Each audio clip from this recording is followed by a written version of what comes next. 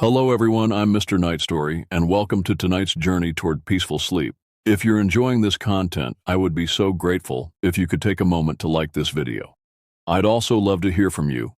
Please feel free to share in the comments where you're watching from and what time it is there. Your kind support truly helps me continue creating these relaxing experiences for you.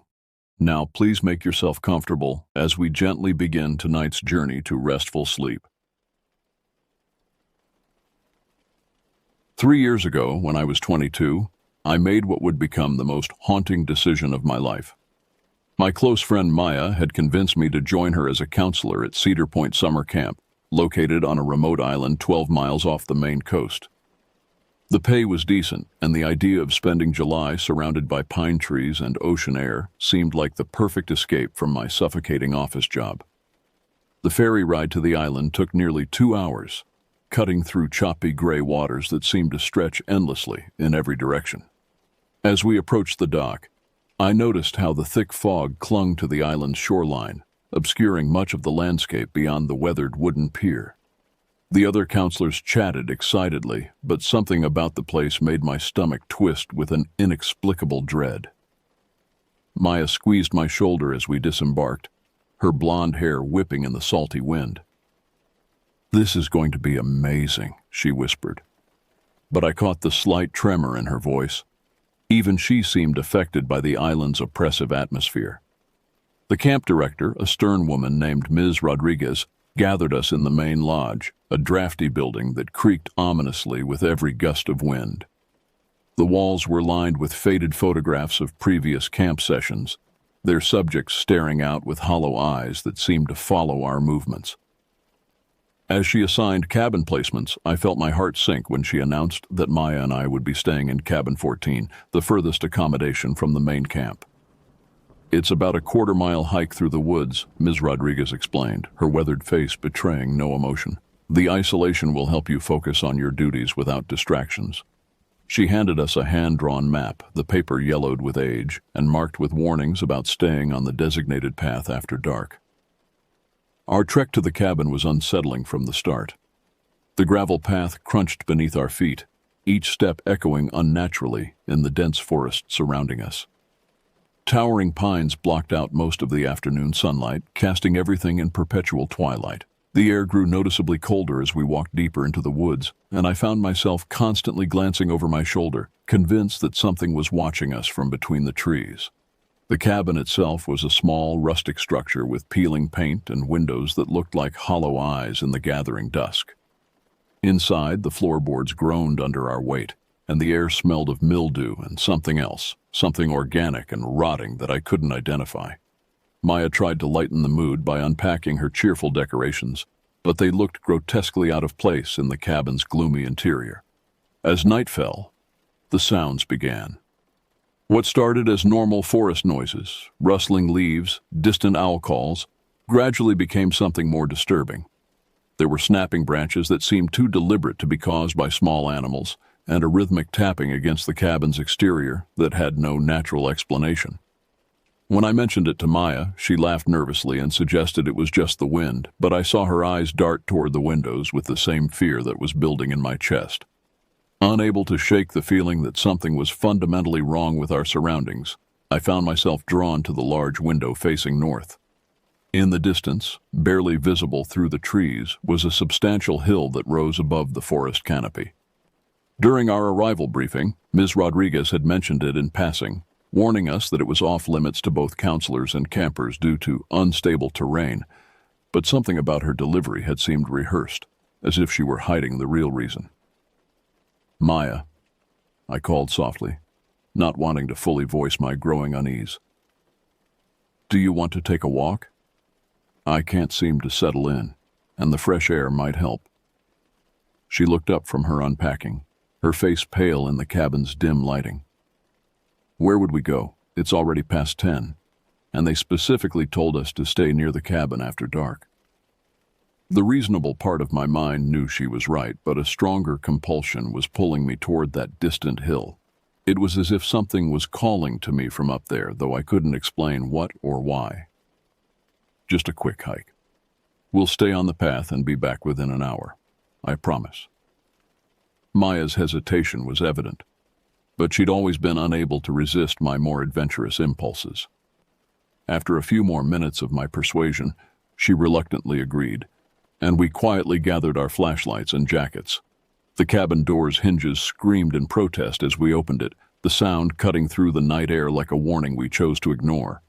The path toward the hill branched off from the main trail about 50 yards from our cabin. This secondary route was barely visible, overgrown with brambles and low-hanging branches that caught at our clothing like grasping fingers.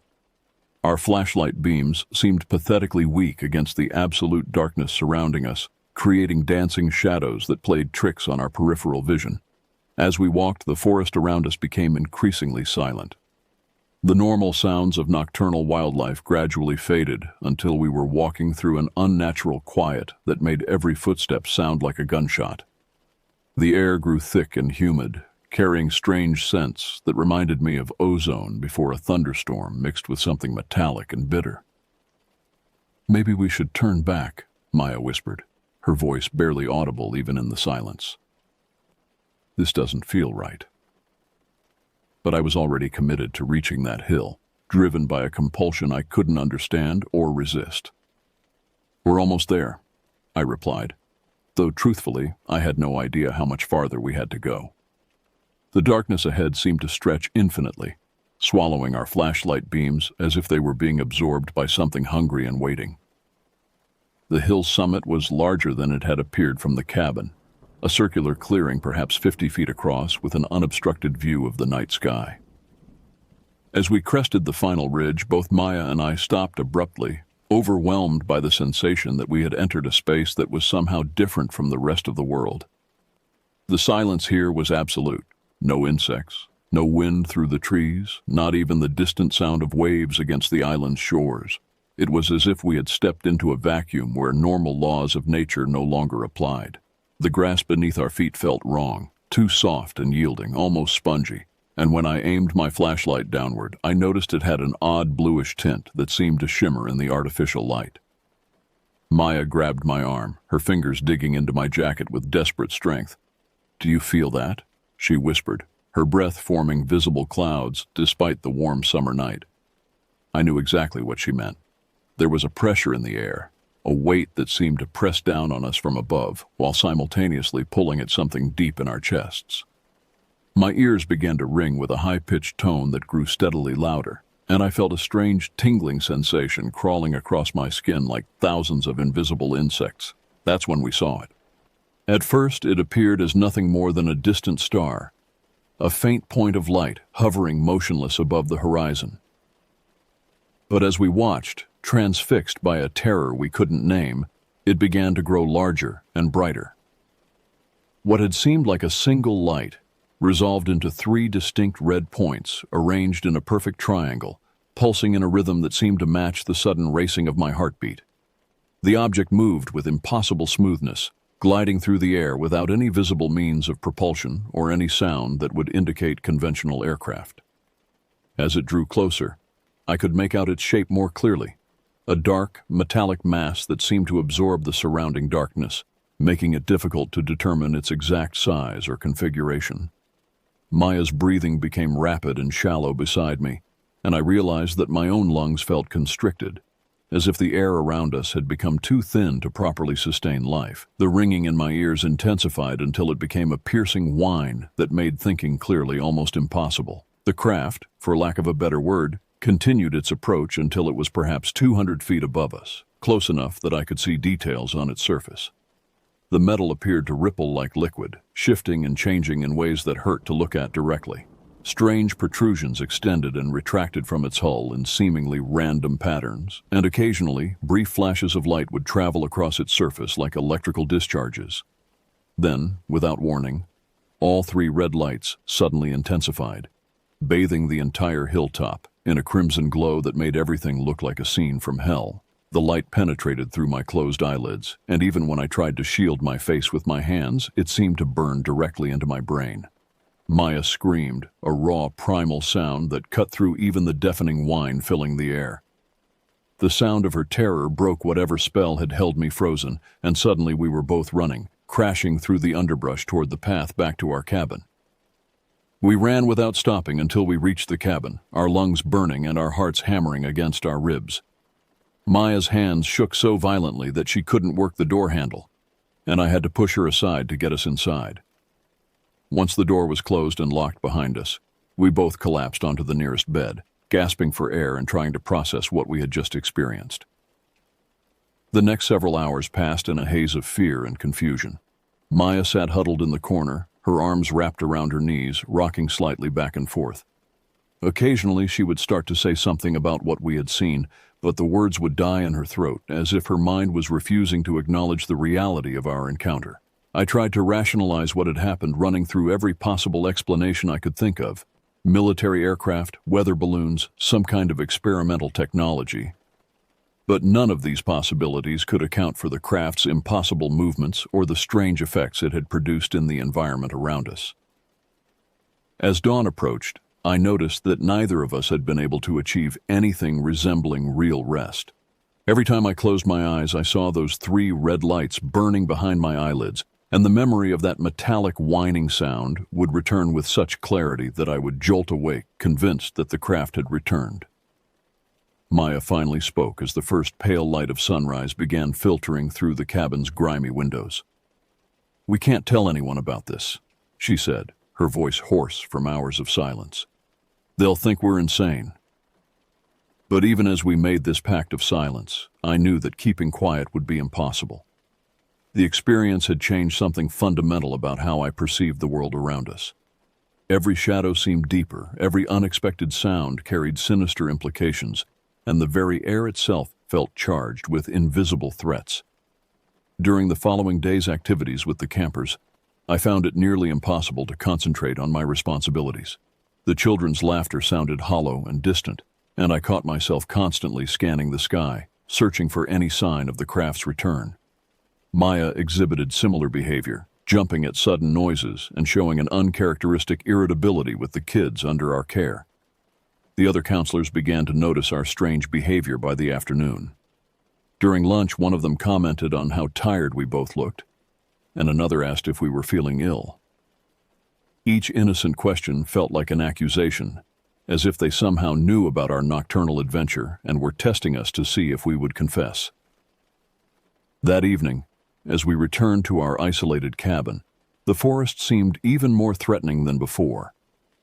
Shadows appeared to move independently of their sources, and the normal sounds of wildlife were replaced by an oppressive silence that made every step sound unnaturally loud.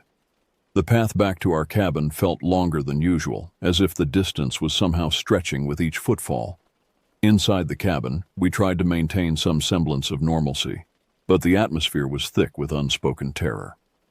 Maya prepared a simple dinner, but neither of us could manage more than a few bites.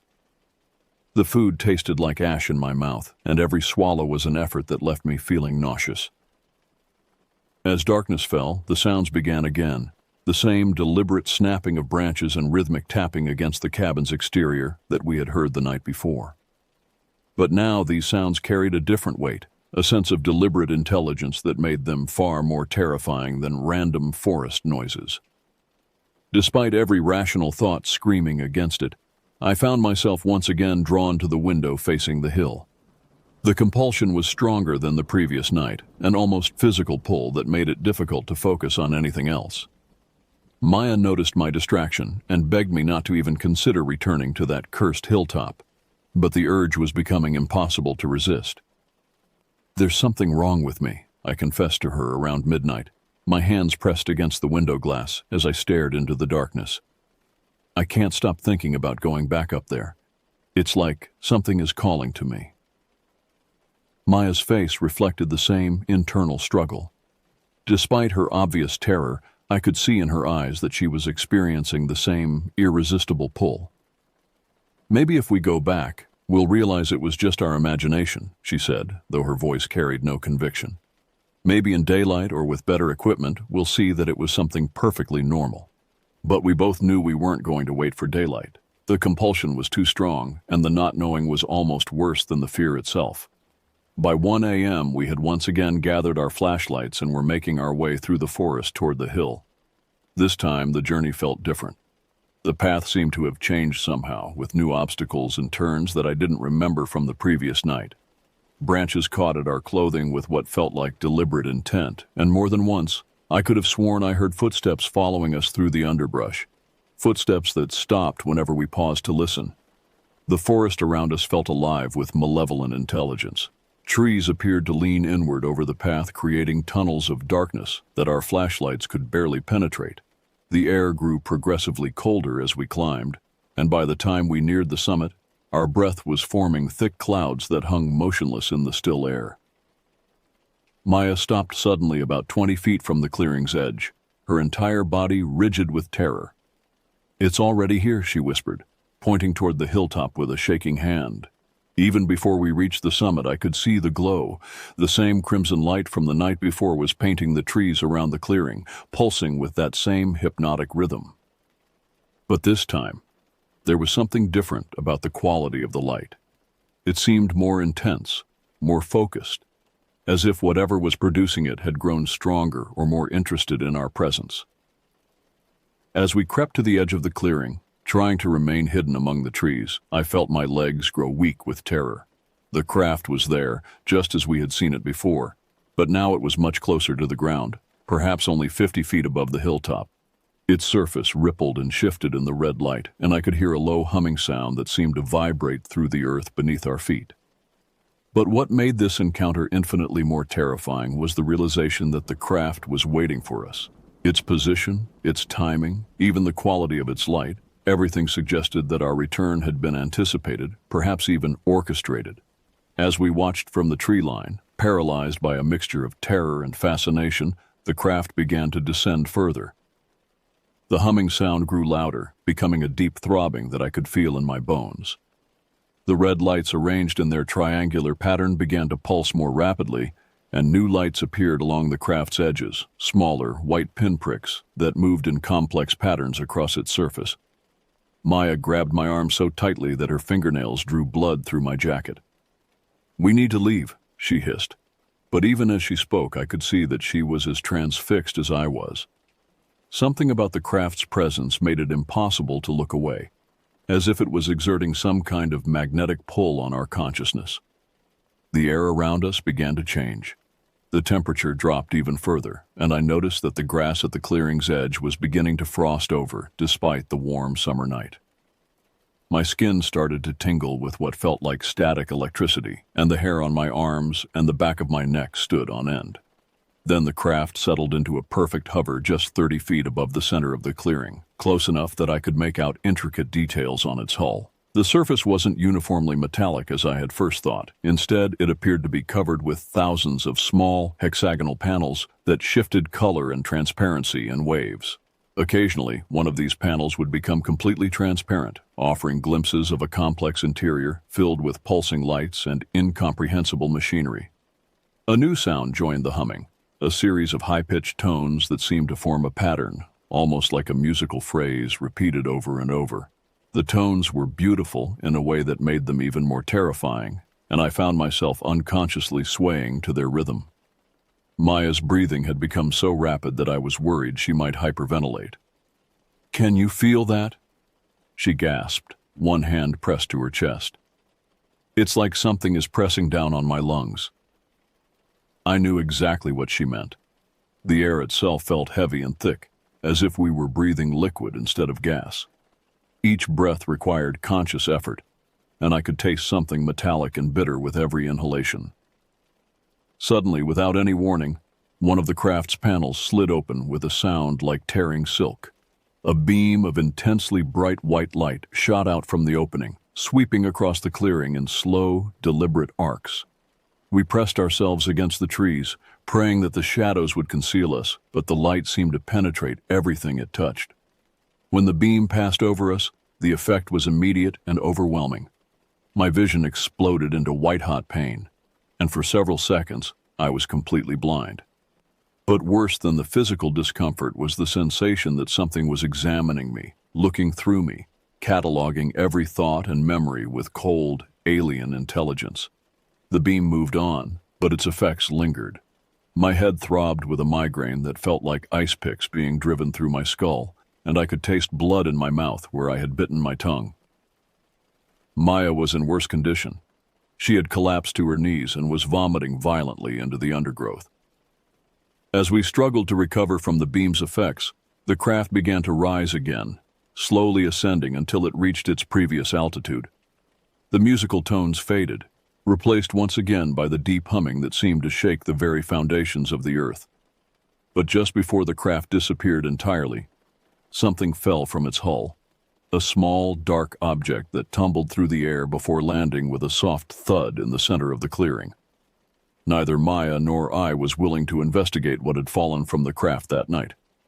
We fled back to our cabin in a state of near panic, stumbling through the forest like wounded animals. The journey that had taken us nearly an hour to complete carefully now passed in a blur of terror-driven adrenaline, and we didn't stop running until we were safely inside with the door locked behind us. The rest of the night passed without any attempt at rest. We sat together on one of the narrow beds, our backs against the wall, watching the windows for any sign of the craft's return. Maya had developed a persistent tremor that shook her entire body, and I found that I couldn't stop my teeth from chattering despite the cabin's stuffy warmth. As dawn broke, I made a decision that I knew Maya would oppose. "I'm going back to the clearing," I announced, reaching for my jacket. "Whatever fell from that thing, I need to see it." "Are you insane?" Maya's voice cracked with exhaustion and fear. "What if it's still there? What if they're waiting for us to come back?" But I had passed beyond rational fear into a state of desperate need for proof. The encounters of the past 2 nights had been so far outside normal human experience, that part of my mind was already beginning to doubt their reality. I needed physical evidence, something tangible that would confirm we hadn't shared some kind of collective hallucination. Maya eventually agreed to accompany me, but only after I promised that we would leave immediately if we sensed any danger. The hike to the hilltop in daylight revealed details that had been hidden by darkness: strange burn marks on tree trunks, patches of grass that had been flattened in perfect geometric patterns, and areas where the vegetation had withered and died despite the summer growing season. The clearing itself bore obvious signs of the craft's presence. The grass in the center was compressed into a perfect circle, and the earth beneath showed scorch marks that formed intricate, interlocking patterns. But most significantly, lying exactly where I had seen it fall, was a small metallic object about the size of a golf ball. As I approached it, Maya hung back at the clearing's edge, her face pale with terror. The object appeared to be made of the same rippling, liquid-like metal as the craft's hull, and it pulsed with a faint internal light that seemed to respond to my proximity. When I was within arm's reach, I could hear it emitting a barely audible humming sound, the same tone we had heard from the craft itself. I spent several minutes working up the courage to actually touch it. When I finally did, the sensation was unlike anything I had ever experienced. The metal felt simultaneously hot and cold, solid and liquid, and holding it sent waves of mild electrical shocks up my arm. Most disturbing of all, the object seemed to pulse in rhythm with my heartbeat, as if it was somehow synchronizing itself with my biological functions. We carefully wrapped the object in one of Maya's t-shirts and carried it back to the cabin, where we spent the morning examining it more closely. Under direct sunlight, new details became visible. Tiny symbols or writing etched into its surface that seemed to shift and change when viewed from different angles. The internal light grew brighter when exposed to electronic devices, pulsing more rapidly when near our cell phones or flashlights. By afternoon, we had decided that we needed to report our encounters to the authorities, regardless of how insane our story might sound. But when we turned on the small radio in our cabin to check for news, we discovered that we weren't alone in our experiences. The local news was filled with reports of similar sightings across the entire coastal region. Dozens of witnesses had come forward describing encounters with aircraft, matching the exact specifications of what we had seen. The Coast Guard had received so many reports that they had issued an official statement acknowledging unusual aerial phenomena in the area. But most shocking of all were the reports of other objects being found. Apparently, whatever had visited the hilltop had left similar calling cards across multiple locations, and government investigators were already en route to collect and analyze the physical evidence. Armed with confirmation that our experiences were part of a larger phenomenon, Maya and I finally worked up the courage to approach Ms. Rodriguez with our story. We brought the metallic object with us, certain that physical evidence would convince her of the truth of our account. Her reaction was immediate and devastating. She listened to our description with growing skepticism, her expression shifting from professional concern to barely concealed irritation. When we produced the object, she examined it briefly before dismissing it as probably some kind of experimental weather monitoring device that had fallen from a research aircraft. "I've run this camp for 15 years, she said, her voice taking on a patronizing tone that made my cheeks burn with embarrassment. "Every summer I get at least one pair of counselors who claim to have seen something unusual in the woods. It's always the same thing. Isolation, stress, and overactive imaginations combining to create false memories of extraordinary events." She went on to explain that the island had a long history of unusual electromagnetic phenomena due to its unique geological composition, and that these natural effects often caused hallucinations and equipment malfunctions that could easily be mistaken for supernatural occurrences.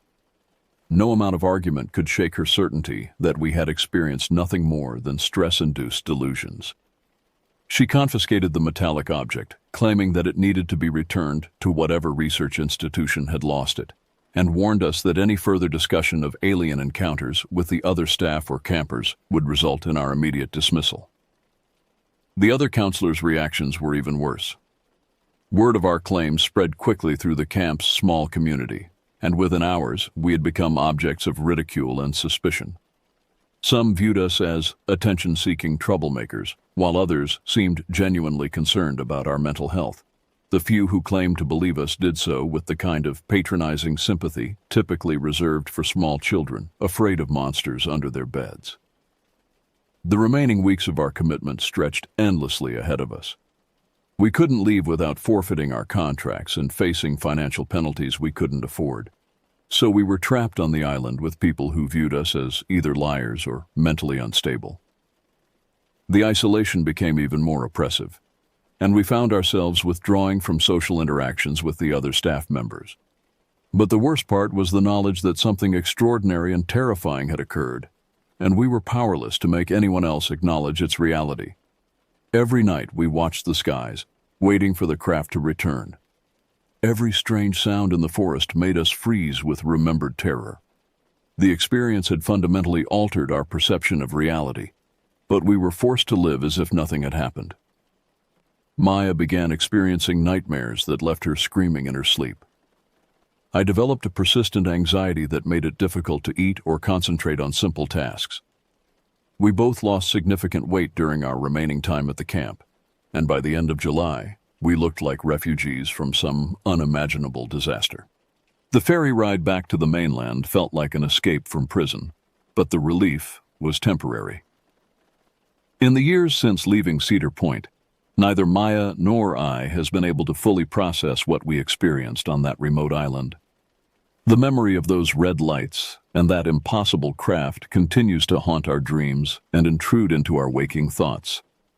I still have nightmares about that humming sound and the sensation of being examined by alien intelligence. Maya moved across the country shortly after we returned, claiming she needed a fresh start, but I know she's still running from the memories of what we witnessed together. Sometimes, late at night when the world is quiet, I find myself standing at my window and scanning the sky for any sign of 3 red lights arranged in a perfect triangle.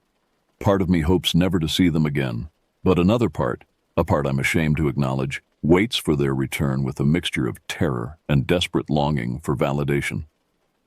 The object we found was never returned to us, and my attempts to locate it through official channels have been met with bureaucratic stonewalling and denial that any such evidence ever existed.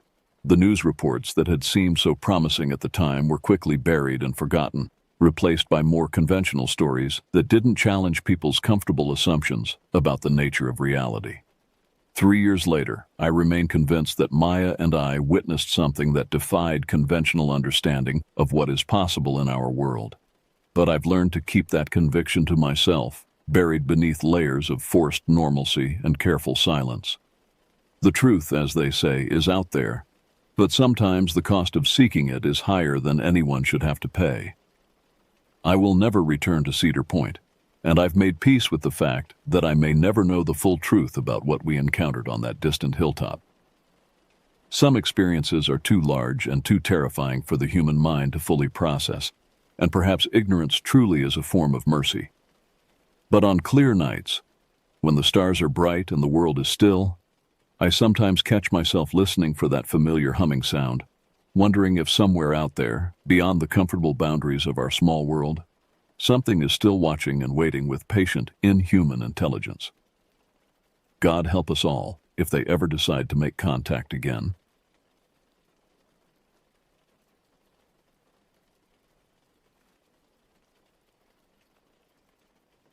My name is Riley, and I'm 18 years old. What I'm about to tell you happened during the summer of 2024, and I swear on everything I hold sacred that every word is true. This isn't my first encounter with something unexplainable, but it was by far the worst. The memory still wakes me up at night, drenched in sweat, my heart hammering against my ribs like a trapped bird. Our family had been visiting Brunjuk Dam for water skiing trips since I was 7. The massive reservoir, nestled in the hills outside Brisbane, had always been our escape from the suffocating city heat. Mom would pack our gear with military precision while Dad checked the boat trailer for the 3rd time. My younger brother Connor would bounce around the house like a pinball, asking every 5 minutes if we were ready to leave yet. The drive always took 4 hours, winding through increasingly remote countryside until civilization seemed like a distant memory. That particular trip felt different from the moment we left our driveway. The radio kept cutting to static, despite Dad fiddling with the antenna. Mom seemed unusually quiet, staring out the passenger window with an expression I couldn't read. Even Connor had stopped his usual chatter after the first hour. By the time we reached the dam's entrance gates, darkness had swallowed the landscape whole. The security booth sat like a lonely island in a sea of black, its fluorescent light buzzing and flickering intermittently. The elderly guard who emerged looked like he hadn't smiled in decades, his weathered face mapped with deep lines that seemed to spell out warnings I couldn't understand. While my family handled the check-in process, I remained in the back seat, finishing a video on my phone. The screen's glow created a small bubble of normalcy in the growing unease that had settled over me like a heavy blanket. When the video ended, I looked up to survey our surroundings through the car windows. The dam stretched out before us, its dark surface reflecting nothing but void. Twisted eucalyptus trees lined the shoreline, their pale bark appearing almost skeletal in the weak light from the security booth. Something about the way they swayed in the windless night made my stomach clench. But it was more than just the trees. The entire place felt wrong, as if we had driven into somewhere we weren't supposed to be. That's when I first felt it watching me. The sensation started as a prickling at the base of my neck, the kind of awareness that makes every animal instinct scream danger. I turned slowly in my seat, scanning the tree line beyond the parking area. At first I saw nothing but shadows layered upon shadows. Then, like a photograph developing in slow motion, I began to make out a shape that didn't belong.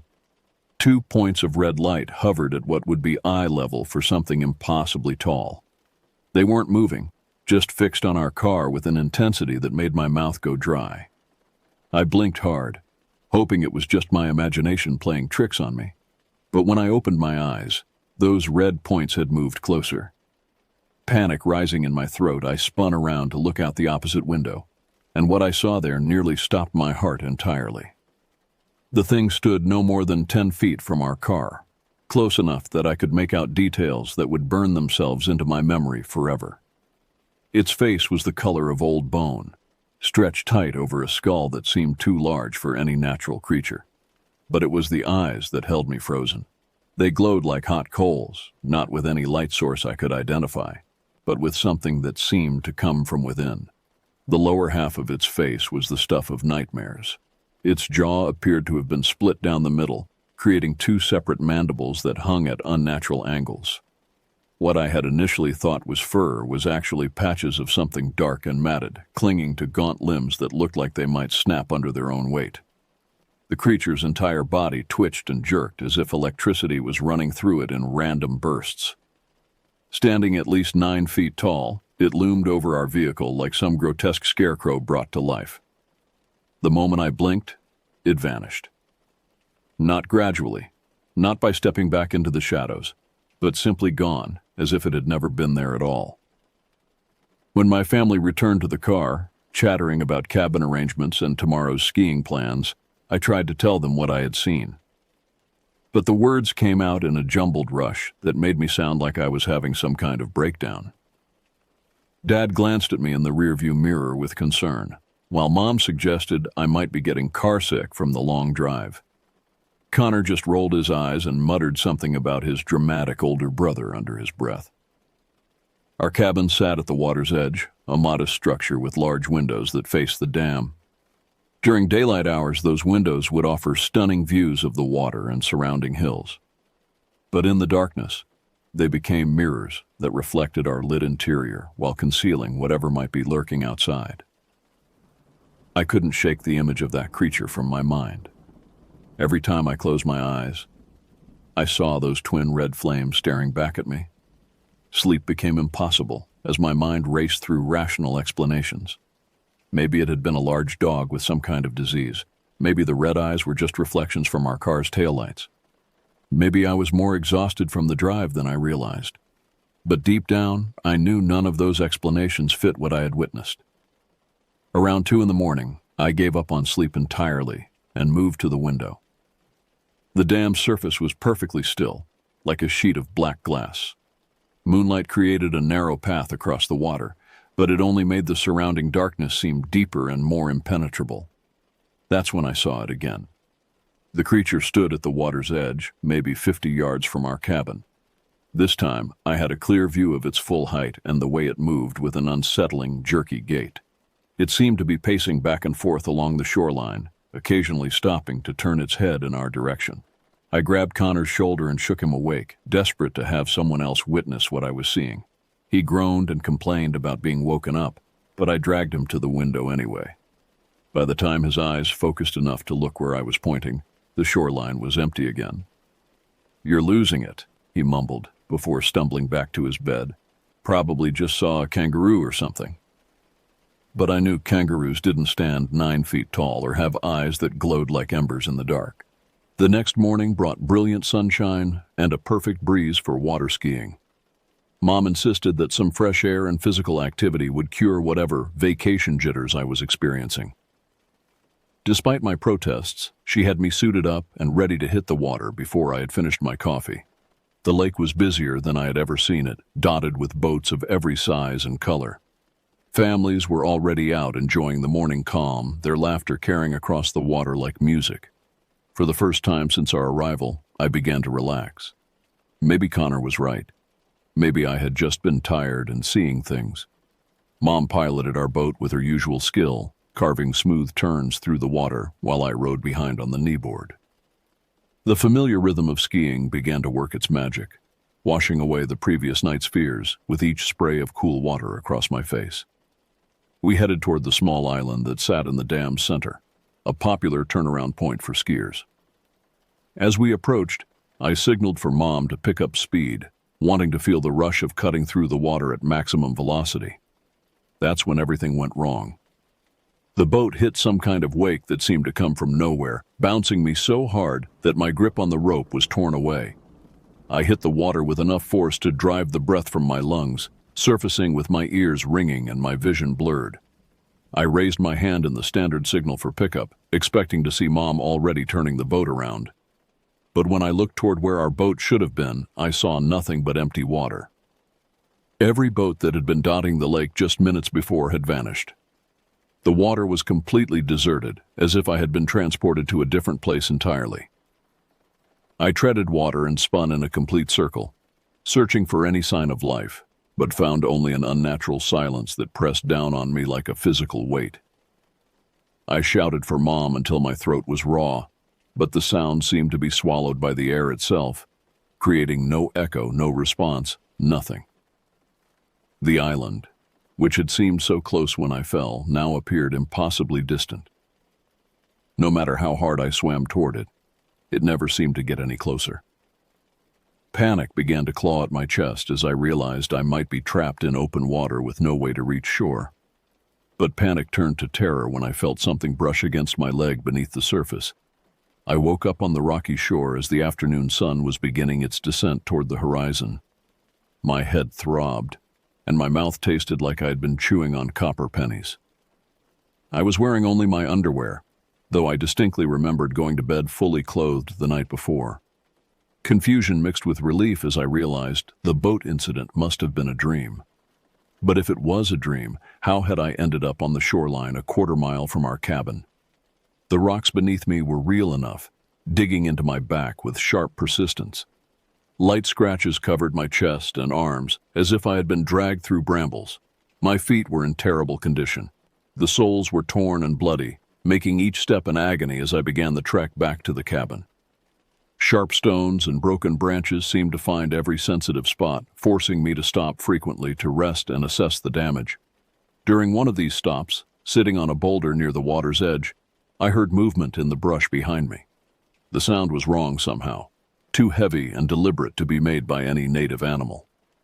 When I turned to investigate, I saw it again. The creature stood perhaps 30 yards away, partially obscured by low-hanging branches. In daylight, it looked even more disturbing than it had in the darkness. What I had thought might be diseased fur was actually patches of something dark and oily that seemed to move independently of any breeze. Its pale skin was mottled with dark veins that pulsed visibly beneath the surface. But it was the smell that nearly made me vomit. Even at that distance, the stench of rot and something chemical sweet filled my nostrils. It was the smell of things that should have been buried long ago. Against every instinct screaming at me to run, I called out to it. My voice cracked as I asked who it was, what it wanted. The creature's head snapped toward me with an unnatural speed that made my vision blur. For a moment, we stared at each other across that small clearing. Then it began to move. The creature didn't run toward me in any conventional sense. Instead, it moved through the trees with a fluid, almost liquid motion that defied everything I knew about anatomy and physics. One moment it was behind one tree, the next it had somehow flowed to another position entirely, always maintaining that fixed, burning stare. I ran. My already damaged feet sent lightning bolts of pain up my legs with each step, but terror pushed me beyond any physical limitation I had ever experienced. Behind me, the sound of branches breaking filled the air like gunshots. Whatever was pursuing me was large enough and strong enough to snap trees that would have stopped a charging bull. I dove behind the largest eucalyptus I could find, pressing my back against its rough bark and trying to control my ragged breathing. The breaking sounds had stopped, replaced by something far worse. Silence so complete, it felt like the world had died around me. Carefully, I peered around the tree trunk. The creature stood motionless about 20 yards away, its head tilted at an angle that would have broken a human neck. It was listening, or perhaps smelling the air, searching for any sign of my location. Then it began to make sounds. A series of clicks emanated from its throat, rapid and rhythmic like some alien Morse code. Beneath the clicking, a low moan built in volume and intensity, rising and falling in a pattern that seemed almost like speech. But if it was communication, it was in no language meant for human ears. The creature began moving again, this time heading toward a dense thicket near the base of a hill. My curiosity, that fatal flaw that had gotten me into trouble countless times before, overrode my common sense. Despite every rational thought telling me to head straight back to the cabin, I found myself following at a distance. The trail it left was impossible to miss. Broken branches, deep gouges in the earth, and patches of that oily substance marked its passage like breadcrumbs leading into the heart of darkness itself.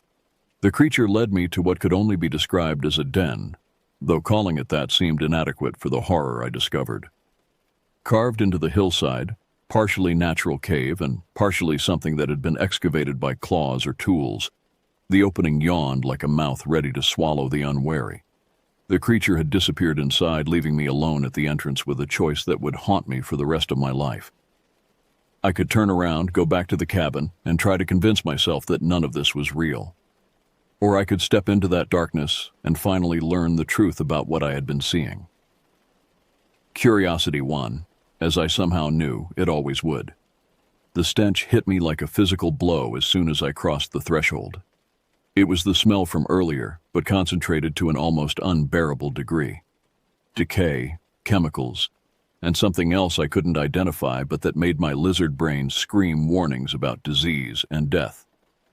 As my eyes adjusted to the gloom, details began to emerge that turned my stomach and confirmed my worst fears. Bones were scattered across the floor of the cave, some clearly animal, but others that looked disturbingly human-like in their proportions. They had been gnawed and cracked, with marrow extracted in ways that spoke of both hunger and intelligence.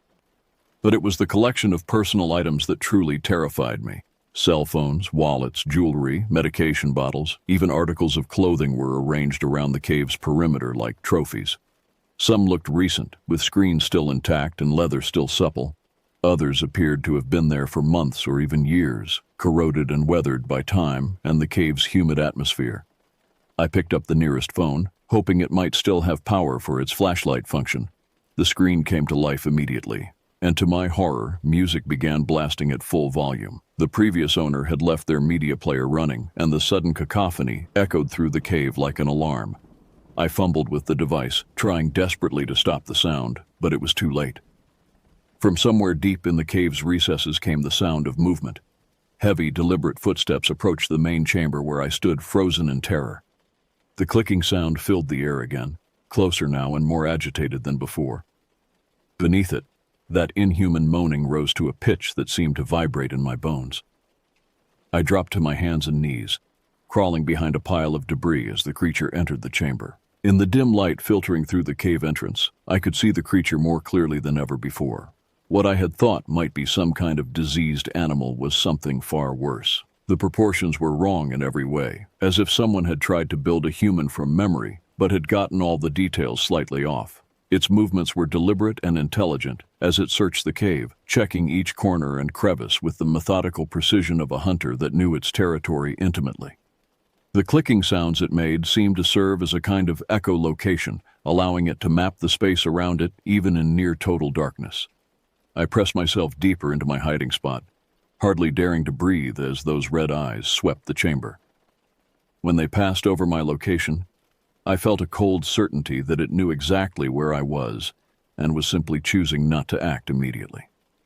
Then, like a miracle sent from God himself, a beam of light pierced the cave entrance. Someone was outside with a powerful flashlight, calling out in a voice rough with years of tobacco use. The creature's head snapped toward the entrance, and in an instant, it was gone. Not fled, not hidden, but simply absent, as if it had never been there at all. The oppressive weight that had been crushing down on me lifted, and I could suddenly move again. I scrambled toward the entrance, bursting into the blessed darkness of night, where an old man in ranger's clothes stood with his flashlight. He took one look at my condition, bloody, half-naked, and clearly traumatized, and asked what had happened. When I tried to explain, he held up a weathered hand to stop me. His eyes held a knowledge that chilled me even more than the creature had. He knew. He had seen others like me before, others who had encountered what lived in these hills. "You're not the first," he said simply, "and you won't be the last. But if you know what's good for you, you'll never speak of this to anyone official. The Rangers don't want to hear it, and the police sure as hell don't." He walked me back to the cabin, where my parents were waiting with worry etched deep in their faces. They had been searching for me for hours, unable to understand how I had simply vanished from my bed. I told them I had gotten lost trying to find the bathroom outside, a lie that satisfied no one but that we all agreed to accept. We left the next morning, cutting our vacation short by 3 days. During the drive home, I stared out the back window, watching Burnjuk Dam shrink in the distance. I told myself I was safe now, that whatever lived in those hills couldn't follow us back to the city. But that night, Connor came into my room with fear in his eyes that I recognized all too well. "Riley," he whispered, "there's something outside my window." When we looked out into our suburban backyard, we saw nothing but the usual garden and fence. But I knew that didn't mean we were safe. Some things, once they have your scent, never stop hunting. The scratches on my chest took weeks to heal, but the memory of those red eyes burning in the darkness will stay with me forever. I still wake up some nights, certain I can smell that chemical-sweet stench of decay, and I find myself checking and rechecking the locks on our doors and windows. They say curiosity killed the cat, but sometimes curiosity does worse than kill. Sometimes it shows you things that should stay hidden, things that prove the world is far stranger and more dangerous than we pretend it is. And sometimes those things follow you home.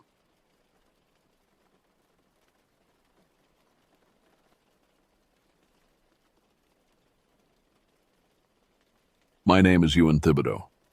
Back in 1998, I was just another grease monkey in Fallbrook, Oregon, population 2017 and shrinking. This story isn't easy to tell, even all these years later. Sometimes I still wake up in cold sweat, hearing sounds that can't possibly be there, but I need to get it down to make sense of what happened that autumn in the mountains.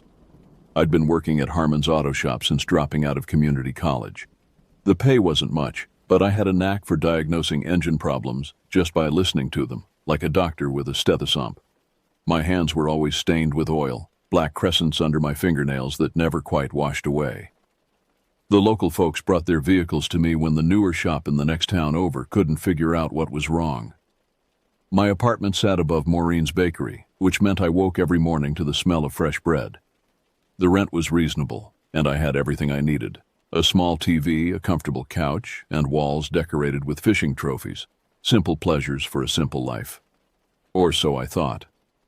Lyle Dunnigan had been my best friend since third grade when he punched Billy Alderson for making fun of my secondhand clothes. We'd been inseparable ever since. Now he worked at the lumber mill outside town, and we spent most weekends fishing at remote spots throughout the Cascade foothills. Lyle knew those woods like the back of his hand. His grandfather had been a forest ranger, and he'd passed all that knowledge down. It was mid-September when things started to feel off. I was working late at the shop, replacing the transmission on Mrs. Patterson's ancient Buick. The radio played classic rock, mixing with the rhythmic clanking of my tools against metal. The fluorescent lights hummed overhead, casting harsh shadows in the garage. The door opened with a creak, letting in a gust of autumn air that smelled like pine and wet earth. Sheriff Vince Patterson stood in the doorway, his weathered face creased with concern. At 57, he'd been sheriff longer than anyone could remember, a fixture of Fallbrook as permanent as the mountains themselves. "Evening, Ewan," he said, removing his hat. His silver hair caught the light. "Got a minute?" I wiped my hands on a shop rag, leaving behind dark streaks. "Sure thing, Sheriff. Something wrong with your cruiser?" He shook his head, eyes darting to the corners of the garage. "No, nothing like that. Just wanted to ask if you've noticed anything unusual lately. Anything at all." The seriousness in his voice made me pause. "Not really. Why do you ask?" He sighed, shoulders sagging beneath his uniform. "We've got people missing, 3 in the last month." That got my attention. In Fallbrook, everyone knew everyone. 3 people missing was practically an epidemic. "Who?" I asked, setting down my wrench. "Couple of hikers from Portland went up near Sawmill Ridge 2 weeks back. Their cars still parked at the trailhead. And..." He paused, looking even more troubled. "Old Wilfred Simmons disappeared from his cabin 3 days ago." I knew Simmons. Reclusive old-timer who lived in a cabin about 7 miles into the woods. He came into town once a month for supplies and always brought his truck to me for maintenance. Cranky but sharp as a tack despite being well into his 70s. "You think he wandered off? Maybe got lost?" Sheriff Patterson snorted. "Simmons? Man's been living in those woods for 40 years. He doesn't get lost." He lowered his voice. "His cabin was torn apart, Ewan, like something was looking for something, or someone." A chill crept up my spine despite the garage's warmth. Animal attack? That's what I thought at first, but it doesn't add up. His rifle was still on the wall rack, unfired. And the damage? He shook his head. "Never seen anything like it. Claw marks 4 inches deep and solid oak beams." "Bears can do some damage," I offered. "Not like this, and not without leaving tracks. Ground around the cabin was dry as bone, not a single print." He put his hat back on. "I've got search parties organized, but I want you to be careful if you're heading into the woods. You and Lyle still planning that fishing trip?" I nodded. "Next weekend, up to Blackwater Creek." His face darkened. That's not far from where the hikers went missing. Maybe consider another spot this time. We'll be fine, Sheriff. Been going there for years. He didn't look convinced. Just keep your eyes open, and maybe pack something besides fishing gear if you get my meaning. After he left, I tried to focus on the Buick, but my mind kept returning to our conversation. I'd grown up with stories about the dangers lurking in those mountains, bears, cougars, the occasional wolf, but something in the sheriff's voice suggested this was different. That night, I met Lyle at O'Malley's bar. The place was dim, smelling of stale beer and cigarettes despite the smoking ban. A few locals hunched over their drinks, voices low. Something felt subdued about the place, a tension hanging in the air. Lyle was already nursing a beer, his broad shoulders hunched over the bar. At 6'3" with hands like baseball mitts, he looked more like a professional wrestler than a sawmill worker. His red beard was neatly trimmed, contrasting with his flannel shirt. "You're late," he grunted as I slid onto the stool beside him. "Had to finish Mrs. Patterson's Buick." I signaled the bartender. "Sheriff stopped by the shop today." Lyle raised an eyebrow. "About what?" I lowered my voice. "People going missing, hikers and old man Simmons. Heard about that." He took a long pull from his beer. "Mill's been buzzing with talk. Myers thinks it's some serial killer hiding out in the woods." "What do you think?" Lyle shrugged. "Could be anything. Simmons wasn't exactly stable. Maybe he finally lost it completely. Sheriff said his cabin was torn apart. Claw marks in the wood." Lyle's expression shifted subtly. "Bear, probably." "That's what I said. He didn't think so." The bartender set a beer in front of me. I took a sip, the bitter taste doing little to wash away my unease. "We still on for Blackwater next weekend?" Lyle asked. I hesitated. "Sheriff suggested we pick another spot." Lyle snorted. "Since when do we listen to Patterson? Remember when he tried to tell us Thunder Ridge was closed because of dangerous conditions? We went anyway and caught the biggest rainbow trout I've ever seen." "This feels different," I said. "It's just the same old bullshit. They always try to scare people away from the good spots." He finished his beer and set the glass down with finality. "We're going to Blackwater. Best fishing this time of year, and I need a break from the mill." I knew better than to argue when Lyle had made up his mind. Besides, he was probably right. People got lost in the woods all the time, especially city folks who underestimated the wilderness. And Simmons? Well, who knew what had happened there? The old man had enemies, and his mind had been slipping lately. "Fine," I conceded, "but we're bringing my dad's old rifle." Lyle grinned. "Now you're talking." As we discussed details for the trip, I couldn't shake the feeling that something was watching us through the grimy bar windows. But when I turned to look, there was nothing but darkness beyond the glass, the reflection of hanging lights obscuring whatever might be out there. That night, I dreamed of deep woods and distorted howls echoing between ancient trees. I woke gasping for breath, sheets soaked with sweat, the memory of glowing eyes fading as consciousness returned. I told myself it was just my imagination, stirred up by the sheriff's warnings. I had no idea how terribly, fatally wrong I was. The week dragged on with an oppressive heaviness. More whispers circulated through town about the disappearances. Another hiker vanished, a college student named Wesley Mitchell, who'd been camping alone near Timber Lake. His backpack was found hanging from a tree branch 20 feet off the ground, contents scattered across the forest floor. No one could explain how it got there.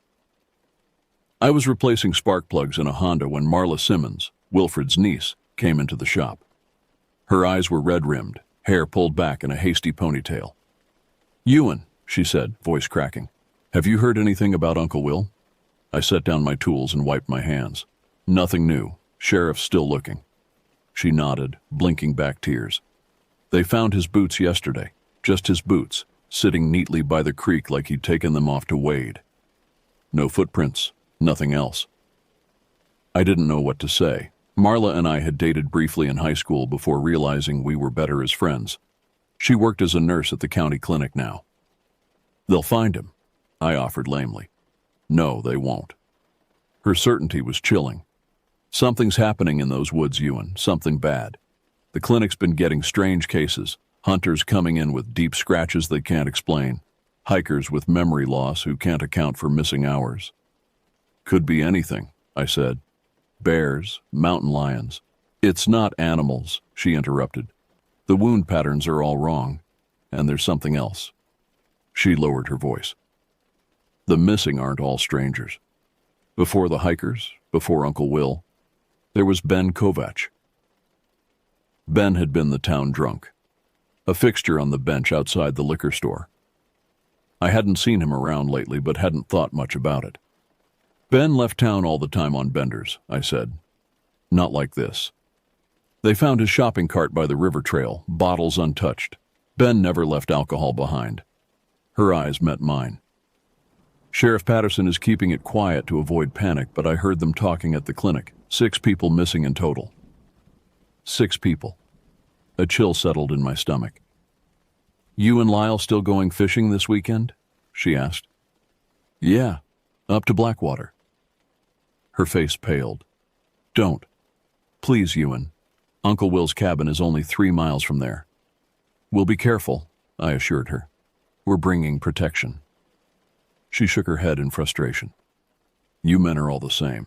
Think a gun makes you invincible. She turned to leave, then paused.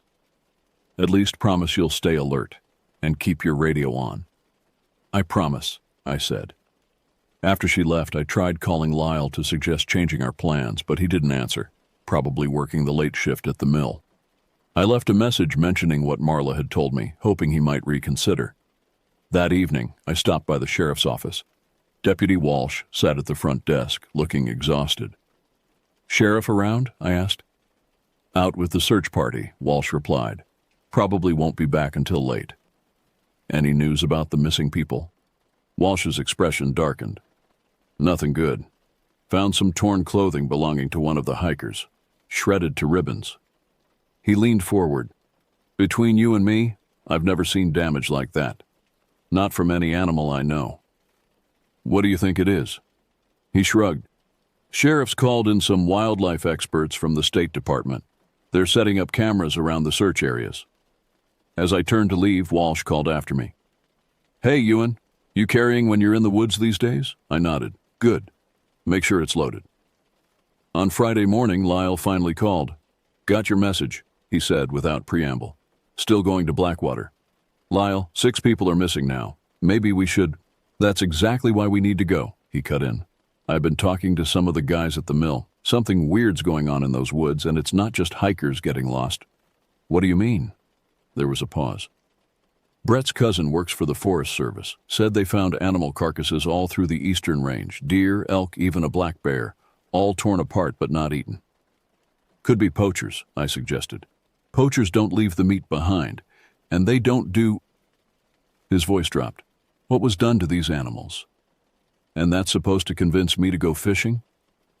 We're not just going fishing, Ewan. I want to see for ourselves what's happening up there. Brett's cousin marked locations on a map where they found the carcasses. There's a pattern. My chest tightened. What kind of pattern? They're all in a rough circle, and Blackwater Creek is right at the center. I should have said no. Should have told him he was crazy. But curiosity mixed with a strange sense of duty. If something was happening in our woods, didn't we have a responsibility to find out what? Fine, I said finally.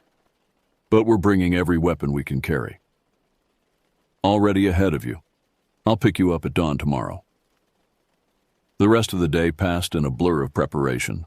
I closed the shop early and went home to pack. I pulled my father's Remington 870 shotgun from the closet, along with a box of shells. The gun had been gathering dust since Dad passed 5 years earlier, but I'd kept it clean and functional. As I cleaned the barrel one last time, the local news played on the TV. The anchor was talking about the unprecedented number of disappearances in the Fallbrook area. They showed photos of the missing, the 2 Portland hikers, college student Wesley Mitchell, Old Man Simmons, Ben Kovach, and someone I hadn't heard about, a forest ranger named Andrea Phillips. The report cut to Sheriff Patterson giving a statement, urging people to avoid remote areas until further notice. Behind his professional demeanor, I could see the strain in his eyes. He knew something he wasn't saying. I tried calling Marla to let her know where we'd be, but only got her voicemail. I left a detailed message with our planned route and promised to check in by radio. That night, sleep came in fitful bursts. Dreams of dark woods and watching eyes plagued me. In one particularly vivid nightmare, I was running through a moonlit forest, something massive crashing through the underbrush behind me. I could hear its rasping breath, feel its hunger like a physical weight pressing down. I woke with a strangled gasp at 4 a.m., sheets drenched in sweat. Dawn arrived with a blanket of fog so thick I could barely see the end of my street. A bad omen, I thought, but pushed the idea away. I wasn't superstitious. Not then, anyway. Lyle pulled up in his battered truck at 5:30, right on time. The bed was loaded with our usual fishing gear, plus additions that spoke to our unease. Extra flashlights, first aid kits, a larger tent than usual, and what looked like enough food for a week rather than a weekend. "Ready?" he asked as I loaded my shotgun into the truck. He had his grandfather's lever-action Marlin propped against the passenger seat. "As I'll ever be," I replied, climbing in. We drove in silence for the first few miles, the fog parting before our headlights only to close again behind us. The radio played softly, some morning show discussing the search for the missing hikers. "They're saying it might be a serial killer," Lyle said eventually. "Some psycho living in the woods. You believe that?" He shrugged, eyes fixed on the road. "Easier to believe than the alternatives." "Which are?" "Something not human." His voice was flat, matter-of-fact. I glanced at him. Lyle had always been the pragmatic one, feet firmly planted in reality. This kind of talk wasn't like him. "Since when do you believe in monsters?" I asked. His knuckles whitened on the steering wheel. "My grandfather used to tell stories, native legends about something in these mountains. Called it the Windwalker. Said it would come during certain years, when the stars aligned a certain way. Take people." "Your grandfather also believed the government was putting mind-control drugs in the water supply," I reminded him.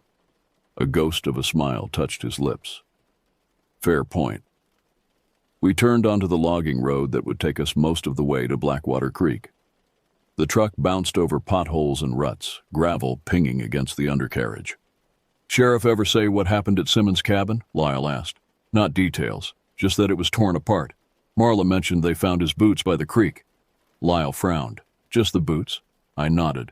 "That's not normal, Ewan. None of this is normal." The logging road ended at a small clearing. From here, we'd hike about 3 miles to our usual spot. We unloaded the truck in silence, shouldering our packs and gripping our fishing rods. Both of us kept our firearms readily accessible. The fog had thinned somewhat, but visibility in the forest was still poor. Moisture dripped from pine needles overhead, creating a constant patter like gentle rain. Our boots squelched in the damp earth as we followed the familiar trail. "Someone's been through here recently," Lyle said, pointing to fresh boot prints in the mud. "Big prints. Size 13 at least. Search party, maybe?" "Maybe." He didn't sound convinced. We hiked deeper into the woods, the mist swirling around ancient trees. For the first time in years, these familiar woods felt alien, unwelcoming. Every snapping twig or rustle of leaves set my nerves on edge. About halfway to our destination, Lyle suddenly stopped. "You smell that?" I sniffed the air. Beyond the usual forest sense of pine, earth, and decaying vegetation was something else. A sour, musty odor like rotting meat and wet fur. "What is that?" I whispered. Lyle slowly reached for his rifle. "I don't know, but it's not right." We stood perfectly still, listening. The forest had gone silent. No bird song, no chattering squirrels. Nothing but the soft drip of moisture from the trees. The silence itself felt wrong, heavy with anticipation. Then, far off to our right, came a sound that made my skin crawl, a low, rumbling growl unlike anything I'd ever heard. Not a bear, not a cougar, something else. "Move," Lyle hissed. Slowly. We continued down the trail, alert to every sound, every movement. The oppressive feeling of being watched intensified with each step. Twice more we heard that strange growl, closer each time. Near a bend in the trail, Lyle suddenly grabbed my arm. "Look," he whispered, pointing to a massive oak tree. Deep gouges ran along the trunk, 4 parallel lines that couldn't have been made by any normal forest animal. The cuts were fresh, sap still oozing from the wounded wood. "We should go back," I said, fear finally overriding curiosity. Lyle shook his head. "We're closer to the creek than the truck now. Besides," he hefted his rifle, "I want to know what we're dealing with." Against my better judgment, I followed him. We reached Blackwater Creek an hour later, emerging from the forest onto the rocky shore. The water ran high and fast with recent rains, dark and foreboding under the gray sky. Our usual camping spot lay in a small clearing about 50 yards upstream. As we approached, Lyle suddenly threw out an arm to stop me. "Something's not right," he whispered. I followed his gaze and felt my stomach drop. Our clearing had been used. Recently. The fire pit we'd built years ago contained fresh ashes. Surrounding it were odd arrangements of stones and sticks in patterns that made no sense. And hanging from a nearby tree branch was what appeared to be a mesh sack containing small bones. "What the hell?" I breathed. Lyle approached the site cautiously, rifle ready. "Someone's been staying here." "Homeless person, maybe," I suggested, knowing it was unlikely this far into the wilderness. He shook his head, examining the strange arrangements. "This is ritualistic." A cold dread settled over me. "Lyle, we need to go." He nodded, finally seeming to accept the danger. "Yeah, let's." A branch snapped in the forest behind us. We both whirled around, weapons raised. Nothing visible moved among the trees, but that terrible stench had returned stronger than before, and with it came a sound that haunts my nightmares to this day, a wet, clicking noise, like bones being snapped and reset. "Run," Lyle whispered. "Now." We turned and sprinted along the creek bank, abandoning any pretense of courage. Whatever was in those woods, it wasn't human, and it wasn't any animal we knew. As we ran, the clicking sound followed, accompanied by heavy footfalls that seemed to come from everywhere at once. "There," Lyle pointed to a rocky outcrop ahead. "We can defend that position." We scrambled up the rocks, gaining about 15 feet of elevation. From here, we had a clear view of the surrounding area. We stood back to back, weapons ready, scanning the tree line. "See anything?" I panted. "No, but it's out there. Watching." The minutes stretched into an hour. The strange sounds had stopped, but that horrible stench lingered. Eventually, we made a decision. "We make for the truck," Lyle said. "Stay in the open as much as possible." I nodded, throat too dry to speak. We descended the rocks carefully and began moving upstream, staying close to the water and away from the tree line. The fog had lifted somewhat, but the forest remained a wall of shadows to our right. We'd covered perhaps half a mile when Lyle suddenly stopped. "Look," he said, pointing across the creek. On the opposite bank, partially hidden by ferns, was a backpack. The same type carried by the missing college student, Wesley Mitchell. "We should check it out," Lyle said. "Are you insane? We need to get back to the truck and tell the sheriff." He hesitated, then nodded. "You're right, let's—" His words were cut off by a horrific sound from the forest, not a growl this time, but a high, keening wail that sounded disturbingly human, yet impossibly wasn't. It raised the hair on my arms and sent adrenaline coursing through my veins. "Run!" I shouted. We bolted, no longer caring about stealth or dignity. Pure animal fear drove us forward, the wailing growing louder behind us. I risked a glance over my shoulder and immediately wished I hadn't. Something was moving through the trees, something tall and impossibly fast. I caught only glimpses.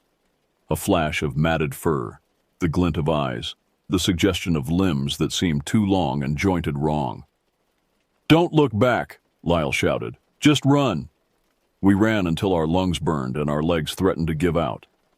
Somehow we found the trail back to the truck and followed it blindly, crashing through underbrush and leaping over fallen logs. The thing behind us never quite caught up but never fell far behind either, as if it was toying with us. When the truck finally came into view, it felt like a miracle. We threw ourselves inside, Lyle fumbling with the keys as I slammed and locked my door. The engine roared to life and we fishtailed out of the clearing, spewing gravel and mud. As we sped away, I finally allowed myself to look back. There, at the edge of the trees, stood a figure. In the split second before it retreated into the shadows, I saw enough to know that our world had changed forever. What I saw couldn't exist, but it did. Neither of us spoke until we were back on the main highway, putting miles between ourselves and whatever lurked in those woods. "We need to tell the sheriff," I finally said, voice shaking. Lyle nodded, face ashen. "Yeah, but you and..." "What? Will he believe us?" I had no answer for that. I wasn't sure I believed what I'd seen myself. We went straight to Sheriff Patterson's house, rather than the station. This wasn't something to discuss in front of deputies and dispatch operators. The sheriff answered his door in sweatpants and an old t-shirt, coffee mug in hand. His expression shifted from annoyed to concerned as he took in our disheveled, terrified state. "Inside," he said, stepping back. "Now." We sat at his kitchen table while his wife, Rose, made fresh coffee. Neither of us touched our mugs when she set them down. The sheriff dismissed her with a gentle touch on the arm, and she retreated upstairs, casting worried glances over her shoulder. "Start from the beginning," he said once we were alone. We took turns explaining what had happened, from the strange markings on the trees to the ritualistic site at our camping spot, to the thing that had chased us. I could tell from the sheriff's expression that he believed us, which was somehow more terrifying than if he'd dismissed our story. When we finished, he sat in silence for a long moment. Then he reached for the phone. "Who are you calling?" Lyle asked. "State Police, Forest Service, maybe the FBI." "You believe us?" I couldn't keep the surprise from my voice. Sheriff Patterson's eyes met mine. "Son, I've lived in these mountains all my life. There are things in the deep woods that don't have names. Things the native folks knew to leave alone. I thought they were just stories until Simmons disappeared. He dialed a number, spoke briefly to someone named Barnes, then hung up. State Police will be here in 2 hours. Forest Service is already mobilizing teams to search the area around Blackwater Creek." "Search teams won't be enough," Lyle said quietly. "Whatever that thing is, it's dangerous, smart, and fast." The sheriff nodded grimly. "I know. That's why I'm organizing a hunting party, experienced locals who know the terrain and can handle themselves in a fight." "Count us in," I said immediately, surprising myself. After what we'd seen, the logical response would be to get as far from Fallbrook as possible. But something in me couldn't just run away, not with people still missing, not with that thing still out there. Lyle nodded his agreement. "We know where it was. We can lead you back." Sheriff Patterson studied us for a moment, then nodded. "Get some rest. We move out at first light tomorrow. And boys," his voice grew solemn, "tell no one else what you saw. Last thing we need is panic spreading through town." We agreed and left, heading to Lyle's place since it was closer. Neither of us wanted to be alone. We showered, ate mechanically, and tried to process what had happened. Words felt inadequate for the terror we'd experienced. "What do you think it was?" I finally asked as we sat on his porch, beers in hand. Lyle shook his head. "Nothing natural. Nothing that should exist." "Your grandfather's windwalker?" He shrugged. "Maybe. Or maybe there are things in this world we're not meant to understand." I called Marla to let her know we were back safely, but kept the details vague. "We got spooked and came back early," I told her. "Sheriff's organizing another search party tomorrow." "Be careful," she said, voice tight with worry. "There's something wrong out there, Ewan. The clinic admitted 2 more hunters today with strange injuries, deep puncture wounds that the doctor says look like oversized teeth marks." Sleep came in fitful bursts that night, interrupted by nightmares. In the worst one, I was back in the forest, but alone this time. I could hear Lyle screaming somewhere in the darkness, begging for help. I ran toward his voice, only to find myself in a clearing illuminated by moonlight. In the center stood not Lyle, but the creature, taller than any man, with limbs that bent at unnatural angles and a face that was almost but not quite animal. It smiled at me with too many teeth and spoke with Lyle's voice. "You're next." I woke gasping, sheets soaked with sweat. Dawn was just breaking, pale light filtering through the blinds. Time to face the woods again. 19 men gathered at the sheriff's office by 6 a.m.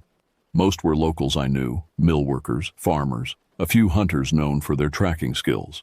They carried an arsenal of rifles, shotguns, and handguns. A few had brought more unusual weapons.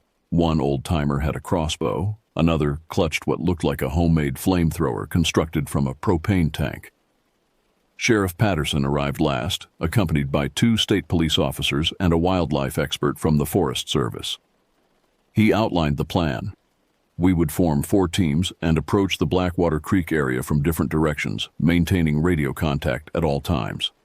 If anyone spotted anything unusual, they were to signal the others and hold position until backup arrived.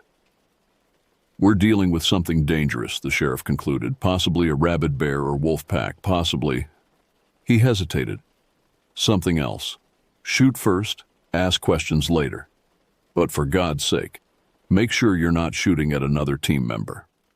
Lyle and I were assigned to the sheriff's team, along with Deputy Walsh and a local hunter named Donovan Reed, who claimed to have seen strange things in these woods for years. We would approach from the west, following the same trail Lyle and I had taken the day before. The drive to the trailhead was tense and quiet. Equipment rattled in the back of the sheriff's SUV as we bounced along the logging road.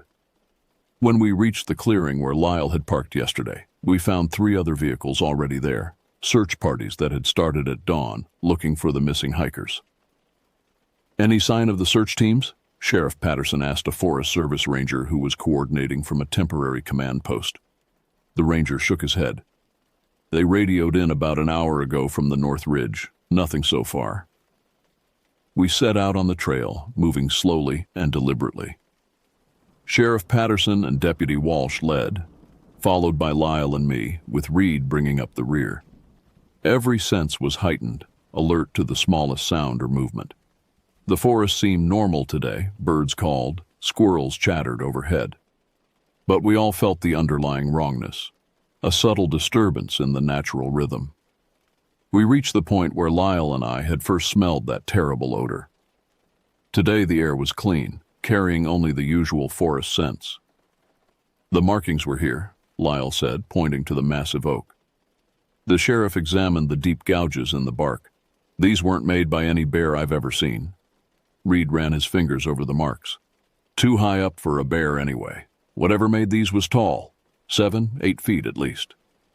We continued toward Blackwater Creek, moving even more cautiously now. I felt exposed, vulnerable, certain that eyes were watching from the shadows between trees. My shotgun felt inadequate against the memory of what I'd glimpsed the day before. When we neared the camping area, Sheriff Patterson signaled for us to stop and spread out. We advanced in a loose semicircle, weapons ready. The site appeared exactly as Lyle and I had left it. Fire pit with old ashes, strange arrangements of stones and sticks, the mesh sack of bones still hanging from the tree branch. The sheriff examined everything carefully, taking photographs with a small camera. "This isn't random," he muttered. "These patterns mean something." Reed nodded in agreement. "Old symbols, protective wards maybe." At our questioning looks, he added, "My grandmother was half Klamath. She knew these things." Walsh checked his radio. "Other teams are in position. No sightings reported." The sheriff made a decision. "We'll follow the creek upstream. That's where you boys saw the backpack, right?" We nodded and led the way, staying close to the water as we had yesterday. The creek burbled peacefully, sunlight dancing on its surface. It seemed impossible that anything sinister could exist in such a tranquil setting. We found the backpack exactly where we'd seen it, partially hidden by ferns on the opposite bank. Deputy Walsh crossed the creek at a shallow point and retrieved it. "Mitchell's," he confirmed, checking the ID in a side pocket. "Looks like it's been here a while. Weather damage." The sheriff nodded grimly. "Keep looking. There might be other signs." We spread out, searching the area methodically. I was examining a fallen log when Lyle called out from further upstream. "Got something?" We converged on his position. He stood at the edge of a small clearing, pointing to the ground. A hiking boot lay on its side, caked with dried mud. Not far away was its mate, placed neatly upright against a rock. "Simmons?" I asked. The sheriff nodded. Matches the description. But it was what lay beyond the boots that made my blood run cold. The clearing floor was covered with a complex pattern of intertwined circles drawn in what looked like ash. At the center stood a crude wooden structure, a tripod of branches about 6 feet tall, from which hung various objects. Bits of cloth, small bones, feathers, and something that looked horribly like human teeth.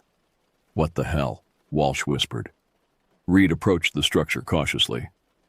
"This is old magic. Very old. Whoever, or whatever, made this is trying to open something." "Open what?" Lyle asked. Reed's expression was grim. "A doorway." The sheriff was about to respond when his radio crackled. A voice broke through, distorted by static. "Team 3 to sheriff. We found—" The transmission cut off abruptly, replaced by a high-pitched squeal. "Team 3 report," the sheriff said urgently. "Team 3, do you copy?" Nothing but static. "That's Morgan's team," Walsh said. "They were checking the eastern ridge." Sheriff Patterson tried again. "Any team, do you copy? This is Sheriff Patterson. We have lost contact with Team 3. After a moment, another voice responded through heavy static. "Team 4 here. We hear you. No contact with Team 3. Our radio's acting up too. Lot of interference suddenly." The sheriff looked troubled. "Team 4, proceed to Team 3's last known position. Approach with caution and report what you find." "Copy that," came the crackled reply. Reed was staring into the forest beyond the clearing, body tense. "We should leave. Now." "What's wrong?" I asked. "We're being watched." I felt it too. That same crawling sensation I'd experienced yesterday, like invisible eyes assessing us from every direction. The birds had gone silent again. The forest held its breath. Then we heard it, that same wet clicking sound that had pursued us before, coming from somewhere to our left. "Move back toward the creek," Sheriff Patterson ordered quietly. "Stay together." We began retreating slowly, weapons trained on the surrounding forest. The clicking grew louder, joined by a low growl that seemed to come from multiple directions at once. 20 yards from the bizarre structure, Reed suddenly froze. "There," he whispered, pointing. At first I saw nothing. Then a shadow within shadows moved. A suggestion of form that made no logical sense. It wasn't hiding behind a tree. It was somehow part of the tree, or the tree was part of it. The boundaries between creature and forest blurred in a way that hurt my eyes to focus on. "What is that?" Walsh hissed. Before anyone could answer, the radio erupted with frantic voices. "It's here, God, it's— Shoot it, shoot! Can't get a clear— Fall back, fall!" Then only static. "Team 4!" Sheriff Patterson shouted into the radio. "Report!" Nothing. The clicking sound intensified, surrounding us now. The shadows between trees seemed to deepen, swirl, take form. That terrible stench returned, choking and thick. "Run!" Reed suddenly shouted. "Back to the trail, now!" We ran, abandoning any pretense of controlled retreat.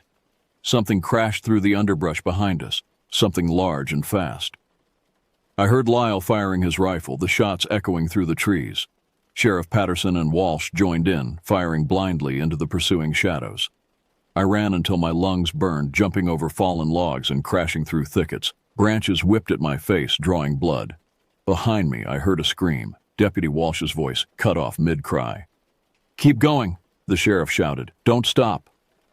We reached the main trail and sprinted toward the trailhead. Reed was in front, followed by me, then Lyle, with the sheriff bringing up the rear. The sounds of pursuit grew more distant, but we didn't slow down. The clearing with our vehicles came into sight. The Forest Service ranger stood by the command post, looking alarmed at our panicked arrival. "Where are the others?" he demanded. "Walsh is down," Sheriff Patterson gasped. "Teams 3 and 4 not responding." The ranger grabbed his radio. "All search teams, emergency evacuation. Return to base immediately. Repeat, emergency evacuation." We collapsed against the vehicles, gasping for breath. Only then did I realize Reed was clutching his arm, blood seeping between his fingers. "What happened?" I asked. He pulled his hand away to reveal 3 deep gashes running from shoulder to elbow. "It got close, very close." Sheriff Patterson examined the wounds. "Those aren't claw marks," he said quietly. "They look like cuts, deliberate ones." Reed nodded grimly. "It's intelligent. Hunting us." The ranger brought a first aid kit and began cleaning Reed's wounds. What was it? Bear? Mountain lion? Lyle laughed bitterly. If only. Over the next hour, other search teams trickled back, all reporting strange sounds and sensations of being watched. Team 2 had found another ritualistic site similar to the one we'd discovered, but Teams 3 and 4 never returned. 12 men vanished as completely as the hikers they'd been searching for. Sheriff Patterson organized a larger, better-armed group to go back for Walsh and the missing teams. Lyle and I volunteered again, unable to abandon our people despite the terror clawing at our insides. By mid-afternoon, 30 armed men ventured back into the forest. This time we moved as a single unit, a wall of weapons facing outward in all directions. The forest remained unnaturally quiet, the only sounds our own footsteps and breathing. We found Walsh's body first, or what remained of it. I won't describe what we saw. Some images are better left unshared. Sheriff Patterson's face went ashen, but he ordered us to continue. We had to find the other teams. We searched until dusk, finding nothing but empty forest and an occasional blood trail that ended abruptly. As darkness approached, the sheriff made the hard decision to retreat. We couldn't risk being in these woods after nightfall. Back at the command post, state police had arrived in force, along with FBI agents and more Forest Service personnel. The area was declared a crime scene, with roadblocks established on all access roads. The official story released to the press spoke of a possible serial killer operating in the woods, or perhaps a pack of rabid wolves. Those of us who had seen the truth knew better. This was something outside human experience, something ancient and malevolent that had awakened in our forests. Sheriff Patterson gathered those who had directly encountered the entity, Lyle, Reed, myself, and a few others who had glimpsed it from Team 2. Whatever this is, he said, voice heavy with fatigue and grief, it's beyond conventional law enforcement. I've spoken to some people who might be able to help, specialists in unusual phenomena. They're flying in tonight. What do we do until then? Lyle asked. We prepare, Reed answered before the sheriff could speak. It's established a hunting territory. It won't stay in the deep woods forever. A chill ran through me at the implication. You think it will come to town? Reed's eyes met mine. I think nowhere is safe anymore. The specialists arrived just before midnight. 3 serious-looking men and a woman who introduced herself as Dr. Eleanor Weiss, an anthropologist specializing in folklore and unexplained phenomena. They set up operations in a back room of the sheriff's office, pinning maps to the walls and unpacking equipment I didn't recognize. Dr. Weiss interviewed each of us who had encountered the creature, recording our descriptions and asking detailed questions about its behavior. When we had finished, she conferred with her colleagues in low voices. What are we dealing with? Sheriff Patterson finally asked. Dr. Weiss chose her words carefully. The entity you've encountered has characteristics consistent with certain predatory cryptids documented across cultural boundaries. The ritualistic elements suggest it possesses some form of intelligence and purpose beyond mere hunting. In English, please, Lyle said. One of her colleagues, a gray-haired man named Blackburn, spoke bluntly. It's a predator that's existed in these mountains for centuries, possibly millennia. Native tribes had various names for it. European settlers occasionally encountered it and incorporated it into their own folklore. It hibernates for long periods, awakening when certain conditions are met. What conditions? I asked. That's what we're trying to determine, Dr. Weiss said. Often these creatures are triggered by environmental changes, human activity in previously undisturbed areas, or certain celestial alignments. Reed, who had been silent until now, spoke up. The lumber company started clear-cutting a new section of the Eastern Ridge last month. Ancient forest, never been touched before. Dr. Weiss nodded. That could very well be the trigger. How do we kill it? Sheriff Patterson asked. The specialists exchanged glances. Conventional weapons may injure it, Blackburn said carefully, but probably won't be sufficient to destroy it. These entities typically have specific vulnerabilities that vary by individual creature. So we're screwed, Lyle muttered. Not necessarily, Dr. Weiss said. The ritualistic sites you discovered may provide clues. The entity is creating these for a reason, possibly to strengthen itself, possibly as part of a larger purpose. If we can disrupt these sites and understand their meaning, we might find its weakness. Plans were made for the following day. 2 teams would venture back into the forest, one to examine and possibly dismantle the ritualistic sites, another to try tracking the creature to its lair. Both would be heavily armed with conventional weapons, plus some specialized equipment the team had brought. I volunteered for the tracking team, along with Lyle, Reed, and several experienced hunters from town. Sheriff Patterson would lead the other team with Dr. Weiss and her colleagues. We would maintain constant radio contact, with a large backup force standing by at the trailhead. That night, no one slept well. I stayed at Lyle's again, both of us keeping our weapons close. We talked little, each lost in our own thoughts. Around 3 a.m. we heard howling from the distant mountains. Not wolves, not coyotes, but that same unnaturally deep, guttural cry we'd heard in the woods. It was closer to town than before. "It's moving," Lyle said quietly. Morning came with heavy fog and a light drizzle, perfect conditions for something to hide. We gathered at the sheriff's office, checking weapons and equipment. The mood was grim, determined. These were no longer search parties looking for missing hikers. This was a war party hunting a killer. Dr. Weiss approached me before we left. "Your descriptions of the entity were the most detailed," she said. "You seem to be particularly attuned to it somehow." "Lucky me," I said bitterly. She handed me a small object, a stone pendant on a leather cord. Ancient symbols were carved into its surface, similar to those we'd seen in the ritualistic sites. "Wear this," she said. "It may provide some protection, or at least make you less visible to it. You believe in this stuff?" I couldn't keep the skepticism from my voice. Her expression remained serious. "After 20 years studying these phenomena, I've learned to use every possible advantage. Whether it works through psychological suggestion or genuine metaphysical properties doesn't matter if it keeps you alive." I put the pendant around my neck, feeling slightly foolish but unwilling to reject any potential help. Our team set out just after 8 a.m. The forest felt different today, heavier, more oppressive. The fog limited visibility to about 30 yards, transforming familiar trees into looming shadows. Sounds were muffled, disorienting. We split up at the main trail junction, Sheriff Patterson's team heading toward Blackwater Creek while we veered northeast, following tracks discovered by the state police yesterday. Reed led our group, moving with surprising stealth despite his injured arm. The rest of us followed in single file, alert to every sound and movement. The tracks led us toward an area locally known as Deadfall Basin, a remote valley where an old landslide had created a jumble of massive boulders and fallen trees. Few people ventured there. The terrain was treacherous, with sudden drop-offs and unstable ground. "Perfect place for something to hide," Reed murmured as we approached the basin's edge. We descended carefully into the fog-shrouded valley. Visibility dropped to mere feet in places, the mist swirling around shattered tree trunks and moss-covered rocks. Water dripped constantly from above, creating an eerie percussion.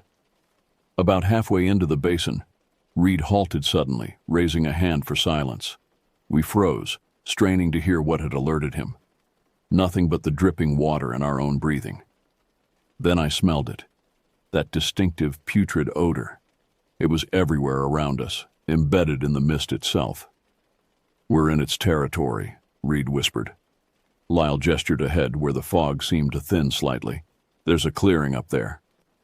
We advanced with agonizing slowness, testing each step before committing our weight. The clearing gradually emerged from the mist, a roughly circular space about 50 yards across, surrounded by towering pines and massive boulders. What we found there haunts me still. The clearing had been transformed into a massive version of the ritualistic sites we'd seen previously. Concentric circles of stones radiated outward from a central point where a structure stood, not a simple tripod this time, but an elaborate framework of branches and bones that rose nearly 20 feet high. Hanging from this macabre construction were personal effects from the missing: backpacks, clothing, equipment, and other things. Human things. I won't describe them. The ground beneath the structure was stained dark, the earth churned and wet. Several smaller arrangements surrounded it. Stones placed in specific patterns, sticks forming complex symbols. "My God," one of the hunters whispered. Reed approached the central structure cautiously. "This is its nest, its altar." He examined the symbols etched into the bones. "It's building something, growing stronger." Lyle keyed his radio. "Sheriff, we found something. Deadfall Basin. You need to see this." Static answered him. He tried again with the same result.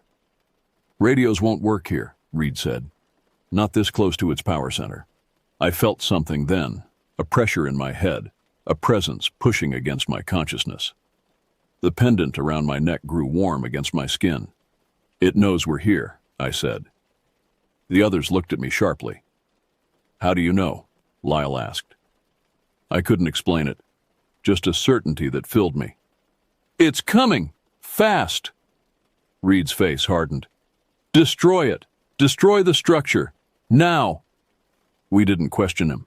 Moving with desperate energy, we attacked the grotesque altar, pulling down branches, scattering bones, disrupting the careful arrangements of stones and symbols. The response was immediate and terrifying. The temperature plummeted, the fog thickened, swirling violently around us. That wet, clicking sound erupted from all directions at once, punctuated by howls of rage that seemed to shake the earth itself. "Form a circle," Reed shouted. "Backs together." We complied, 8 men standing shoulder to shoulder, weapons pointed outward into the churning mist. The clicking intensified, moving rapidly around us, drawing closer with each circuit. "I see it!" someone shouted. I followed his aim and caught a glimpse of something moving through the fog, taller than a man with a silhouette that seemed to shift and change even as I watched. It vanished before anyone could fire. "There!" Another call from the opposite direction. Again, just a glimpse, a suggestion of limbs, an impression of eyes reflecting light that shouldn't have been there in the fog-shrouded clearing. "It's toying with us," Reed said, "hunting us." One of the hunters, a man named Garrison, broke formation suddenly, firing wildly into the mist. "Come on, you bastard," he screamed. "Get back in formation," Lyle shouted. Too late. Something massive and dark surged from the fog, enveloping Garrison. His scream cut off with a wet, crunching sound. The shape retreated as quickly as it had appeared, dragging Garrison with it. "Stay together," Reed ordered, as the rest of us instinctively moved to pursue. "That's what it wants." We tightened our circle, pressed together, weapons ready. I felt the pendant growing hotter against my skin, almost burning now. Something was building in the air around us, an electrical tension, a distortion of reality itself. "What's happening?" Lyle asked, voice tight with fear. Reed's expression was grim. "The door's opening." The fog began to rotate around us, forming a perfect circle with our group at the center. Through the swirling mist, impossible shapes moved, things I can't describe because my mind couldn't properly process what my eyes were seeing. Dimensions folded in ways they shouldn't. Spaces existed where no space should be. And in the center of it all, taking form from the mist itself, was the creature. It stood at least 9 feet tall, its body a nightmare amalgamation of features that seemed to shift and flow. One moment it appeared almost bear-like, the next more canine, then almost human, yet always wrong in fundamental ways. Its limbs bent at impossible angles. Its face, if you could call it that, contained too many eyes, too many mouths. Its skin rippled with patterns that hurt to look at directly. We fired. Every man emptied his weapon into the monstrosity. It recoiled, howling in pain and rage, black ichor spraying from wounds that closed almost as quickly as they formed. The pendant against my chest suddenly shattered, the fragments burning like hot coals. In that moment I understood, not through thought, but through some deeper insight that bypassed my conscious mind. "The symbols," I shouted. "Reverse the symbols." Reed understood immediately. While the others continued firing, keeping the creature at bay, Reed and I scrambled to rearrange the stones and sticks we had scattered. We placed them in reverse patterns, guided by some instinct I couldn't explain. The effect was immediate. The swirling fog faltered.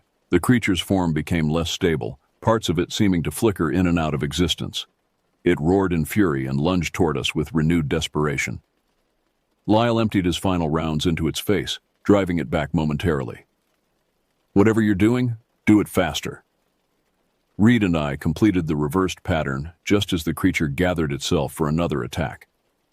The pendant fragments, still burning against my skin, suddenly disintegrated completely. The world seemed to hold its breath for one eternal moment. Then reality tore. A rift opened in the air itself, not darkness, but an absence more fundamental, a void that shouldn't exist in our universe. The creature howled as it was drawn toward the opening, its form stretching and distorting even further. It fought against the pull, digging clawed appendages into the earth, reaching for us with limbs that extended impossibly. One of the hunters was caught by a flailing tentacle and dragged screaming toward the rift. Lyle grabbed the man's arm and I grabbed Lyle's, forming a human chain. For a moment, we were locked in a tug-of-war with the creature, the hunter suspended between worlds. Then the hunter's arm simply came apart in Lyle's grip. He vanished into the void along with the creature. The rift collapsed with a sound like thunder, leaving behind nothing but a scorched circle in the clearing and the echoing silence of the forest. We stood frozen, trying to comprehend what had just happened. The fog was thinning rapidly now, sunlight beginning to penetrate between the trees. "Is it gone?" someone finally asked. Reed examined the ground where the rift had opened. "Not gone. Vanished. For now." "What the hell was that thing?" Lyle demanded. Reed shook his head. "Something that doesn't belong in our world. Something that found a way in and has been trying to establish itself here." "And the symbols? The rituals?" I asked. "Its way of reshaping our reality to make it more hospitable. Creating a bridge between worlds." We gathered what remained of our courage and equipment and made our way out of Deadfall Basin. As we climbed back to the main trail, our radios suddenly crackled back to life. "Anyone copy? This is Sheriff Patterson. We found something at the creek site, some kind of doorway." Reed grabbed his radio. "Sheriff, do not approach any structures. We encountered the entity. It's using these sites to create passages between worlds." Static then. "Reed, thank God. What happened?" "We'll explain when we meet up. But for now, destroy any symbolic arrangements you find. Completely dismantle them." "Understood. Return to the command post immediately." When we reached the trailhead, we found chaos. While we'd been in Deadfall Basin, the creature, or perhaps others like it, had attacked a search team on the eastern ridge. 5 men dead, 7 wounded. One of Dr. Weiss's colleagues was among the casualties. Sheriff Patterson looked haunted when we briefed him on what had happened. Dr. Weiss listened intently, occasionally asking for clarification on the symbols we'd seen and the effects of reversing them. "You've confirmed much of what we suspected," she said when we finished. "These entities exist in a space between dimensions. They create these ritual sites as anchor points to strengthen their presence in our reality." "So, is it gone?" Sheriff Patterson asked. Reed and Dr. Weiss exchanged glances. "Not permanently," she said. "You've closed the door for now, but it will try to find another way through." "What do we do?" I asked. "Find and destroy every ritual site in these woods," Dr. Weiss said. "Then seal the area. No human activity for at least a year. No logging, no hiking, nothing. Let the natural barriers between worlds strengthen again." The next 3 days were a blur of carefully coordinated expeditions into the forest. Teams of heavily armed men, each accompanied by one of Dr. Weiss's remaining colleagues, systematically located and dismantled every ritual site they could find. 17 in total, scattered throughout the mountains in a pattern that, when mapped, formed a massive symbol visible only from above. There were more encounters, glimpses of shapes moving through trees, strange sounds in the darkness, the occasional howl from distant ridges, but nothing like what we'd faced in Deadfall Basin. The entity was weakened, retreating. On the 4th day, as we prepared to dismantle the final known site, a massive storm rolled in. Not a natural storm. The clouds moved wrong, twisting and churning with purposeful malevolence. Lightning struck repeatedly around the ritual site as if trying to protect it. Sheriff Patterson made the call to proceed despite the danger. As the team approached the site, a complex arrangement of stones and bones on a high ridge, the storm intensified. Wind howled through the trees with a voice that sounded almost human. Lightning struck closer, igniting several trees. Through driving rain and howling wind, the team reached the site and began dismantling it. As the last stones were scattered, a final bolt of lightning struck the center of the circle. But instead of destroying it, the lightning seemed to be absorbed, channeled downward into the earth itself. The ground shuddered. A fissure opened, widening rapidly as the team scrambled to escape. Trees toppled into the growing chasm. Within minutes, what had been a small clearing was a gaping wound in the mountain, 30 feet across and of unknowable depth. As suddenly as it had begun, the storm dissipated. The fissure stopped expanding, though occasional rumbles suggested instability deep below. Forest Service geologists were called in to examine the phenomenon. Their instruments detected nothing unusual, just a sinkhole, they said, probably caused by underground streams weakening the limestone substrate. Those of us who knew better said nothing. Sometimes explanations are more comfortable than truth. In the aftermath, official reports cited a combination of bear attacks, geographic disorientation, and possible exposure to environmental toxins to explain the deaths and disappearances. The missing were eventually declared dead, their bodies presumably lost in the vast wilderness or destroyed by wildlife.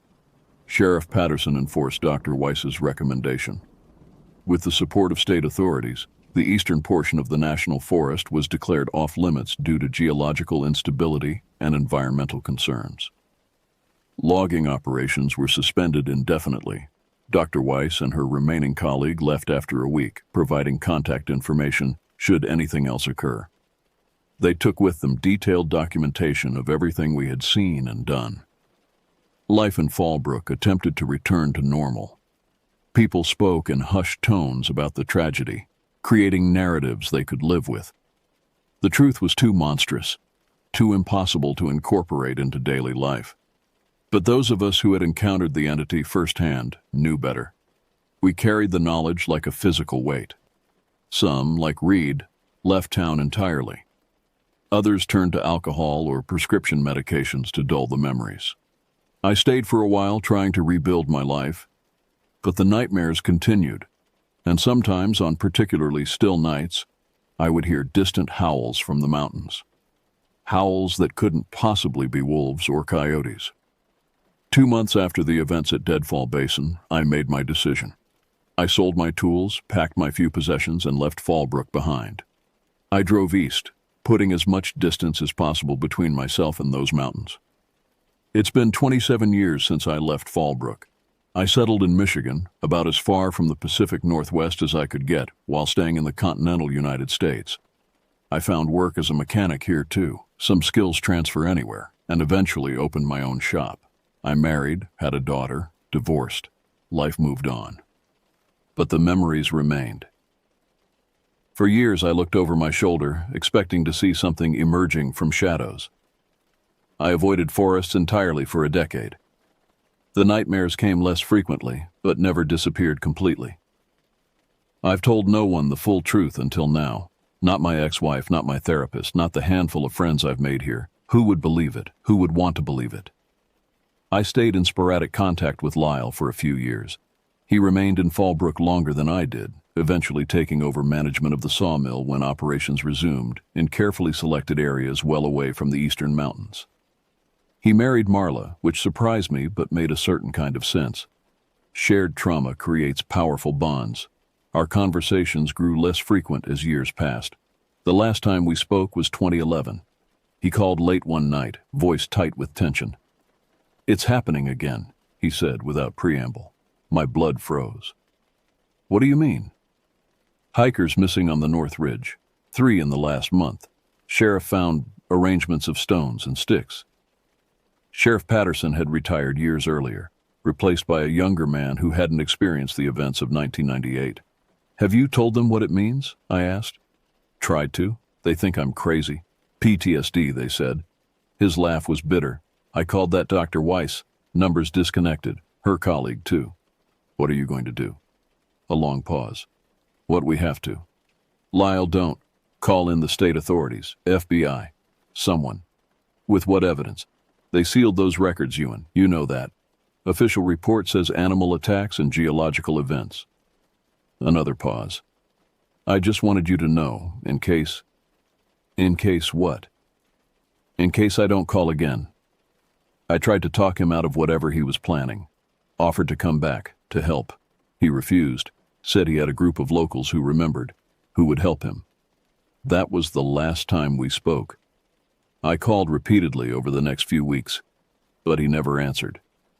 Eventually, his number was disconnected. I searched online news archives for any information. A small article in the regional paper mentioned tragic accident claims lives of local mill manager and 4 others in forest fire. Names listed included Lyle Dunnigan and Marla Simmons Dunnigan. I knew it wasn't a forest fire, at least not an accidental one. For years after, I monitored news from the Fallbrook area obsessively. Reports of missing hikers dropped to 0. Whatever Lyle and his group had done, it seemed to have worked, at least temporarily, until last month. I still have automated news alerts set for certain keywords associated with Fallbrook. On March 15, 2025, multiple alerts triggered simultaneously. Unprecedented seismic activity. Unexplained disappearances. Wildlife behaving abnormally. According to the reports, a minor earthquake had opened a fissure in the eastern mountains, precisely where our final team had dismantled the last ritual site. Forest Service personnel investigating the disturbance failed to return. A search party found their vehicles abandoned, equipment scattered. The article included a quote from the current sheriff. We're dealing with a dangerous situation that may be connected to similar incidents in 1998 and 2011. We've requested federal assistance and are evacuating communities within a 10-mile radius of the affected area. They remembered, or at least some did. But would they know what to do? Would they understand what they were facing? I packed a bag that night, loaded my grandfather's old revolver. Not that it would do much good against what awaited in those mountains, but it was better than nothing. I wrote a letter to my daughter explaining where I was going and why, to be delivered if I didn't return. Then my phone rang. Unknown number. Mr. Thibodeau?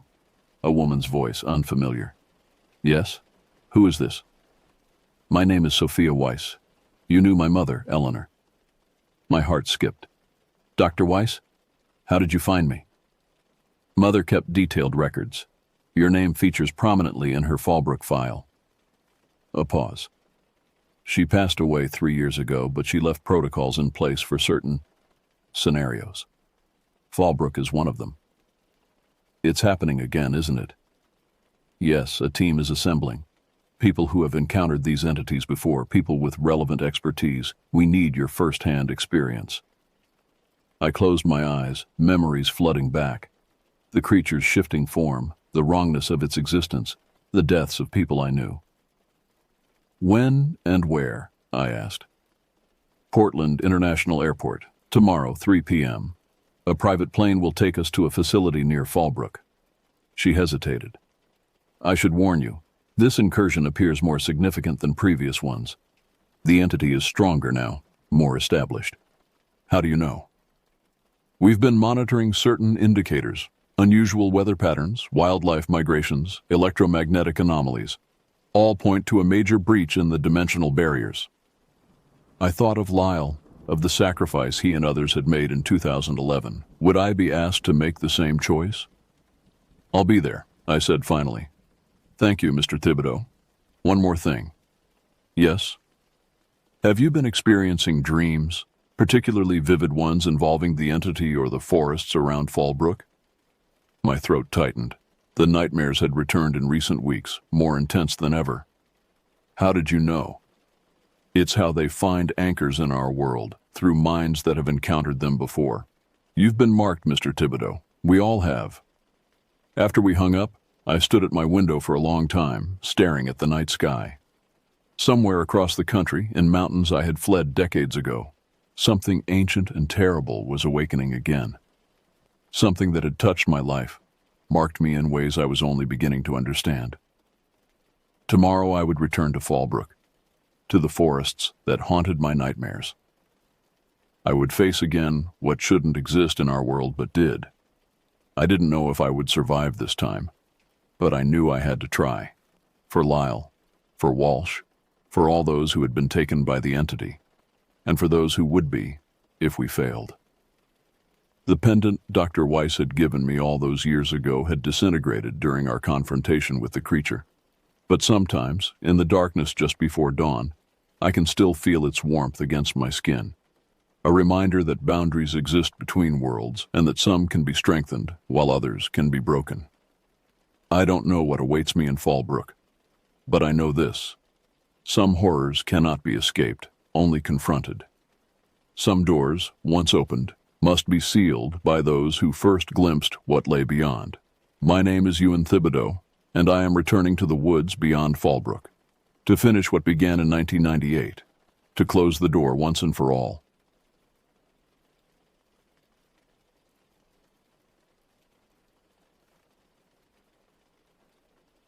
I was 19 when this happened, back in June of 2003, and even now, 20 years later, I can't shake the memory.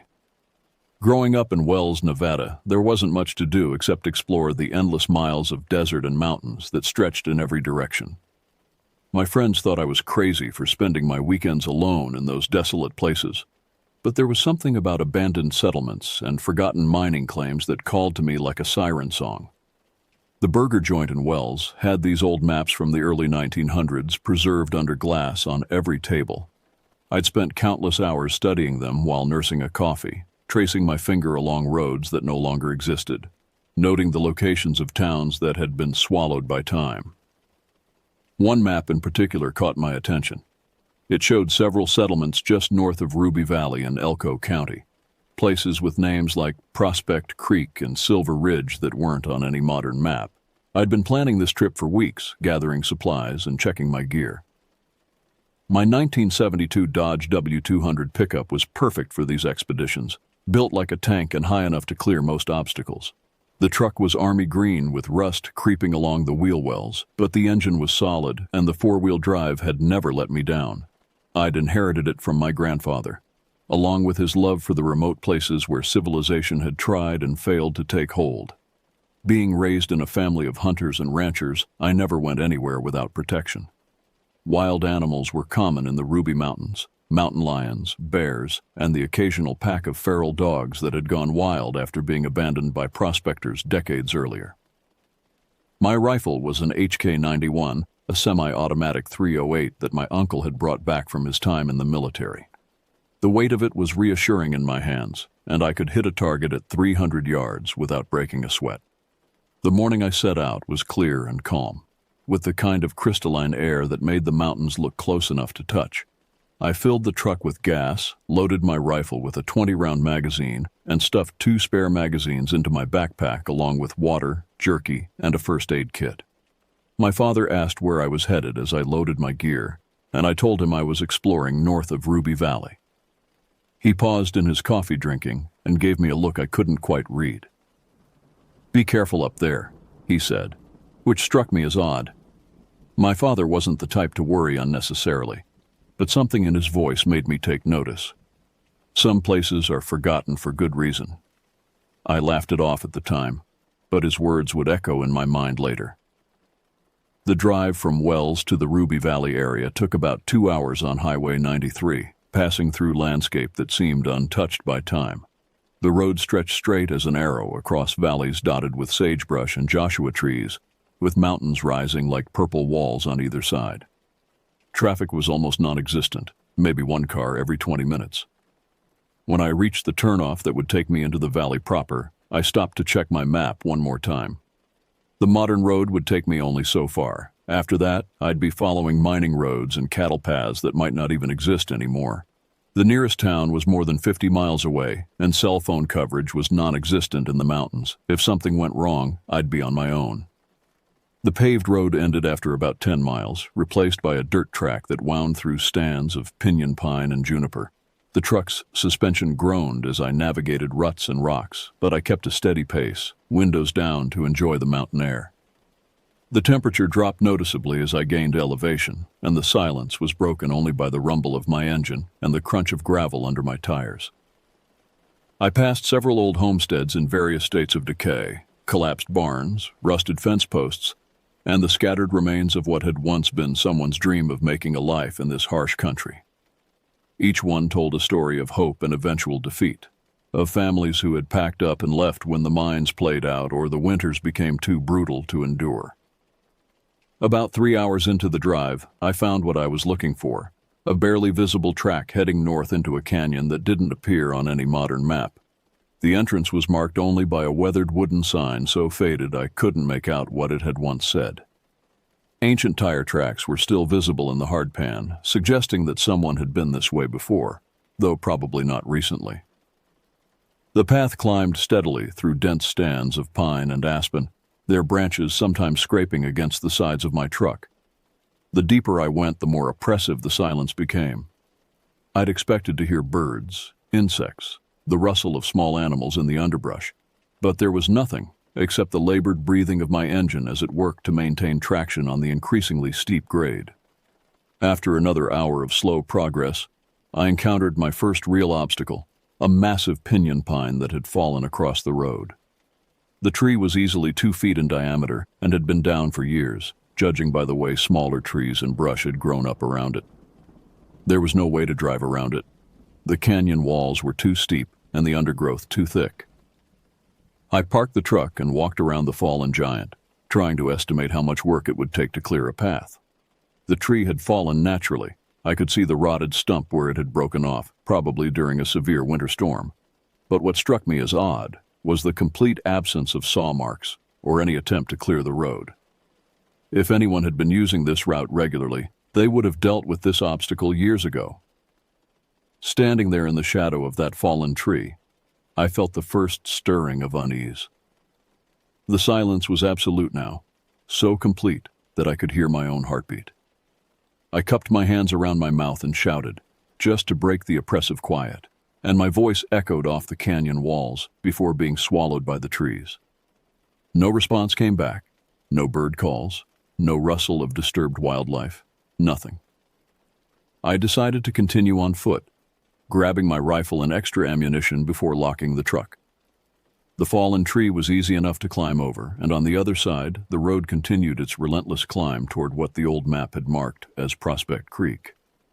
I estimated I had maybe 2 hours of daylight left, enough time to reach the settlement and explore before making the trek back to my truck. The road beyond the tree was in better condition than I'd expected, though still obviously abandoned.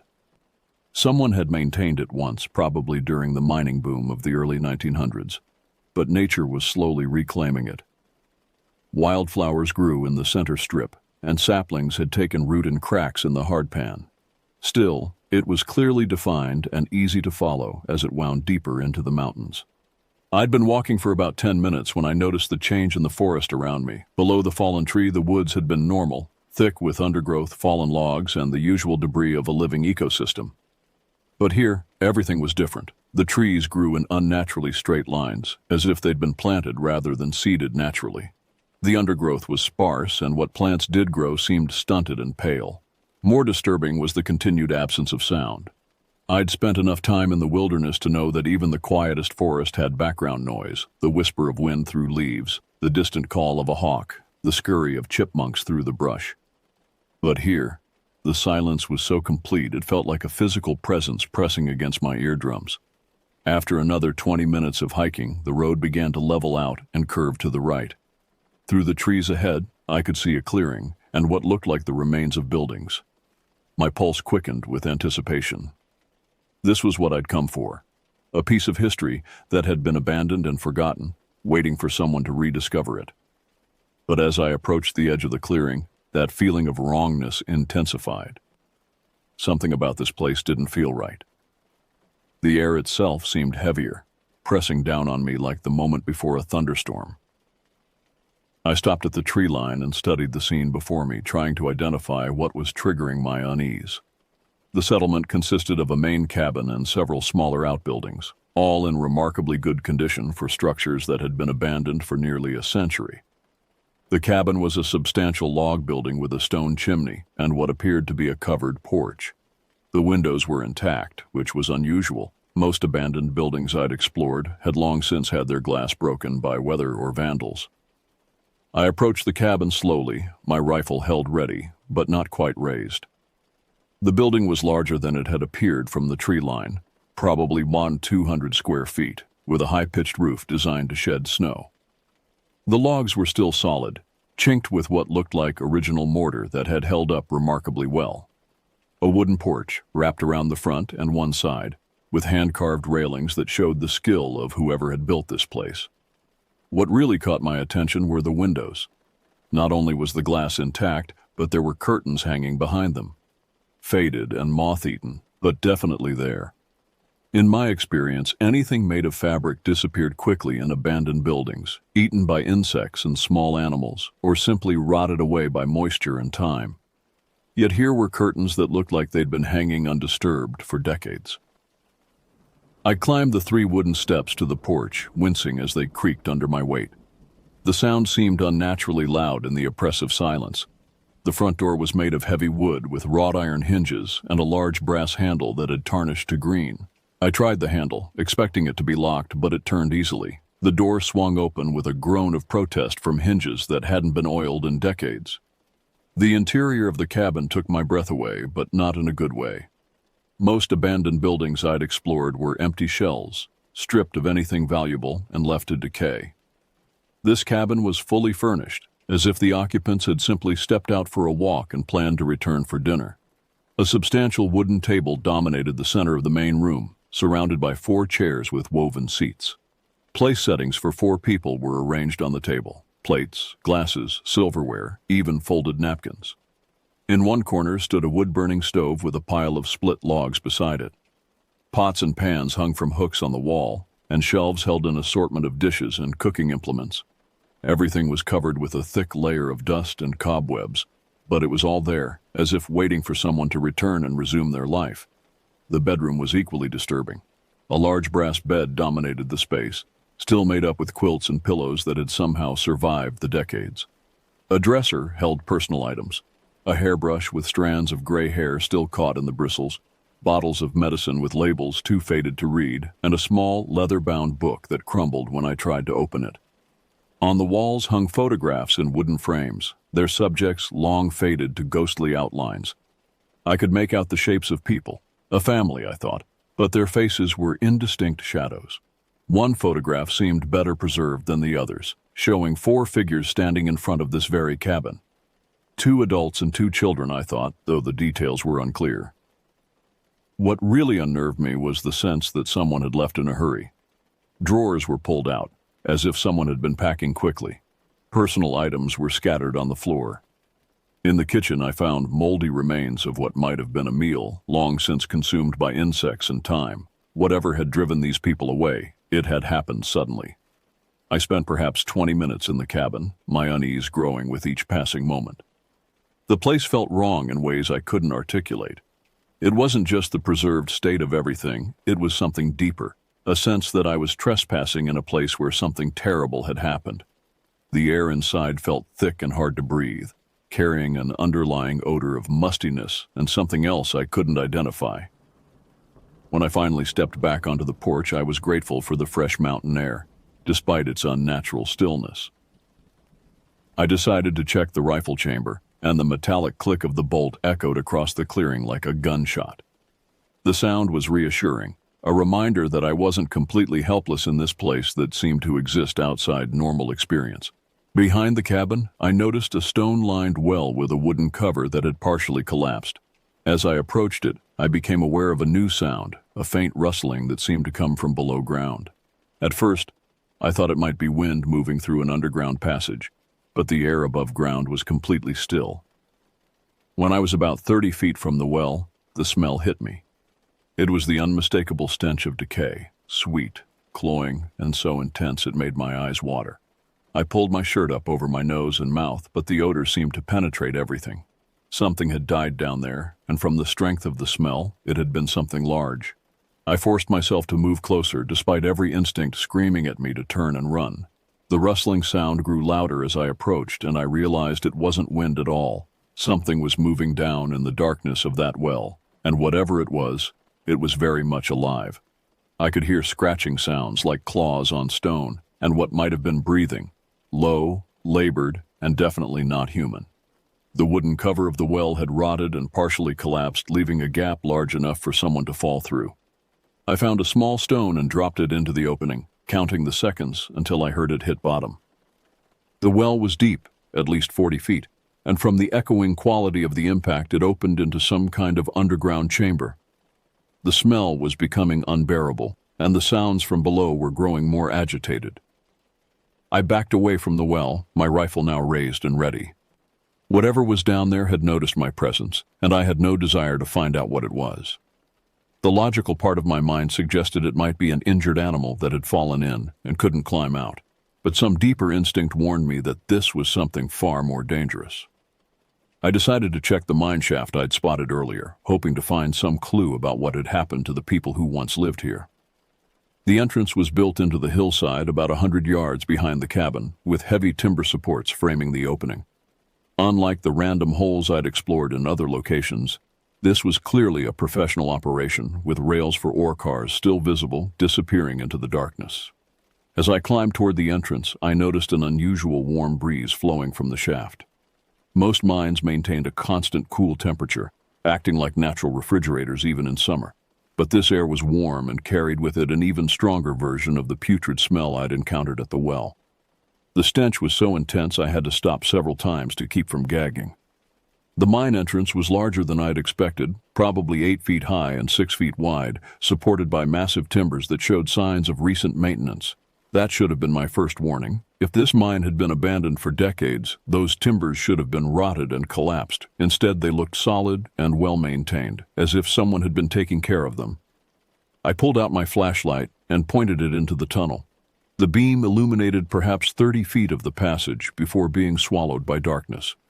The rails continued straight into the mountain, and I could see side passages branching off the main tunnel. What I couldn't see was any sign of the cave-in or flooding that usually made these old mines impassable. That warm breeze continued to flow from the depths, carrying with it not just the smell of decay, but other odors, unwashed bodies, rotting food, and something else that reminded me of a zoo or animal pen. I stood at the entrance for several minutes, fighting the urge to turn and run while trying to work up the courage to explore further. The sound came without warning, a low moan that echoed from somewhere deep in the mine shaft. It was definitely human in origin, but distorted in a way that made my skin crawl.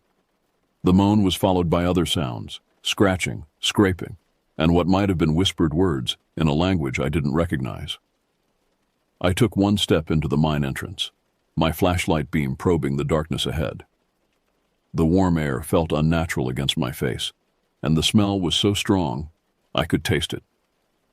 Another moan echoed from the depths, closer this time, and I heard the unmistakable sound of footsteps, multiple sets, moving toward the entrance. My rational mind tried to provide explanations. Maybe there were homeless people living in the mine, taking shelter in a place where they wouldn't be disturbed. Maybe what I was hearing was just someone in distress who needed help. But every survival instinct I possessed was screaming at me to get away from this place as quickly as possible. I was backing away from the mine entrance when I saw the first shadow moving in the depths. My flashlight beam caught a glimpse of something that shouldn't exist. A human figure, but wrong in ways that made my mind refuse to process what I was seeing.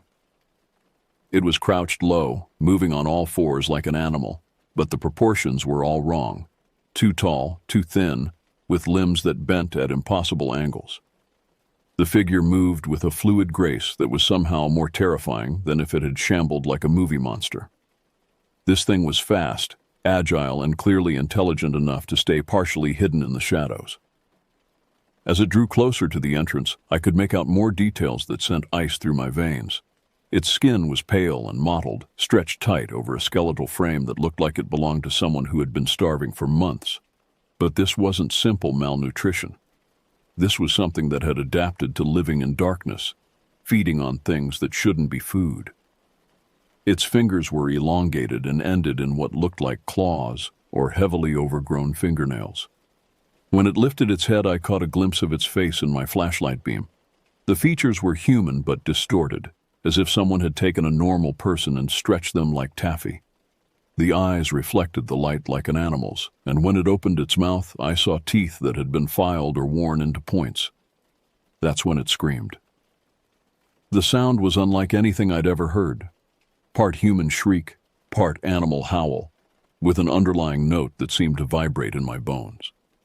It was the sound of madness given voice, of pain and hunger and rage all rolled into one horrific cry.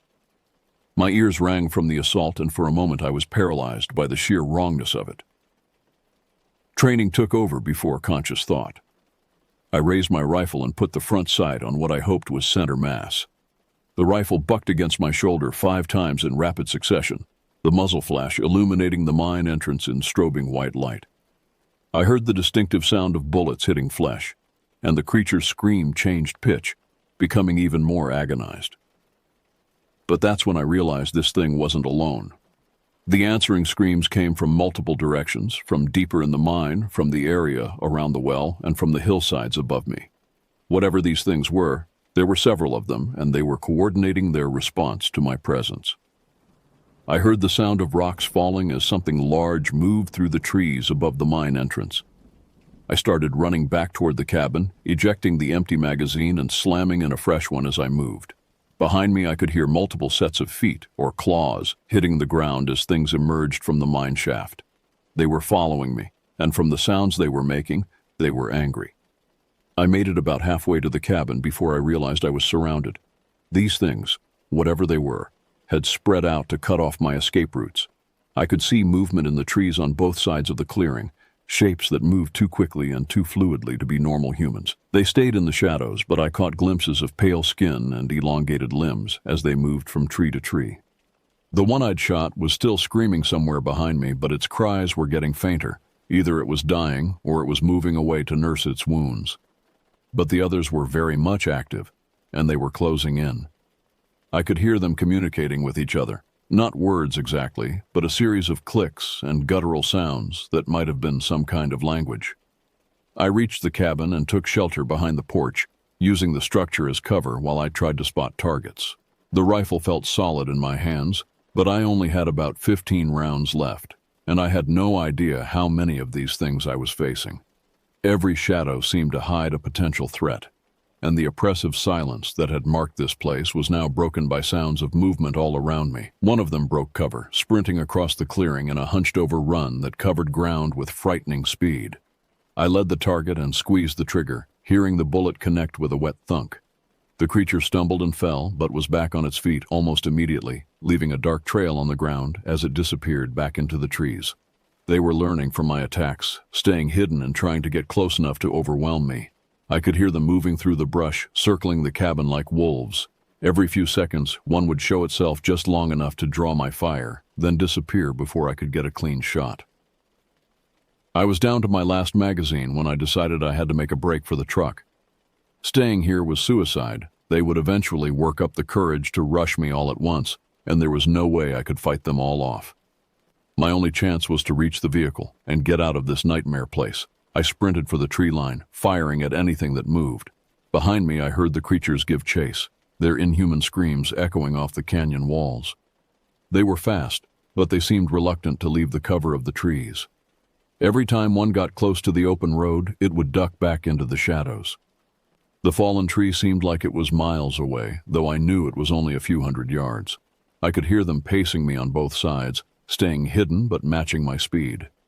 When I finally reached the barrier, I threw myself over it with more desperation than grace, landing hard on the other side and scrambling for my truck.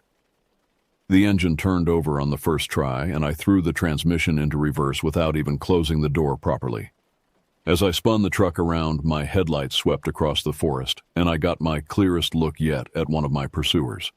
It was crouched on a fallen log about 50 feet away, its pale skin almost glowing in the headlight beam. This one was larger than the others I'd seen, with broader shoulders and longer arms. It was definitely human in basic structure, but it had been changed by whatever circumstances had driven it to live in this forgotten place. Its face was gaunt and feral, with hollow cheeks and eyes that reflected the light like mirrors. For just a moment we stared at each other through the windshield. Then it opened its mouth and spoke, or tried to. The sounds that came out were almost words, garbled and slurred as if it had forgotten how human speech worked. But there was intelligence there, a mind that was still trying to communicate even though it had been driven far beyond the boundaries of sanity. I gunned the engine and fled down the mountain road, not slowing down until I reached the highway. Even then, I kept checking my mirrors, half expecting to see pale figures emerging from the darkness behind me. It wasn't until I was back in Wells, sitting in the familiar parking lot of the burger joint, that I finally felt safe enough to turn off the engine. I never told anyone the full story of what happened that day. How could I? Who would believe that somewhere in the Ruby Mountains, there were people who had been living like animals for decades, feeding on God knows what, and slowly losing their humanity in the process?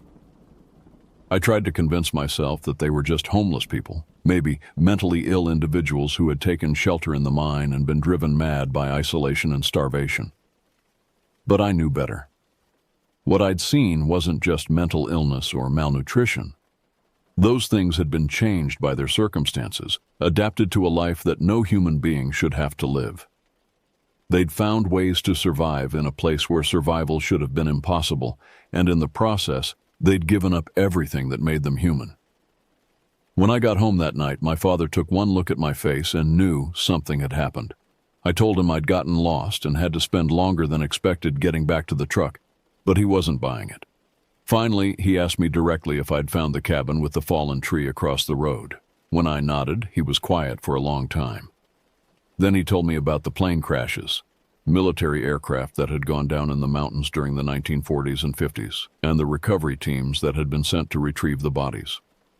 Most of the crashes had been successfully handled, but there had been one incident where the recovery team never made it back.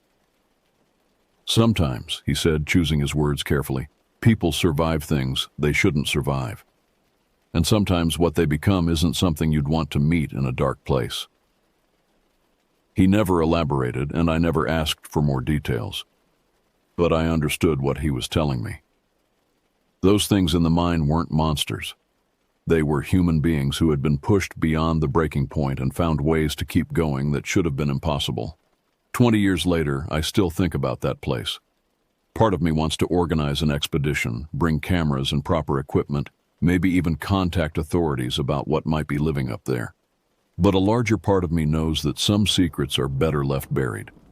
Whatever happened to turn those people into the things I encountered, it's a kind of hell that no one should have to witness.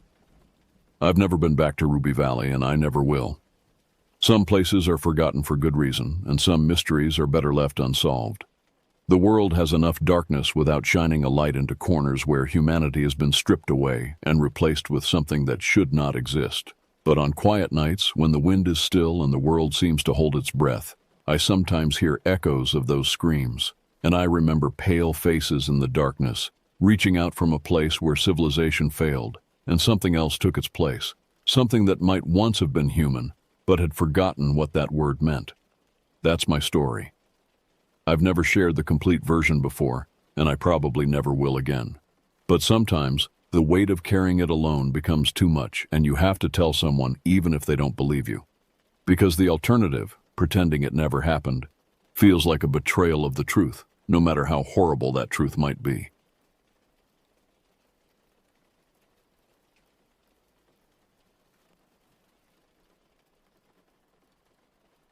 The summer of 2019 marked my 16th birthday, and my parents thought it would be the perfect time to send me to Camp Riverside for what they called character building. Located on the remote coastline where Northern California meets Oregon, the camp stretched along a desolate stretch of rocky shore, bordered by dense redwood forests that seemed to swallow sound itself. The main feature that drew campers year after year was the unique geography. A narrow strip of land separated the churning Pacific Ocean from a perfectly still saltwater lagoon that had been cut off from the sea decades ago by shifting sands and rock slides. Our cabin, designated as Cabin 7, sat closest to this eerie body of water. The lagoon stretched nearly a quarter-mile in length, its surface so still it looked like black glass during the day and reflected nothing but darkness at night. What made it even more unsettling was the complete absence of life within its waters. No fish, no water plants, nothing that suggested anything could survive in those depths. The counselors explained this away as a result of the unusual salt concentration and lack of circulation, but something about their explanations felt rehearsed, as if they'd answered this question many times before and wanted to discourage further inquiry. My 5 cabin mates were all around my age, 16-year-old kids from various cities across the Pacific Northwest. There was Preston, a lanky kid from Portland with nervous energy who constantly cracked his knuckles. Carlos from Seattle, built like a linebacker but with a surprisingly gentle demeanor. Brendan, the intellectual from San Francisco who brought more books than clothes. Joel, a quiet farm kid from rural Oregon who rarely spoke but observed everything. And Kevin, the jokester from Sacramento, who seemed determined to make light of every situation, no matter how serious. The cabin itself was a sturdy log structure built in the 1960s with a large deck that jutted out over the 20-foot drop to the lagoon below. The wooden railings were worn smooth by decades of campers, gripping them while staring into those dark waters.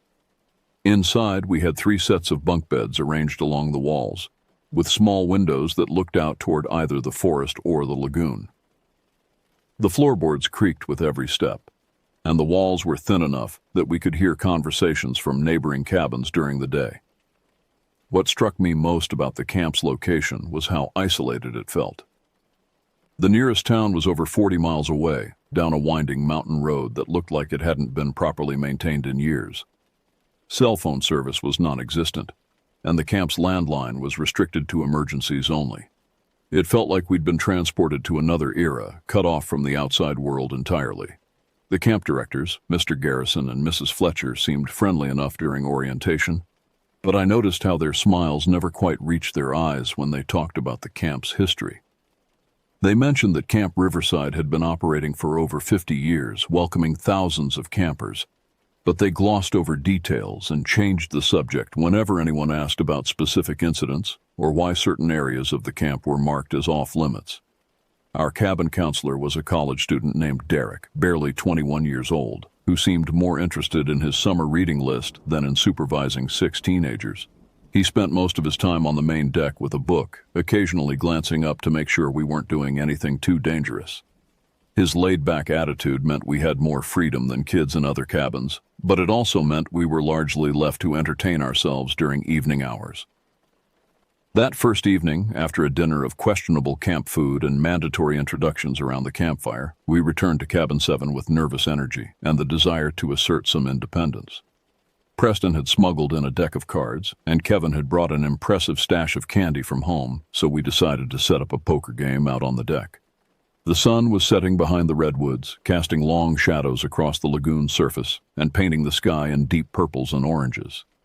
We arranged ourselves around an old wooden crate that served as our makeshift table, with the candy serving as our betting chips.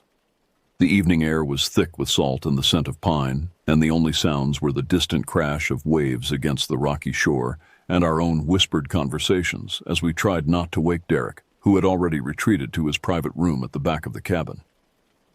Brendan dealt the first hand with the practiced efficiency of someone who'd spent time in his father's underground poker games, while Carlos organized the candy into neat piles according to value.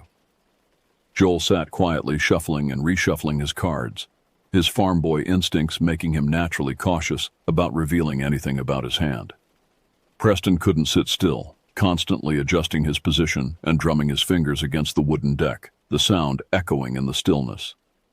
Kevin kept up a running commentary on everyone's playing style, cracking jokes about Brendan's serious expression and Preston's obvious tells. But as the sky grew darker and the temperature began to drop, his jokes became more forced, and I noticed he kept glancing toward the lagoon with an expression I couldn't quite read. The game progressed slowly, with small victories and defeats as we learned each other's playing styles. The deck of the cabin hung about 12 feet above the lagoon's surface, and occasionally one of us would lean over the railing to peer into the black water below.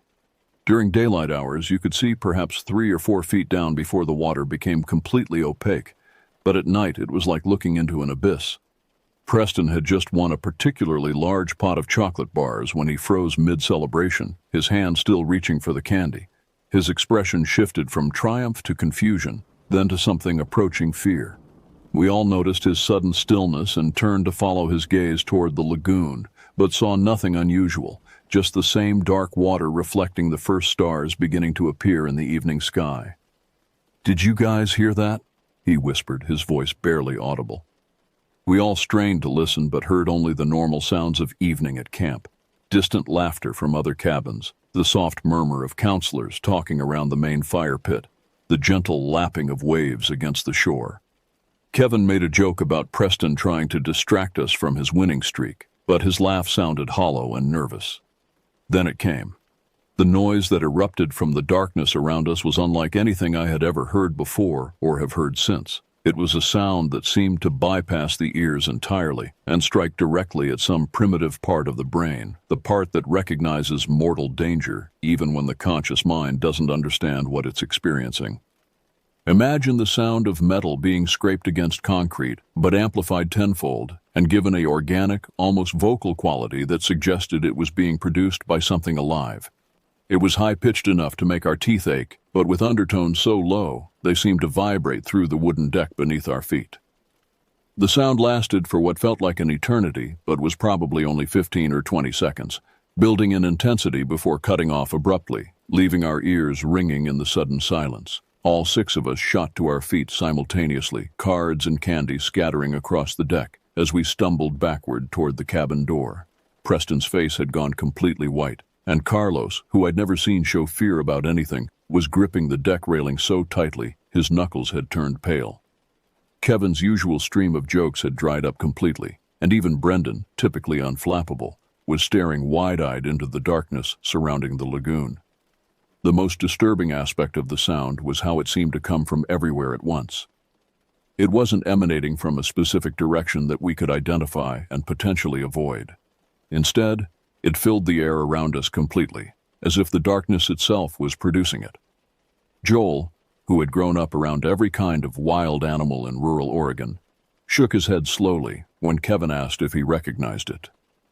"Nothing makes a sound like that," Joel said quietly, his voice carrying the authority of someone who'd spent countless nights listening to coyotes, mountain lions, and bears. "Nothing natural anyway."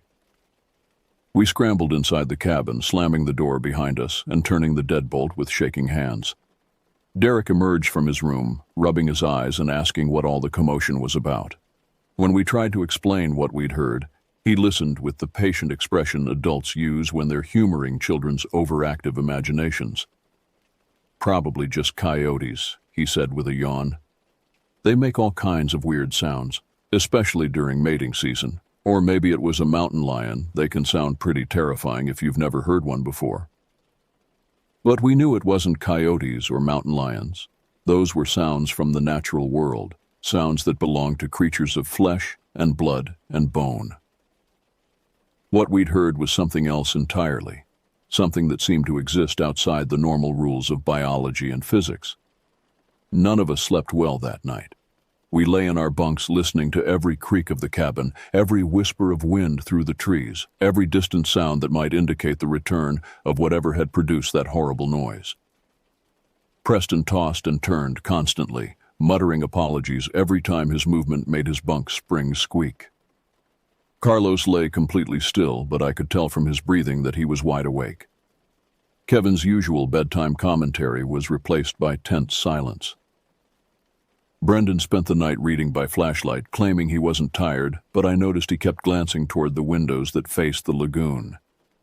Joel positioned himself in the bunk with the best view of the door, and I realized he was keeping watch, old farm instincts kicking in even in this unfamiliar environment. The next morning dawned gray and overcast, with a thick fog rolling in from the ocean that reduced visibility to maybe 50 feet in any direction. The oppressive atmosphere seemed to match our collective mood as we stumbled through breakfast, dark circles under our eyes and conversations conducted in hushed tones. During the morning activity period, while other campers participated in hiking and kayaking, the 6 of us made our way to the camp's small library housed in the main lodge. The building was older than our cabin, with thick stone walls and small windows that let in very little natural light. Inside, the air smelled of old books and wood polish, and our footsteps echoed on the hardwood floors. Near the front entrance, exactly as I remembered from the previous summer's brief visit, stood an old computer kiosk designed to help campers identify local wildlife. The interface was crude but functional, with recordings of dozens of animal sounds organized by species and habitat.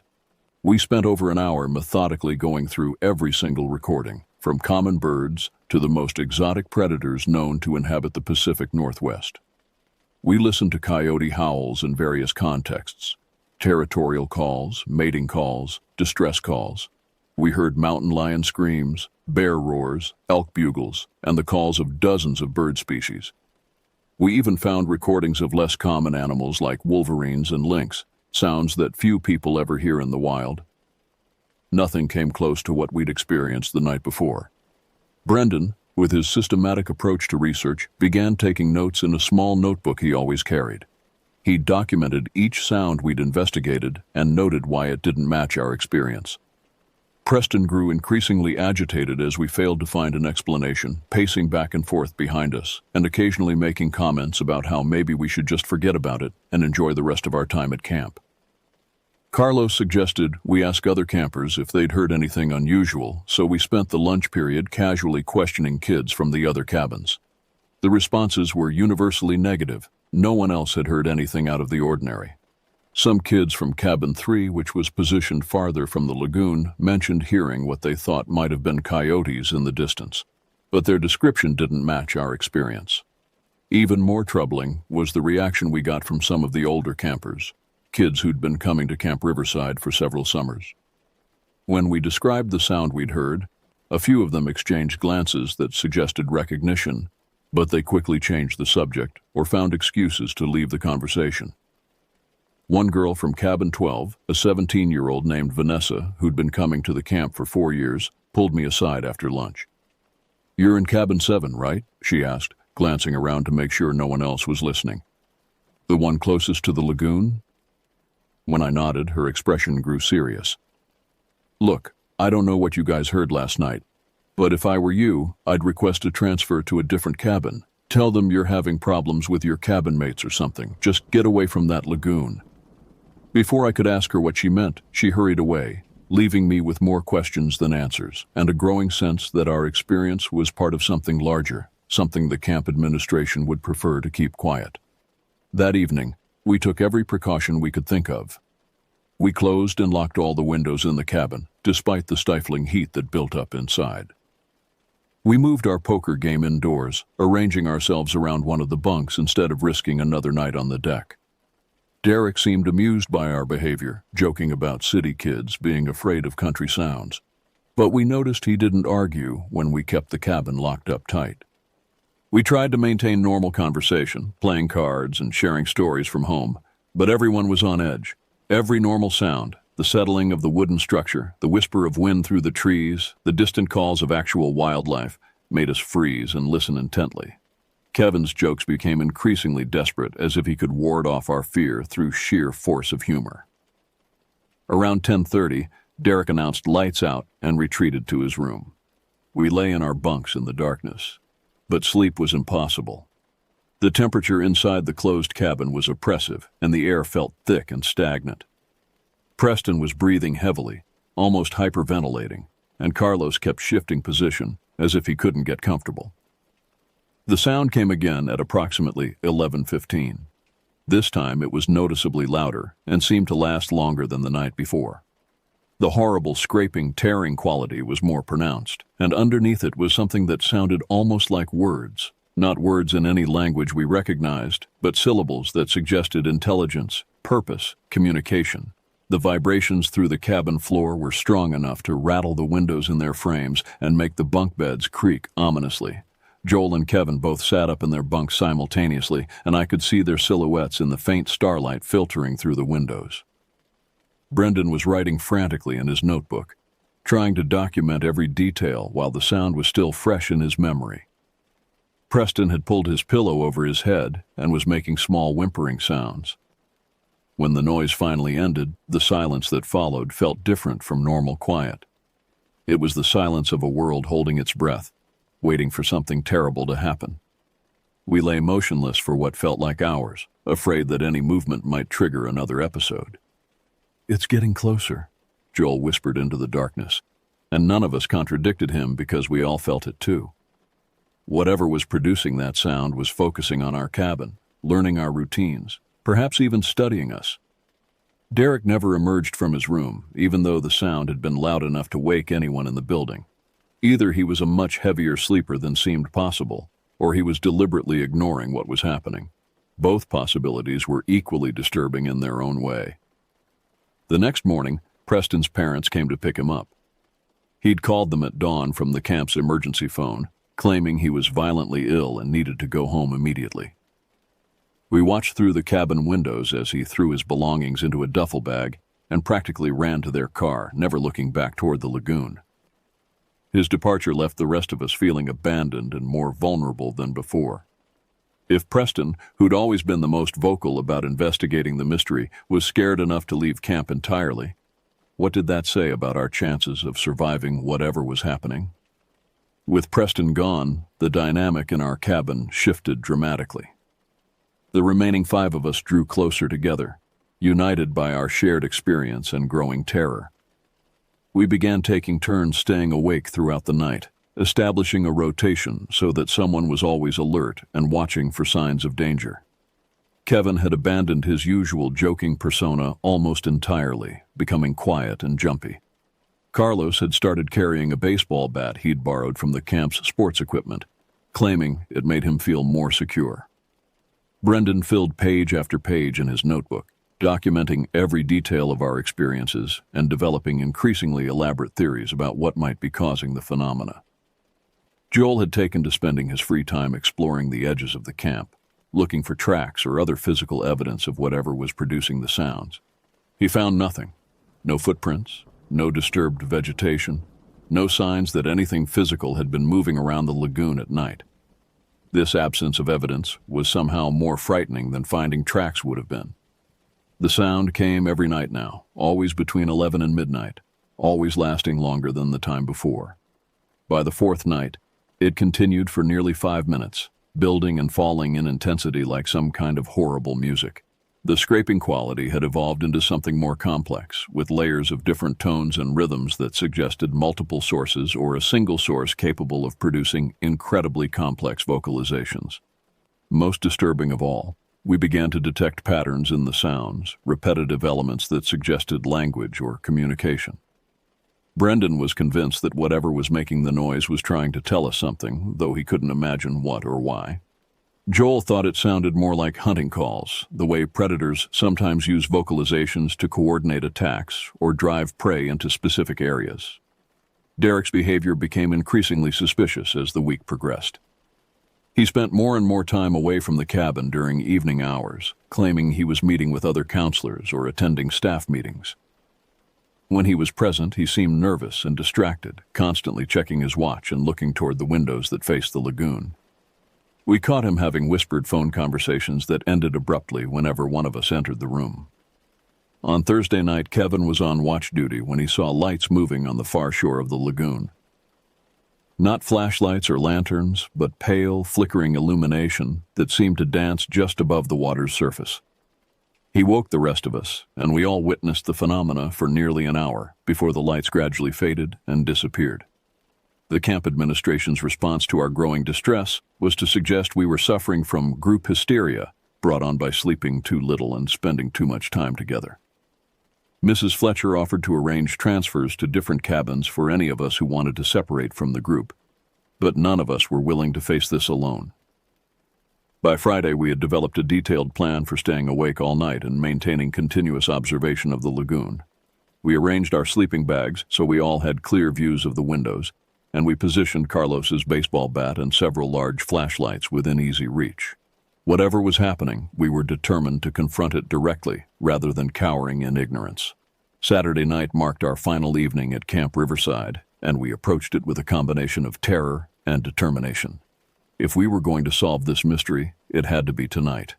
After that, we'd be returning to our homes across the Pacific Northwest, and whatever we'd experienced would become just another summer camp story that no one would believe. Derek had disappeared entirely that evening, claiming he needed to help with preparations for Sunday's departure, but we suspected he was avoiding the cabin deliberately.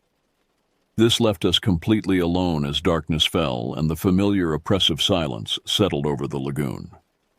We had refined our watch system over the course of the week, with one person maintaining constant observation while the others rested in shifts. Tonight, however, all 5 of us stayed awake, positioned around the cabin with clear sight lines to every window and the door. Brendan had organized his notebooks and was ready to document everything in detail. Carlos gripped his baseball bat with white knuckles. Joel had positioned himself near the door, ready to either defend us or lead an escape if necessary. Kevin sat by the largest window facing the lagoon, his usual humor completely absent. The sound began earlier than usual that night, starting as a low vibration that we felt in our bones before we could actually hear it. As it built in intensity, the familiar scraping quality was joined by new elements, clicking sounds like insects, low moaning that reminded us uncomfortably of human voices in distress, and an underlying rhythm that seemed almost musical. But tonight was different in a crucial way. Tonight we could tell exactly where the sound was coming from. It was rising from the lagoon itself, starting from the deepest parts of the water and echoing off the rocky shores until it filled the air around us. Kevin, positioned at the main window, began making urgent gestures for the rest of us to join him. His face was pale with shock, and his hands were shaking as he pointed toward the water. The surface of the lagoon, which had been perfectly still every night for the past week, was now churning with activity. Large shapes moved beneath the dark water, creating waves and ripples that caught the faint starlight and reflected it back in disturbing patterns. Whatever was down there was massive. The displacement of water suggested something much larger than any known aquatic animal.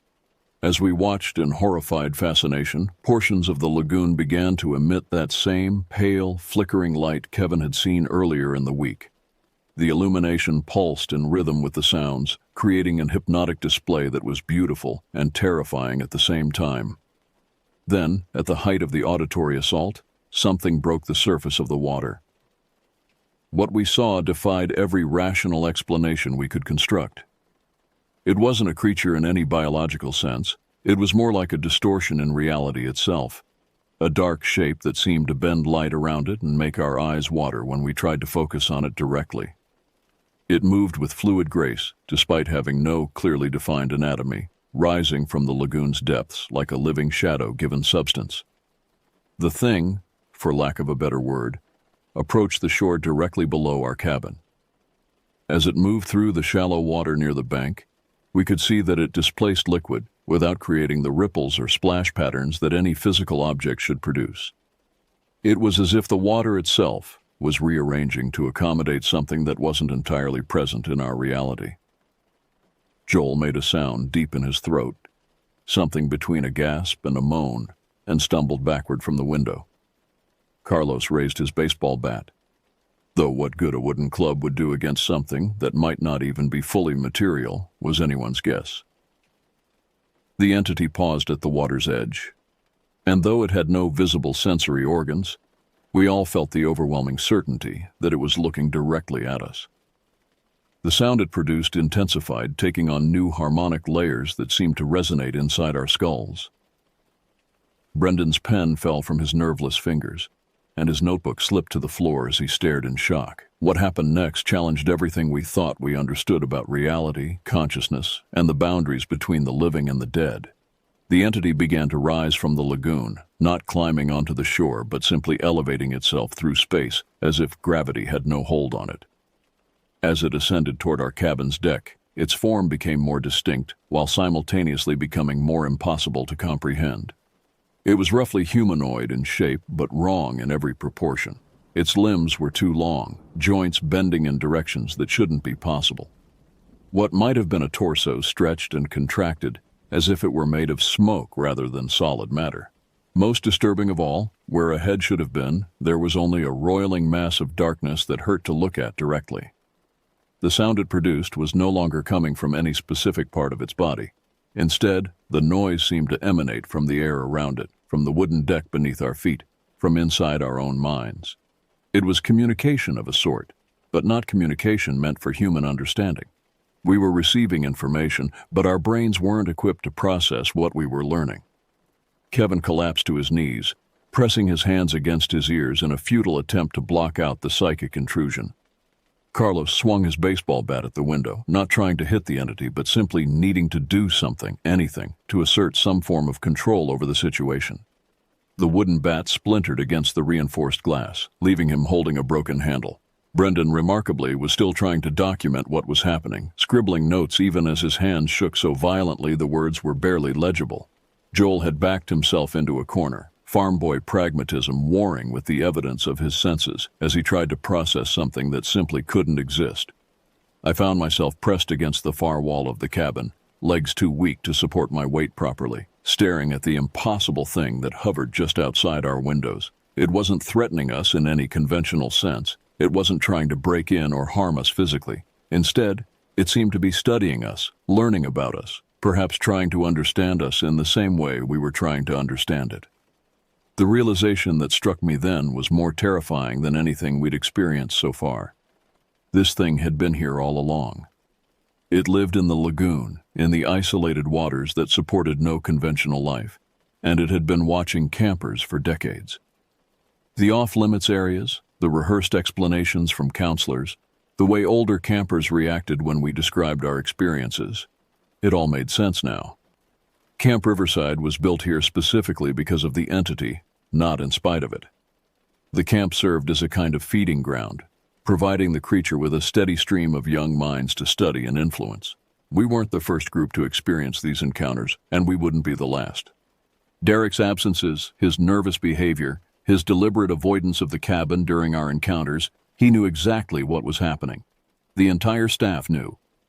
They were complicit in whatever relationship existed between the camp and the thing in the lagoon. As this understanding crystallized in my mind, the entity's attention seemed to sharpen, focusing on me with an intensity that made my vision blur and my ears ring. It had detected my realization, my sudden comprehension of the larger truth, and it was pleased. Not pleased in any human sense, but satisfied that its study of our group had yielded the desired results. The sound it produced changed, becoming almost conversational, as if it were explaining something important that we needed to understand. But the explanation wasn't meant for our conscious minds. It was being written directly into our subconscious, becoming part of our memories and dreams and nightmares. We would leave Camp Riverside the next morning, return to our normal lives, and carry this experience with us forever. We would never speak of it to our parents, our friends, or anyone else who hadn't shared it with us. Not because we chose to keep it secret, but because the entity had made it impossible for us to communicate the truth to anyone who wasn't already part of its expanding network of witnesses. Years later, some of us would find ourselves drawn back to isolated bodies of water, standing at the edges of dark lakes and ponds, listening for sounds that shouldn't exist. Others would discover that they could hear things that other people couldn't, sounds from places that existed between reality and something else entirely. The entity retreated back into the lagoon as dawn approached, sinking below the surface with the same impossible grace it had displayed while rising. The water became still once more, reflecting nothing but empty sky, giving no indication that anything extraordinary had ever disturbed its depths. We packed our belongings in silence that Sunday morning, avoiding each other's eyes and speaking only when absolutely necessary. The bus ride home was conducted in uncomfortable quiet, each of us lost in our own thoughts and trying to process what we'd experienced. I never saw Carlos, Brendan, Joel, or Kevin again after that summer. We had each other's contact information, but none of us ever used it. The experience had bonded us together in a way that was simultaneously profound and unbearable. We were connected now to something larger than ourselves, part of a network of witnesses that stretched back decades and would continue to grow with each new group of campers who spent a week in Cabin 7. Sometimes, on quiet nights when the wind is still and the darkness seems deeper than it should be, I can still hear that sound echoing across the years. It's calling to others now, drawing new witnesses to remote places where reality grows thin and impossible things wait in the depths of dark water. Camp Riverside is still operating, still welcoming teenagers for character-building summer experiences. The lagoon is still there, still lifeless on the surface, still hiding something that defies every rational explanation. And somewhere in that dark water, the entity continues its ancient study of human consciousness, adding new voices to its ever-growing chorus of witnesses. God help the next group of kids who get assigned to Cabin 7.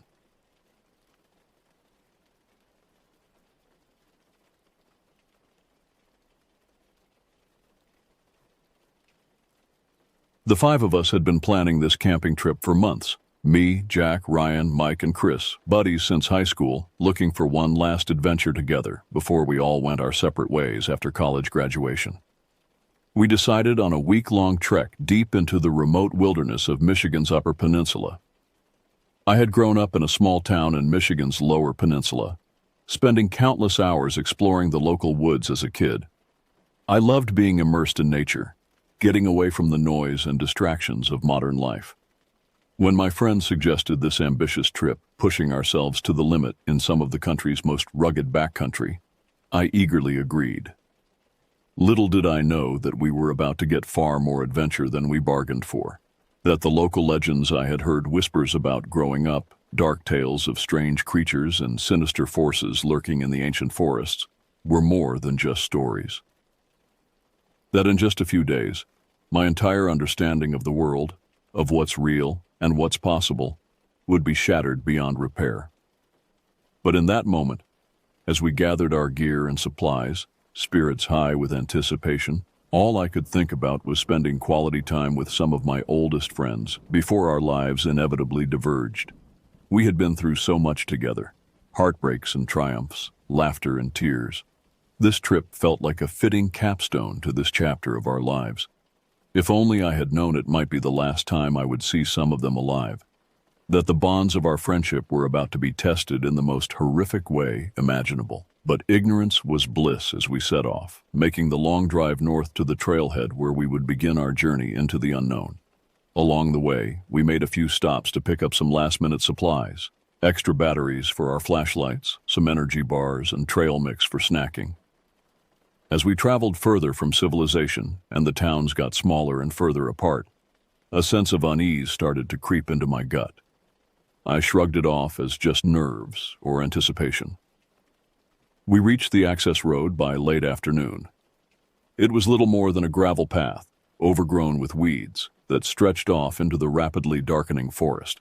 According to the map, it was still several miles to the trailhead where we planned to camp for the night before starting our hike the next morning.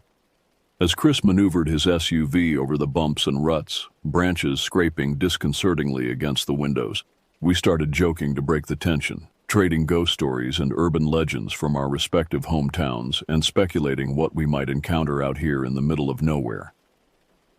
"I heard there are packs of wolves in some of these woods," Mike said. "Like bigger than normal wolves, more aggressive too." "Nah, I bet it's Bigfoot," Jack replied with a grin. "Maybe we'll catch a blurry glimpse of him and finally prove he exists." I forced a chuckle, but inside my sense of foreboding only grew stronger. The stories from my youth were coming back to me now with startling clarity. Tales of people venturing into the woods and never returning, of strange sounds in the night, and sightings of unnatural creatures. At the time, I had dismissed them as silly superstitions. Now I wasn't so sure. We reached the empty trailhead parking lot just as the last traces of daylight were fading. Hurriedly, we unloaded our gear, set up our tents, and built a small fire. The night settled over us, a cloak of impenetrable darkness pierced only by the dancing flames and the beams of our flashlights. Strange animal calls echoed from the void around us. Huddled around the campfire, we cooked some hot dogs on sticks, cracked open some beers, and tried to recapture our earlier excitement. But an ineffable heaviness now hung in the air. An almost primal sense of being watched, of not being welcome here. I couldn't quite put it into words, couldn't tell if my friends felt it too, or if it was just my imagination running wild. If I had heeded my intuition then, if we had simply packed up our things, driven away and never looked back, maybe things would have turned out differently. Maybe the horrors to come could have been avoided. But in that moment, Slightly buzzed and not wanting to wimp out in front of my buddies, I pushed my unease down deep inside me and tried to focus on the good times ahead. As we zipped ourselves into our tents that night, the first ominous howl pierced the air. High and quavering, it sounded close. Too close. Mike made a joke about it probably being a coyote, but I thought I detected a note of tension in his voice that matched my own. The howl came again, even closer, followed by another and another. Soon the night was alive with the eerie chorus. None of us slept very well that night, and that was only the beginning. The next morning dawned gray and drizzly as we emerged from our tents, low clouds sheathing the tops of the towering pines around us. The events of the previous night almost felt like a dream. Surely those unearthly sounds were just coyotes or wolves, right? Nothing to be alarmed about out here in the untamed wilderness. At least that's what we tried to convince ourselves as we scarfed down some instant oatmeal and broke camp. But as we shouldered our heavy backpacks and set off down the muddy trail, I couldn't shake my lingering unease. The forest felt different in the gloomy daylight, almost malevolent, like we were trespassing in a place we didn't belong. The rough path, overgrown with roots and vegetation, led steadily uphill, deeper and deeper into woods. "Hey, did you see that?" Ryan suddenly asked after about an hour of hiking, pointing off into the dense tangle of underbrush to our right. We all stopped and followed his gaze, but none of us spotted anything out of the ordinary. "See what?" Jack asked. "I thought I saw—" "Never mind, it's nothing. Let's keep going," Ryan replied. But I noticed he kept casting nervous glances over his shoulder after that. As the day wore on, the drizzle thickened into a penetrating chilly rain, cutting through our rain gear and dampening our spirits. According to the map and compass, we still had a ways to go before reaching the first backcountry campsite. The path ascended a series of steep hills and rocky outcroppings, the monotony broken only by the occasional stream crossing or small waterfall. During one break, huddling under a makeshift shelter made from a tarp to eat some beef jerky and trail mix, Mike remarked that he hadn't seen a single sign of civilization all day. No footprints, fire rings, or litter indicating other hikers. Unusual for such a scenic area, even if it was remote. "Well, that's kind of the whole point," Chris said, "to get away from the crowds and experience some real solitude." "I know, but doesn't it feel like we're the only people for 100 miles in any direction?" Mike pressed. "It's a bit eerie, that's all." Now that he mentioned it, the absence of any human traces was a bit disconcerting. Combined with the steadily worsening weather and the gloom of the forest, an unmistakable air of isolation and vulnerability crept over us. We hurried to pack up and get moving again, simply to have something to focus on other than our growing discomfort. Shortly after that, we made a chilling discovery.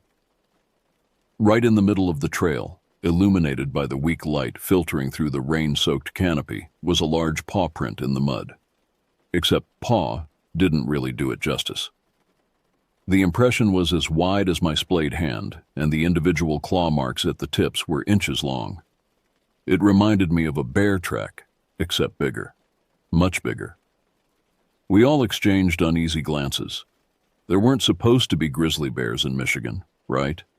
And even if there were, what kind of bear could possibly leave a print that massive?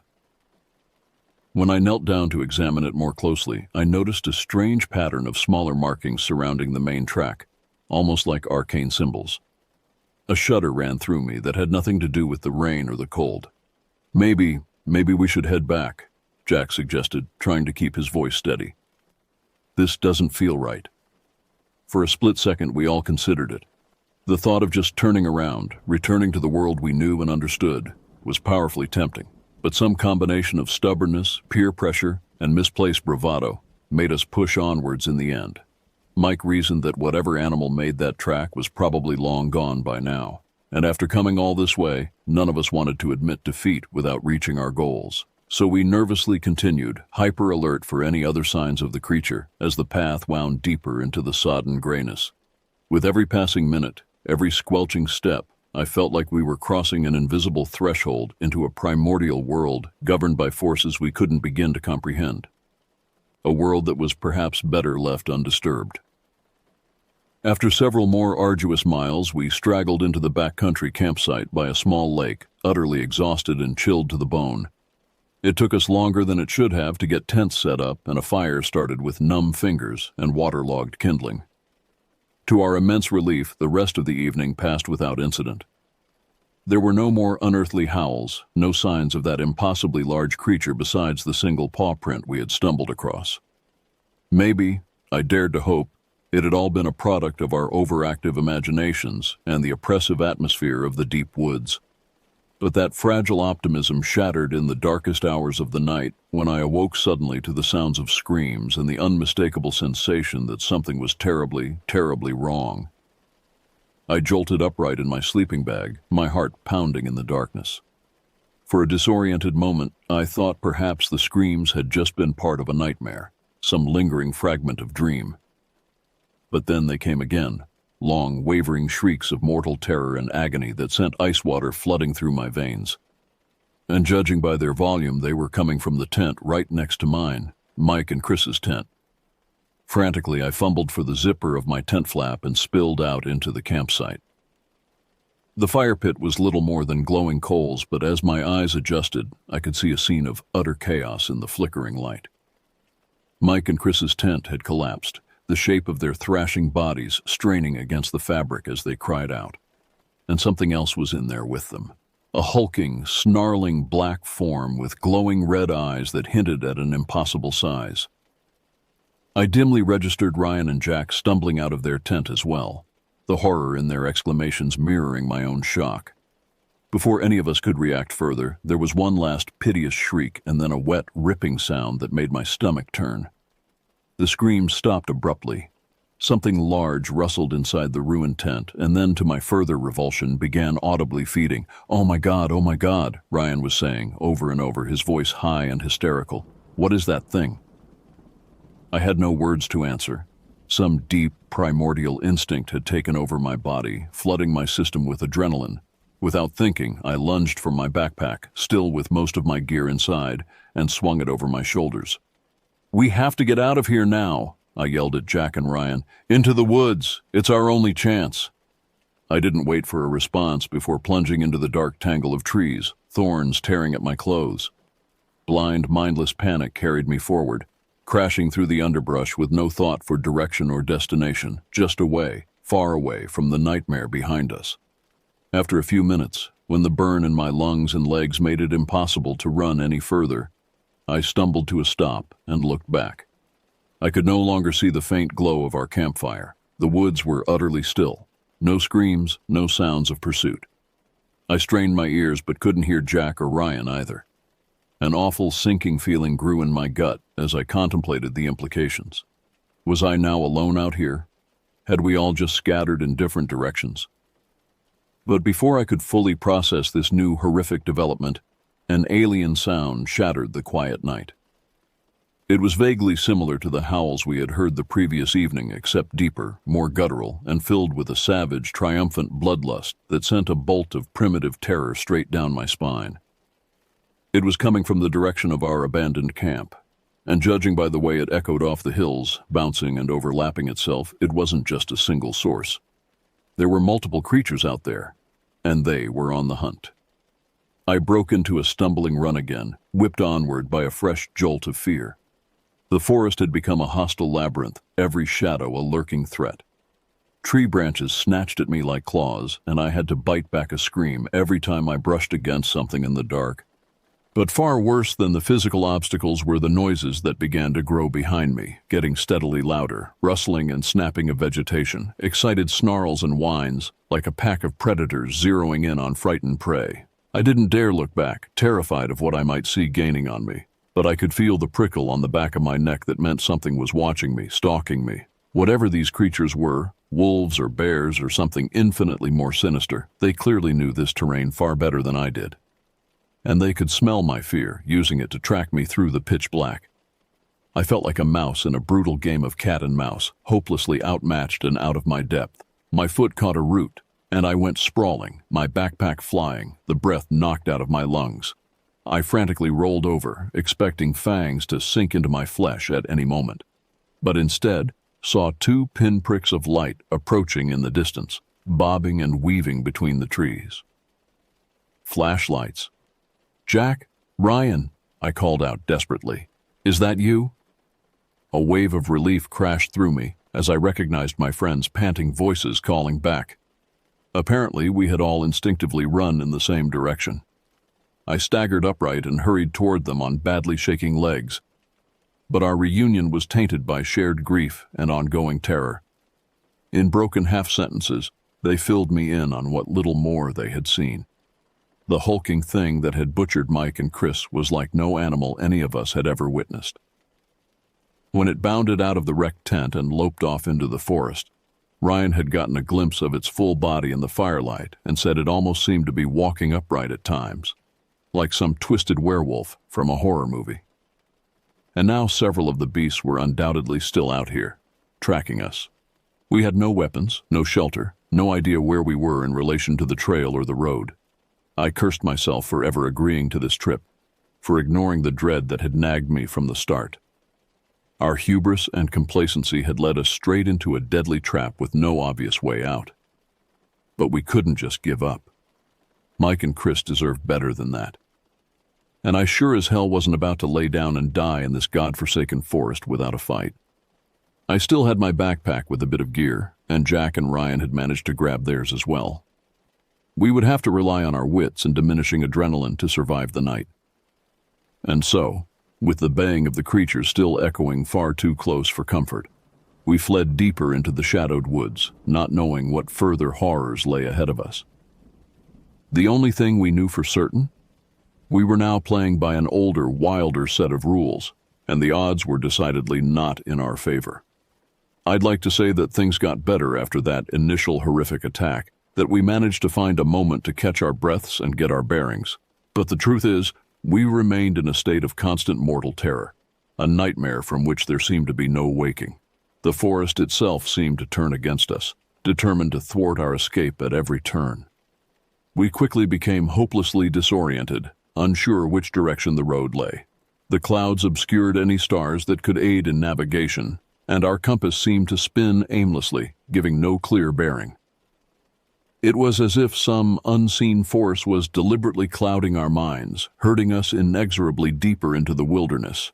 Several times we blundered into marshy, sucking bogs that threatened to drag us down into their rank depths. Thorny underbrush tore at our skin and clothes, leaving us bleeding from 100 small cuts. And always, always, there was the feeling of being watched, stalked, toyed with by an intelligence far greater than our own.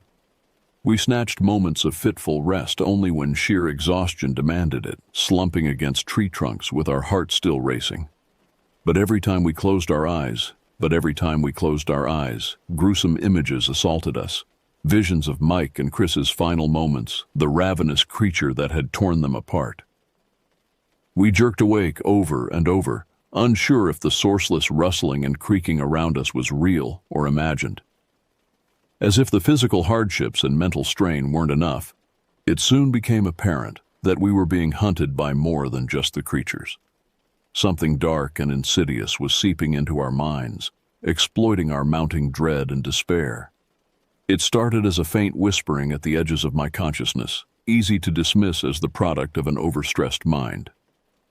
But as the night wore on, the voice grew louder, taking on a pervasive quality that I couldn't shut out no matter how hard I tried. "You're going to die out here," it hissed venomously. "Just like your friends, one by one, the beasts will rip you to shreds and feast on your flesh. It's inevitable." I clapped my hands over my ears, but it made no difference. The whispering seemed to emanate from inside my own skull. Judging by my friends' haunted expressions, they were experiencing the same disturbing phenomenon. "There is no escape," the voice continued relentlessly. "You are miles from any hope of rescue. No one will ever find your bodies. Give in to the fear. Let it consume you."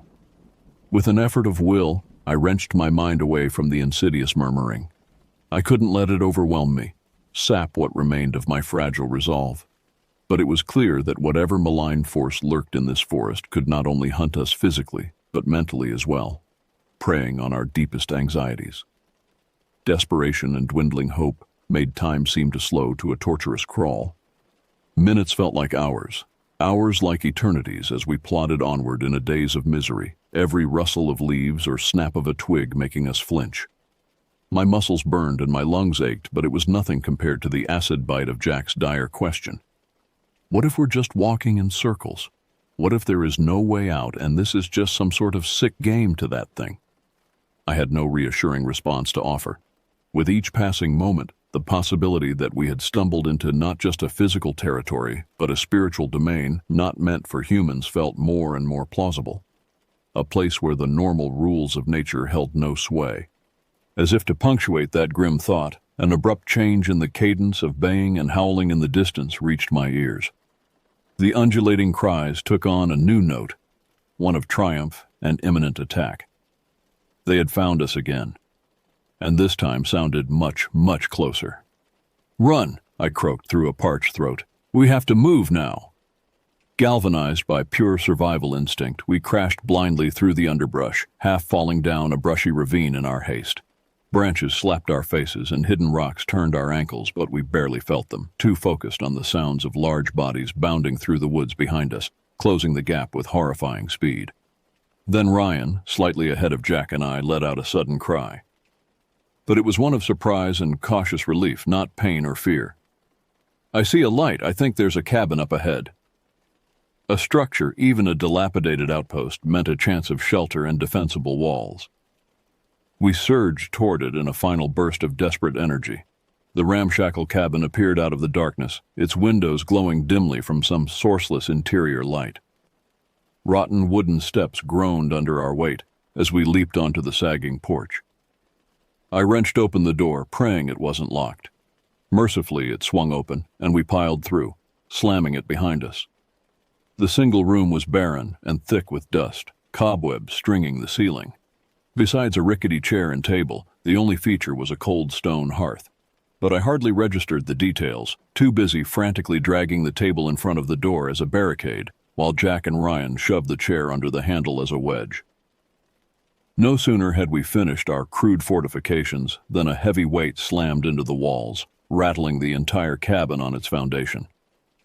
I yelped in shock, retreating to the center of the room as the impacts intensified, claws raking across the outer planks, a chorus of snarls and guttural roars shaking the night. We had reached a temporary refuge, but for how long? The creatures had us surrounded and besieged, the door and fragile walls the only things holding them at bay. How sturdy was this building? Would it withstand a sustained assault by beasts of unnatural strength? And what dark surprises might lurk inside it? There was no time to ponder those dire questions. The creatures battered the cabin with relentless fury, dust motes dancing in the air with each shuddering impact. Paralyzed with primordial fear, we could only huddle together and pray that the long claws rending the wood couldn't find a way in. But the true threat, I would soon discover, came from the innocuous stone hearth. I had assumed it was long cold, unused for years. But as I stared in numb horror, faint lines began to appear in the soot caked on its surface. Lines that resolved into eldritch symbols, pulsing with a glimmer of unwholesome purple light. Symbols that looked unnervingly similar to those we had seen around the massive paw print on the trail earlier. With dawning comprehension came the icy realization. The cabin wasn't a sanctuary. It was a sacrificial altar.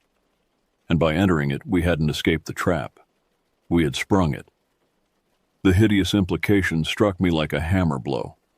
This was no coincidence or stroke of bad luck that had led us to this decrepit cabin. Sinister intent had guided our every nightmarish step, driving us with ruthless calculation to this very room, this very moment. We weren't just being hunted, we were being harvested. But before the reality could sink in, before I could voice a warning to Jack and Ryan, new motion within the stone fireplace arrested my attention. The plumes of dust hanging in the air began to stir and swirl as if sifted by an unseen hand. Then, to my uncomprehending disbelief, the motes coalesced into a face. It hovered in midair, vaguely human in shape, but gaunt and hollow-cheeked to the point of emaciation. A ghostly purple light smoldered in the depths of its empty eye sockets, blazing with cruel awareness. When it spoke, Its voice was the papery whisper of long-dead leaves scudding across a moonlit crypt. At last, fresh blood and bones crossed my threshold, it sighed in obscene satisfaction. So many years I have waited, gathering strength in this between place, preparing for the glorious hunt. My tongue felt welded to the roof of my mouth. I could only gape in slack-jawed horror as the phantasmic visage literally drank in my terror, its form solidifying, gaining substance from my fear. What are you?" I finally managed to croak. The thing's lipless mouth curved into a vile approximation of a smile. "I am the spirit of this land, ancient and eternal. I am the primal fear that lurks in the hearts of all prey. I am the shadow cast by the moon, the mist that clings to the bogs, the wraith that stalks the night. And you, dear children, are my sacrificial lambs."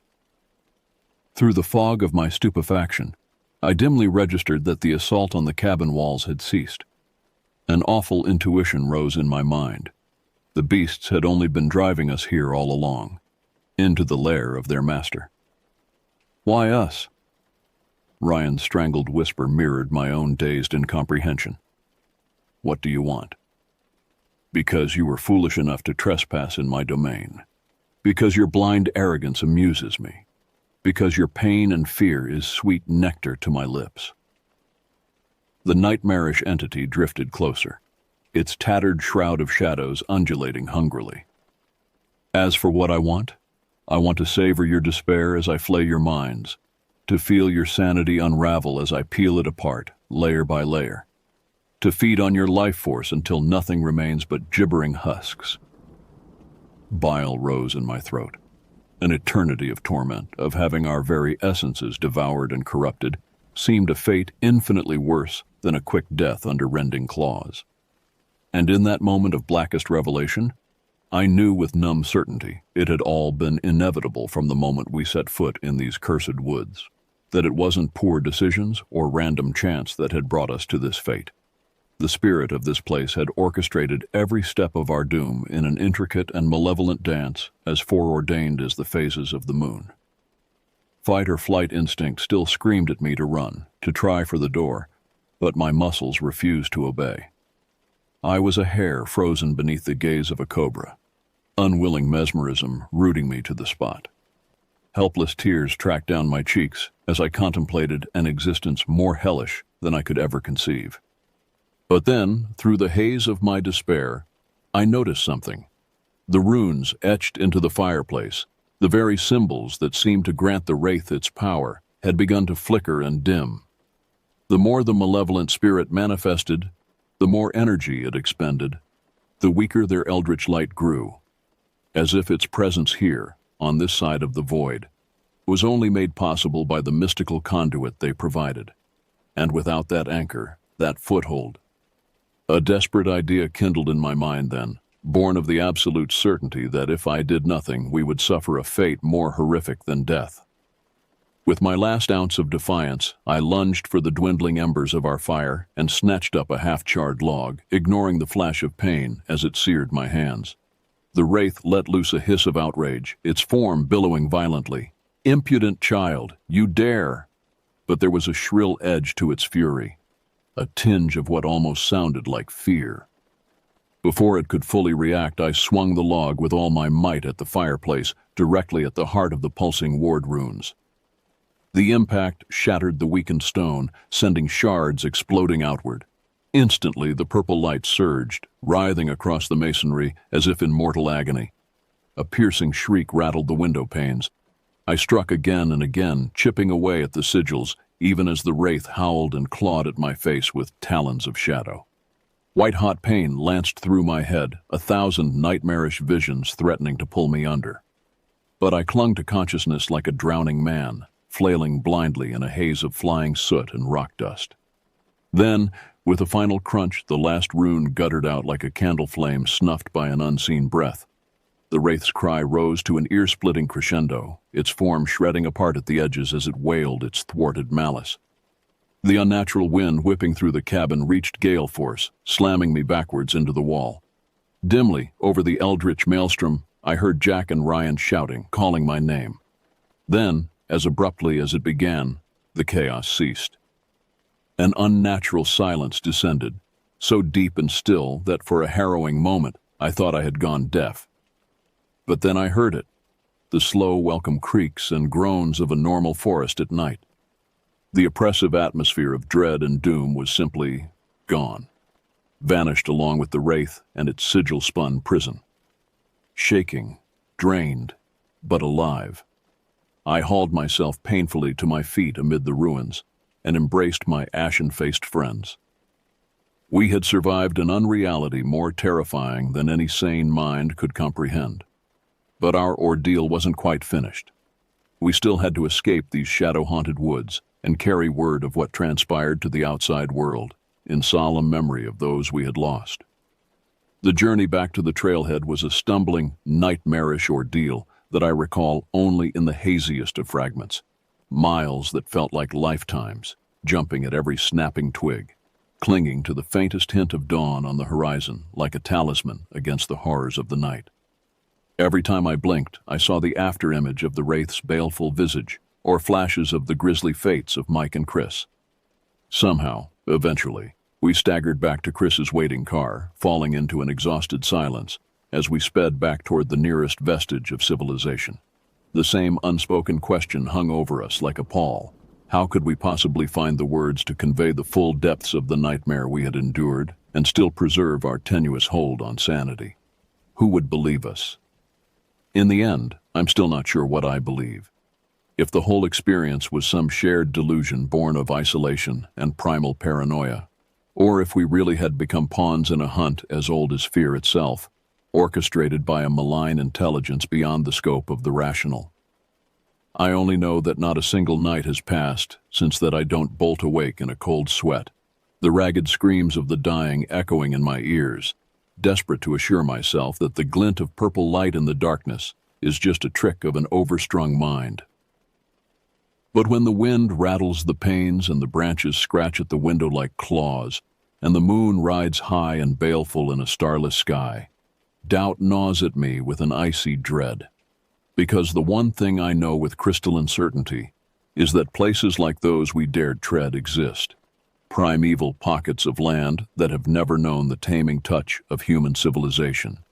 And in those shadowed, silent reaches, things older than time itself hold sway, as patient and pitiless as the turning of the seasons. So I leave this account as a warning and a reminder. To any who find their hubris and curiosity drawing them to test themselves against the denizens of the wild, look elsewhere for your trials of courage. For there are some places man was never meant to walk. Some mysteries that should remain buried beneath the dead leaves and loam. Because in the deepest, darkest depths of the forest, the only rule is that of fang and claw. And if you stray from the light, you may discover that you are not the hunter after all, but the prey.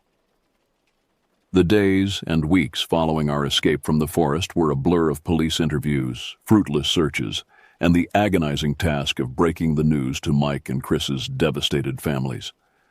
At first, we tried to tell the truth, to describe the nightmarish entities that had hunted us and the arcane horrors that haunted that forest. But the skepticism and incredulity in the eyes of the authorities quickly made it clear that revealing the full extent of what we had witnessed would only damage our credibility and likely our perceived sanity. So, as much as it pained me, we amended our story. We claimed that Mike and Chris had been attacked by unusually large and vicious bears, their bodies dragged off into the woods. It was still a difficult narrative to swallow given the lack of any remains, but far more plausible than the eldritch truth. Perhaps that's why, despite multiple intensive searches, no trace of our friends was ever found, as if the forest itself had swallowed all evidence that they had ever existed. When the authorities called off the official rescue efforts after a week, I couldn't even summon much surprise. Some bitter, intuitive part of me knew we would never see Mike or Chris again, in this life or any other. In a way, not having the finality of recovered bodies made the grieving process even more excruciating. Their families vacillated between despairing acceptance and raging denial, demanding answers we couldn't provide. Jack, Ryan, and I drifted apart under the weight of our shared trauma, each grappling with the impossible memories in our own way. I threw myself into researching the history and folklore of those woods, desperate to find some context for what had happened to us. Late into the night, I pored over obscure texts and websites, learning far more than I ever wanted to know about the shadowy corners of the world where myth and reality intersect. I discovered that the area had been shunned by indigenous tribes for generations before European settlers ever arrived, that it was known in certain circles as a thin place, where the veil between our world and far darker realms was said to wear precariously thin, that ours were far from the first disappearances to plague that forest, a string of vanishings and grisly deaths stretching back decades, if not centuries. The more I learned, the more I began to suspect our ordeal had been part of a cycle of sacrifice and horror, as old as the land itself, that the wraith-like entity orchestrating the hunt from its decaying cabin was a shred of some ancient, primal evil, a malign intelligence woven into the very fabric of those shadow-haunted woods. Perhaps it fed on fear and suffering the way we feed on bread and water, needing periodic sacrifices to sate its unnatural hunger. Our intrusion into its domain had simply marked us as the most convenient prey, the easiest flesh to rend and bones to snap. These dark epiphanies brought me no peace, no closure. If anything, they only amplified the sense of cosmic helplessness, that we were but insignificant fleas caught in a web of eldritch forces beyond our comprehension, that the mundane world we clung to was a fragile illusion, a soap bubble begging to be popped by the claws lurking in the void. I might have lost myself entirely in that abyss of existential despair were it not for a phone call from Ryan on a bleak November evening, 6 months after we had escaped the forest. His voice was tight with barely suppressed excitement as he urged me to come over to his place immediately. He had something to show me, something that couldn't wait. Intrigued despite myself, I made the drive across town to his small apartment. He greeted me at the door with bloodshot eyes and a manic energy I had never seen from him before. "I found it," he kept muttering as he led me to his kitchen table. "I finally found it." Spread across the scratched formica was a mess of ancient-looking books and maps, most of them marked with the distinctive wear and must-have-used bookstores. But what immediately seized my attention was the sketch lying on top of the pile, a sketch of a symbol I had prayed to never see again. With a shaking finger, Ryan tapped the eldritch rune scrawled in faded ink. It was identical to the ones that had been etched in the hearth of that nightmarish cabin, the ones that had seemed to grant the wraith its power, the ones I had destroyed to banish it back into the abyss. Seeing it again sent a lance of ice down my spine. "I found it in this old book of regional folklore," Ryan explained, his words tumbling out in a caffeinated rush. "It's a warding sigil, a symbol used to bind and confine primal entities to certain places. The indigenous shamans would carve them to trap dark spirits they couldn't destroy outright." I leaned closer, studying the dense paragraphs of cramped text surrounding the sketch. "So those markings in the cabin, they were like a magical prison, keeping that thing locked in those woods?" Ryan nodded vigorously. "Exactly. But here's the important part." He stabbed a finger at a particular passage. "The wards have to be periodically renewed with blood sacrifice. The more powerful the entity, the more frequent the sacrifices need to be. If the rituals are abandoned..." He didn't need to finish the thought. A chill of understanding shivered through me. The wraith had said it had been gathering strength, waiting in that in-between place for its glorious hunt. What if our destruction of the wards hadn't just banished it, but freed it entirely, to carry its insatiable hunger for fear to other hunting grounds? Ryan must have read the dawning horror on my face. He looked at me with grim urgency in his eyes, a man who had stared into the same abyss of unthinkable possibilities. "If I'm interpreting this right," he said hoarsely, "then by breaking those sigils, we didn't bind that thing. We released it. And without the shamans to repair the wards and renew the rituals, there's nothing to stop it from spreading." The words fell like tombstones, heavy with unspeakable implications. In our desperation to survive, had we unleashed something far worse on the world? Was our ordeal in the forest merely the prelude to a wider web of nightmares? "We have to do something," Ryan continued, Try to find a way to contain it again, or warn people, or I don't know. But we can't just ignore this. We've seen what it's capable of. I couldn't hold back a bark of bleak laughter. Warn them about what? A formless terror from beyond the veil of reality that hunts through fear itself? We'll sound like madmen. They'll lock us away. Tears of frustration welled in Ryan's bloodshot eyes. I know how it sounds, but I can't just sit here knowing what I know, seeing those symbols every time I close my eyes. We're responsible for this, even if we never meant to be. The desperate urgency in his voice resonated with the guilt gnawing at my own soul. As much as I wanted to deny it, I knew he was right. In this fallen world of horrors and wonders, we alone understood the nature of the threat unbound. The burden fell on us to try to find a way to contain it before it could sink its ethereal claws into more innocent lives. Okay, I said at last, a leaden resignation settling over me.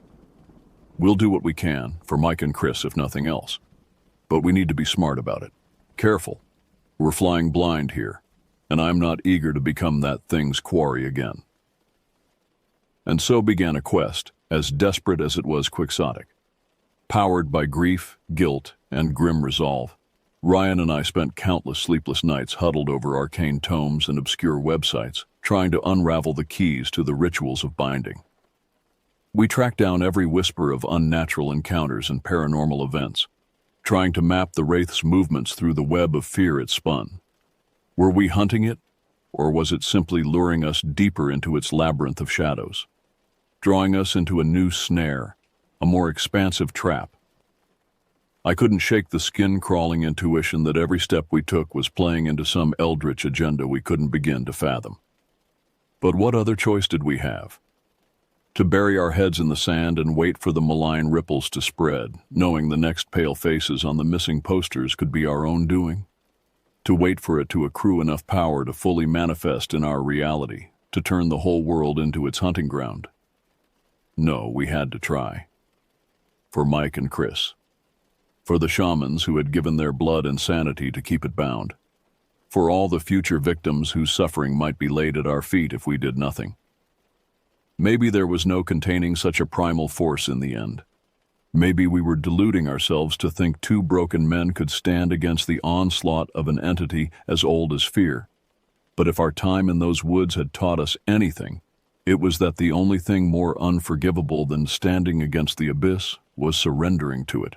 So we soldiered on, through the infested tunnels of the occult and the bleak pits of our own trauma. Clinging to each other and to our battered shreds of sanity, a pair of hunters seeking to turn the tables on the ultimate predator. But always, always, in the darkest pits of night, I couldn't escape the insidious fear that it was hunting us in turn, that our every effort to bind it was leading us deeper into its eternally patient snare, that in the end, all our desperate struggles would be little more than the last futile thrashings of the prey before the inexorable snap of shadowed jaws. But what else is left in this fallen world than to rage against the dying of the light, to spit our defiance into the void, even as it swallows us whole? We had stared into the abyss, and the abyss had stared back, and in that eldritch gaze, we had no choice but to see the hunt through to its bitter end, or to become the ones hunted for the rest of our days. In our desperate quest to contain the primal evil unleashed from the forest, Ryan and I soon learned that the true nature of the hunting ground had shifted drastically. The Wraith's ethereal influence was no longer confined to those shadow-haunted woods. Tendrils of its fear-fed power had begun to seep into the very fabric of civilization, an invisible miasma coiling unseen through city streets and suburban cul-de-sacs. We first caught wind of its spread through a string of bizarre and unsettling incidents cropping up in the news. A rash of missing persons cases, all of them vanishing without a trace after raving to loved ones about being stalked by unseen predators. Accounts of strange mists creeping through public parks, leaving behind the mutilated carcasses of animals. And sometimes, the odd blood-stained scrap of human clothing, an entire downtown block whose residents descended into a shared psychosis overnight, barricading themselves inside while screaming about the horrors clawing at their walls. To the general public and the authorities, these were unconnected tragedies, freak occurrences, and sad footnotes in the police blotter. But to those of us who had survived a glimpse behind the curtain, who knew to look for the pattern amid the static of strange events, the grim implications were all too clear. The wraith was insinuating itself into the cracks in the facade of the mundane, exploiting the fear and isolation that lurked in every human heart. Where once it had to lure prey into its forest domain to feed, now it could stalk and harvest us in our own backyards, glutting itself on a conveyor belt of terror.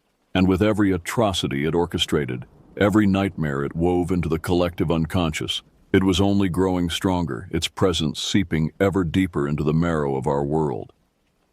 How long until that spectral invasion reached a tipping point? Until our reality was little more than an extension of its eternally hungry shadow. This was the chilling theory that consumed our waking thoughts and haunted our restless nights as Ryan and I hurled ourselves into the task of triangulating the wraith's movements and machinations through the web of human misery it spun. If we could just pinpoint the locus of its power, the nexus from which its malign influence radiated, perhaps we could find a way to blunt its advance, to excise its spoor from our collective psyche before the infection reached the terminal stage. But it was a task easier named than done. After all, how does one track a being that seems to exist more as a poisonous thought form than a physical entity, a creature of mist and fear and nightmare logic? We couldn't exactly punch its lair coordinates into Google Maps and come up with a handy address to stage our desperate exorcism. Instead, we were forced to trawl through the darkest recesses of the paranormal underground, sifting through a morass of rumor, speculation, and apocryphal lore for any scrap of data that might light our way. We pored over musty tomes of forbidden knowledge in university archives, scrolled through endless occult forums and conspiracy theory message boards, even tracked down old stories and oral histories from the indigenous peoples whose ancestors had first learned to fear the forest's eldritch hunger. Piece by piece, through caffeine-fueled bouts of bleary research and manic dot connecting, a pattern began to cohere from the static. Certain locations cropped up again and again in the litany of strange events, coordinates that traced the edges of an emergent shape. Separately, they were just unfortunate places where the veil between worlds seemed to wear thin. A shuttered mental asylum where a string of patient suicides defied explanation. A deconsecrated church where shadows gathered with eerie intent, a bridge notorious for the number of people compelled to leap from its spans. But taken together, plotted out on a map with threads of red yarn, they formed the rough outline of a very familiar symbol, the warding sigil, whose destruction had unleashed the wraith in the first place. It was as if those points were acting as anchors for the entity, allowing it to project itself along the ley lines of fear that connected them, to turn the entire region into an extension of its original hunting grounds. With dawning horror, I traced my finger along the lines of the phantom sigil, the edges of a magical trap snapping into focus. There was still one point unaccounted for, one anchor required to complete the pattern and fully manifest the wraith's power in our world. And in a flash of grim certainty, I knew exactly where that final locus would be.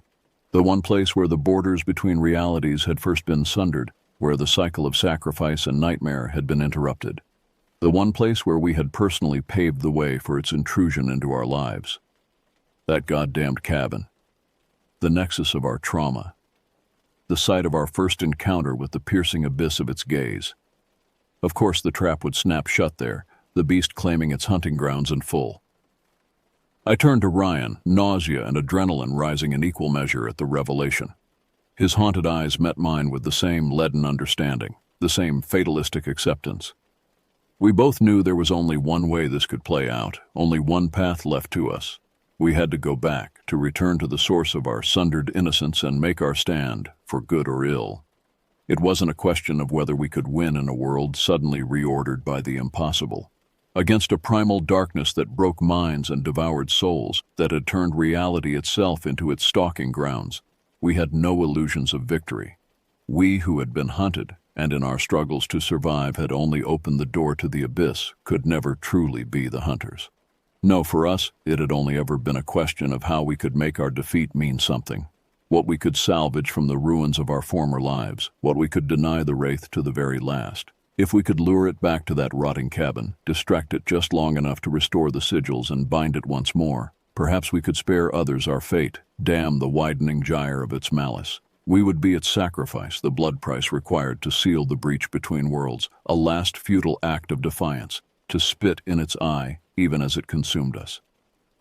In a fallen world where meaning had bled out with the color, where the only truth left was the inexorable dread of the stalking shadow. Maybe that was the best we broken hunters could hope for.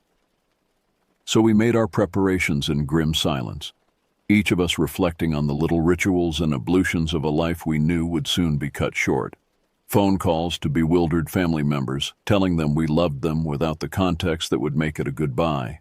Emails to old friends, making amends for petty rifts and remembering better days. Visiting the local animal shelter to give some faithful canines one last moment of human kindness and a belly rub for the road. And through it all, the journaling, the constant journaling. Pouring out our story onto every scrap of paper we could find, secreting it in hidden flash drives and remote servers, burying it deep in the archives of the occult underground. Because if we couldn't make it out with our lives, then maybe we could with our warning, our hard-won scraps of impossible truth. Maybe someday, someone would stumble across our testaments and piece together the clues we had left behind, would see through the cracks in the world to the deeper darkness lurking beneath and find a way to renew the rituals, to take up the vigil we had been forced to abandon. It was a slim hope, a desperate lifeline cast into an uncertain future, but it was all we had left to cling to. And so, with our affairs settled and our resolve hardened to a nihilistic edge, we gathered our warding supplies and our weapons, our canned food and our candles, and set off one last time for the forest that had claimed us, the place where our lives had first become a waking nightmare. Back to that hungry hollow, that gaping maw in the skin of the world, to make our last stand in the physical epicenter of its power. Back to that decaying cabin squatting like an obscene altar amid the creeping murk. Back to the belly of the beast. To meet our stalker, our destroyer, our dark twin. To become the sacrifice required to bind it, or to die spitting our last defiance into the void that gaped beneath its gaze. Back to the primal hunting ground, one last hunt to end all hunts, where the only uncertainty that remained was which of us would be the hunters, and which the hunted.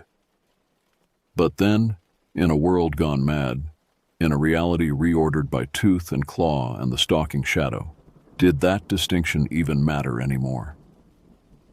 All that was left was the chase, the pounding heart, the blood-copper taste of terror. All that was left was the hunt. Our return to the forest where it had all begun was an exercise in grim déjà vu, a macabre reprisal of a journey we had taken in innocence and exited in nightmare. The same winding roads, the same weedy pull-off, the same overgrown trailhead that seemed to breathe with ominous intent. But if the physical geography was familiar, the psychic terrain we navigated was another matter entirely. Gone was the nervous camaraderie, the naive excitement of friends embarking on an adventure. In its place was a grim, haunted silence, the palpable dread of two men walking knowingly to their own execution. Every step we took was an act of will, a denial of the instinct to flee and never look back. As we hiked deeper into the gloom of the forest, the signs of the wraith's growing power soon became apparent. Scorch marks and eldritch sigils marred the bark of the trees, pulsing with that nauseating purple light. Shadows gathered with new intensity, their edges shimmering and reforming in ways that defied natural geometry. And always, that sense of being watched, of being marked by a predator's gaze, a pressure that grew into a physical ache behind the eyes. We moved through that aura of menace, like divers descending into the crushing black of an oceanic trench, every fiber of our being screaming at us to turn back. But grimly, stubbornly, we pressed onwards to our goal. That dilapidated cabin crouching in a hollow like a ravenous beast, its rotting maw agape. Our plan, if it could be called that, was a study in desperation. We would use our own fear, our own trauma, as bait for the wraith, a beacon of psychic anguish to draw it to us. Once it took that bait, once it manifested in a form we could grapple with, We would distract it just long enough to reconstruct the warding sigils on the cabin's hearth. Seal it back in its decaying prison through the spilling of our own blood, the severing of the connection forged by its claws. A plan that demanded our suffering, that traded on our brokenness. A plan that required us to run headlong into the primal terror we had spent the last year running from. But then, that had always been the devil's bargain, hadn't it? To use the Wraith's own weapons against it, to embrace the monstrousness it had awoken within us. We had no illusions of noble sacrifice, of a storybook ending. We who had set it free through our own heedless destruction could never play the spotless heroes. No, we were doing this for purely selfish reasons, to silence the screaming in our own minds, to cauterize the claw wounds on our souls, to have some agency in an end we knew was inescapable. And if, by some unlikely grace, we managed to bind the thing again, to spare others our fate, so be it. But that was secondary to the true goal, unspoken, but bone-certain, to face the beast on our own terms, to meet its annihilating gaze with one last defiant howl, to be the sacrifice instead of the sacrificed. With those thoughts, at once grandiose and unbearably bleak, we approached the black mouth of the cabin. The air around it shimmered like a heat haze. The veil between worlds stretched to a moaning thinness. I could feel the Wraith's presence like a physical pressure, a smothering psychic weight bearing down on us. It knew we were here. It had been waiting. "No turning back now," Ryan said, his voice a dry rasp. He clutched the ritual knife in a white-knuckled grip, his other hand shaking around the can of spray paint we would use to reconstruct the sigils. Into the belly of the beast. I nodded grimly, my own fear a live current under my skin. Let's finish this, one way or another. Together, moving as one, we stepped across the threshold and into the Stygian depths of the cabin, into the nightmare that had been waiting, patient zero of an infection that had contaminated the world, into the gaping maw of a reality reordered by shadows. What happened in that lightless lair is a fever dream, a delirium of impressions more than a coherent narrative. Flashlight beams scything through a cloying murk, the skitter of claws on rotting wood, a stench like carrion and despair.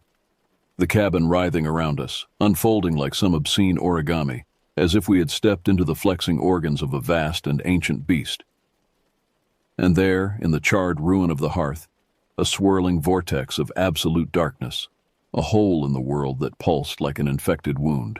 The Wraith uncoiling itself from that lightless pit, a shape of empty shadow and malevolent flame, of antlers and embers and teeth, every nightmare made manifest, every childhood terror given form and awful purpose.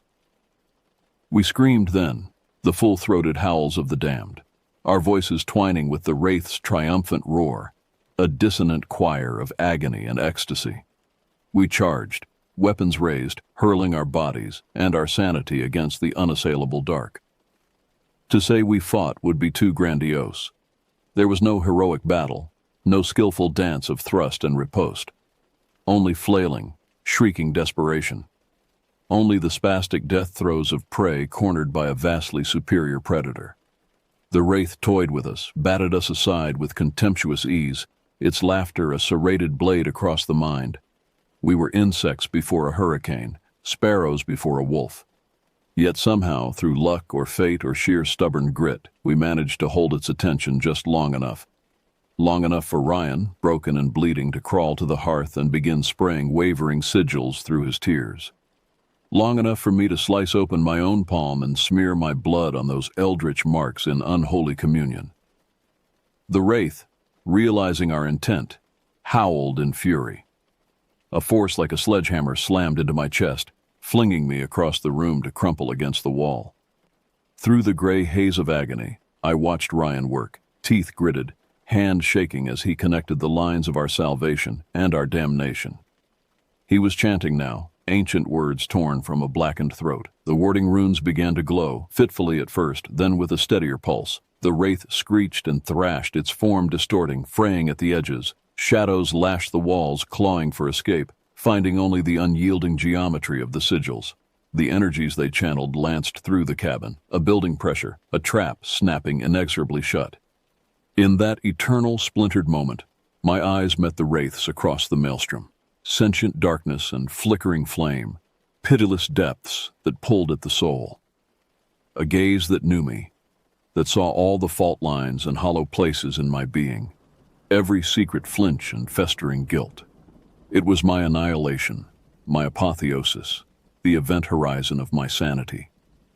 I saw, in that timeless moment, the truth of our symbiosis, our awful communion, that without our fear, it would starve, that its existence depended on our belief, our imagination, that in the end, the only thing that could nourish a god of terror was our own terror. And in that understanding was a strange, bitter species of peace. For if we, in our brokenness, were the authors of its power, we could also be the agents of its binding. We were writing the terms of our own salvation, authoring our own deliverance through this ritual of confrontation and catharsis. We couldn't unsee the abyss, unknow the truth of the stalking shadow. But in the crucible of this moment, we could transform our trauma, our damage, into the bars of a cage. We could make our nightmare the warden of our sanity, the jailer of our monster. That was the secret, the hidden key. To embrace our fear, to own it, to forge it into a chain for the beast. To make our minds a prison it could never escape, because we would never escape it. To bind it in the only cell strong enough to hold a god, the dungeon of our shattered psyches. And so, in that infinite fractured instant, I poured everything into the connection, the current of battle and nightmare. Every memory of that first hellish night, every hour spent jumping at shadows, every relationships destroyed by my brittle paranoia. All the ways the wraith had made me, unmade me, reshaped me.